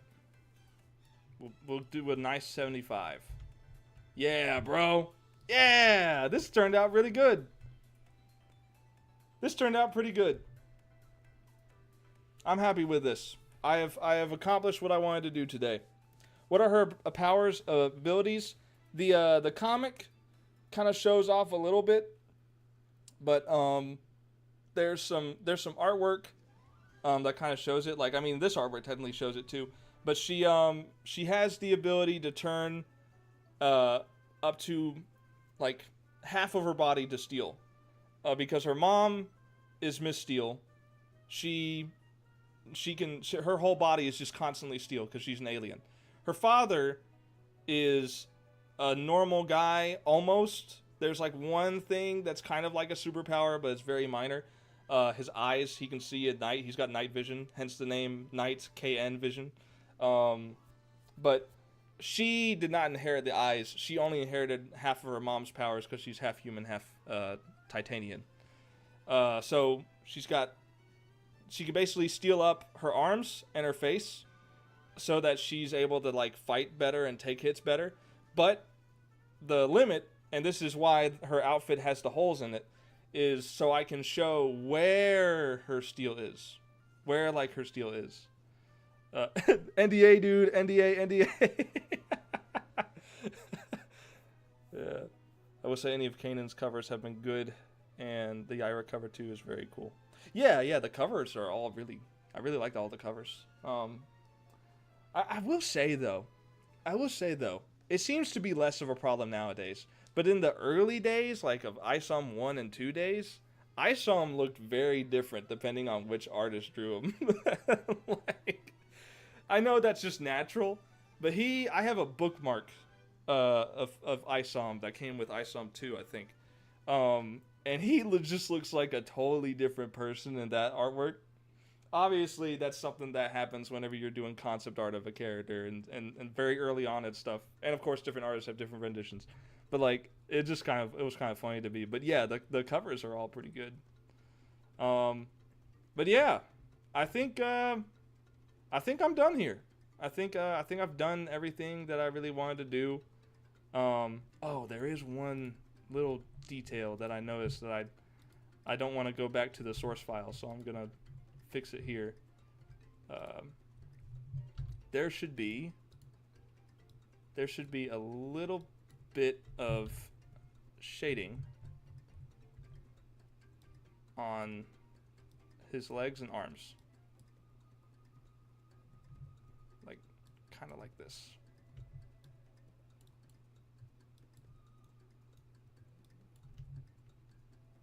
A little bit here.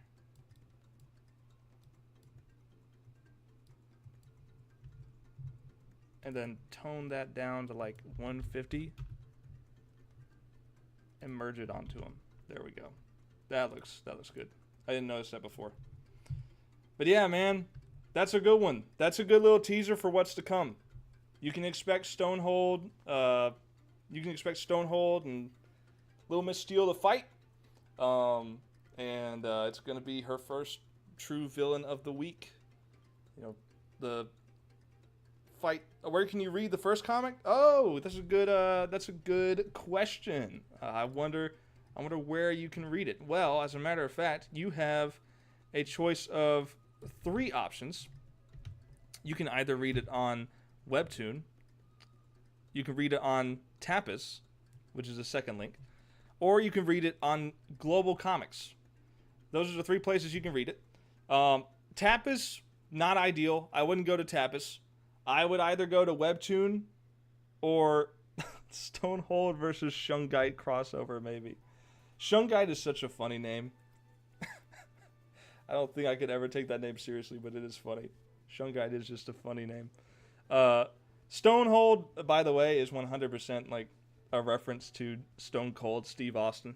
Little Miss Steel as a whole is like a huge 2000s nostalgia reference. And I felt like a Stone Cold Steve Austin reference is perfectly fitting for this. So he kind of has that kind of personality to him. He's just kind of a funny villain, but he is definitely threatening. Like, he's no pushover. He's terrible name, Lamau. I don't know if you're talking about Stonehold or Shungite, but I'm gonna go with both. Now, Stonehold ain't bad. Okay, you're talking about Shungite. Okay, cool. But yeah, also like another thing with Stonehold is that it's also like Stronghold. You know, Stronghold fortresses. Like, you know, he's kind of hard to beat down because he's so sturdy rock. You know, it kind of works in multiple ways. But yeah, that's all I've got for this stream. I've been streaming for like 4.5 hours. I'm still kind of sick, so I'm tired. So I'm gonna go ahead and log off for today. But thanks so much for watching. Thanks for the interaction throughout the stream. I appreciate it. I like to show you a little peek of the art process. You know, what is it that I do? And this is it. This is what I do. So thanks so much for watching. Read Little Miss Steel if you haven't already, and join the Discord for some more fan interaction. You can talk about spoilers in there. There's a spoilers channel for that. And, you know, feel free to check out my other stuff.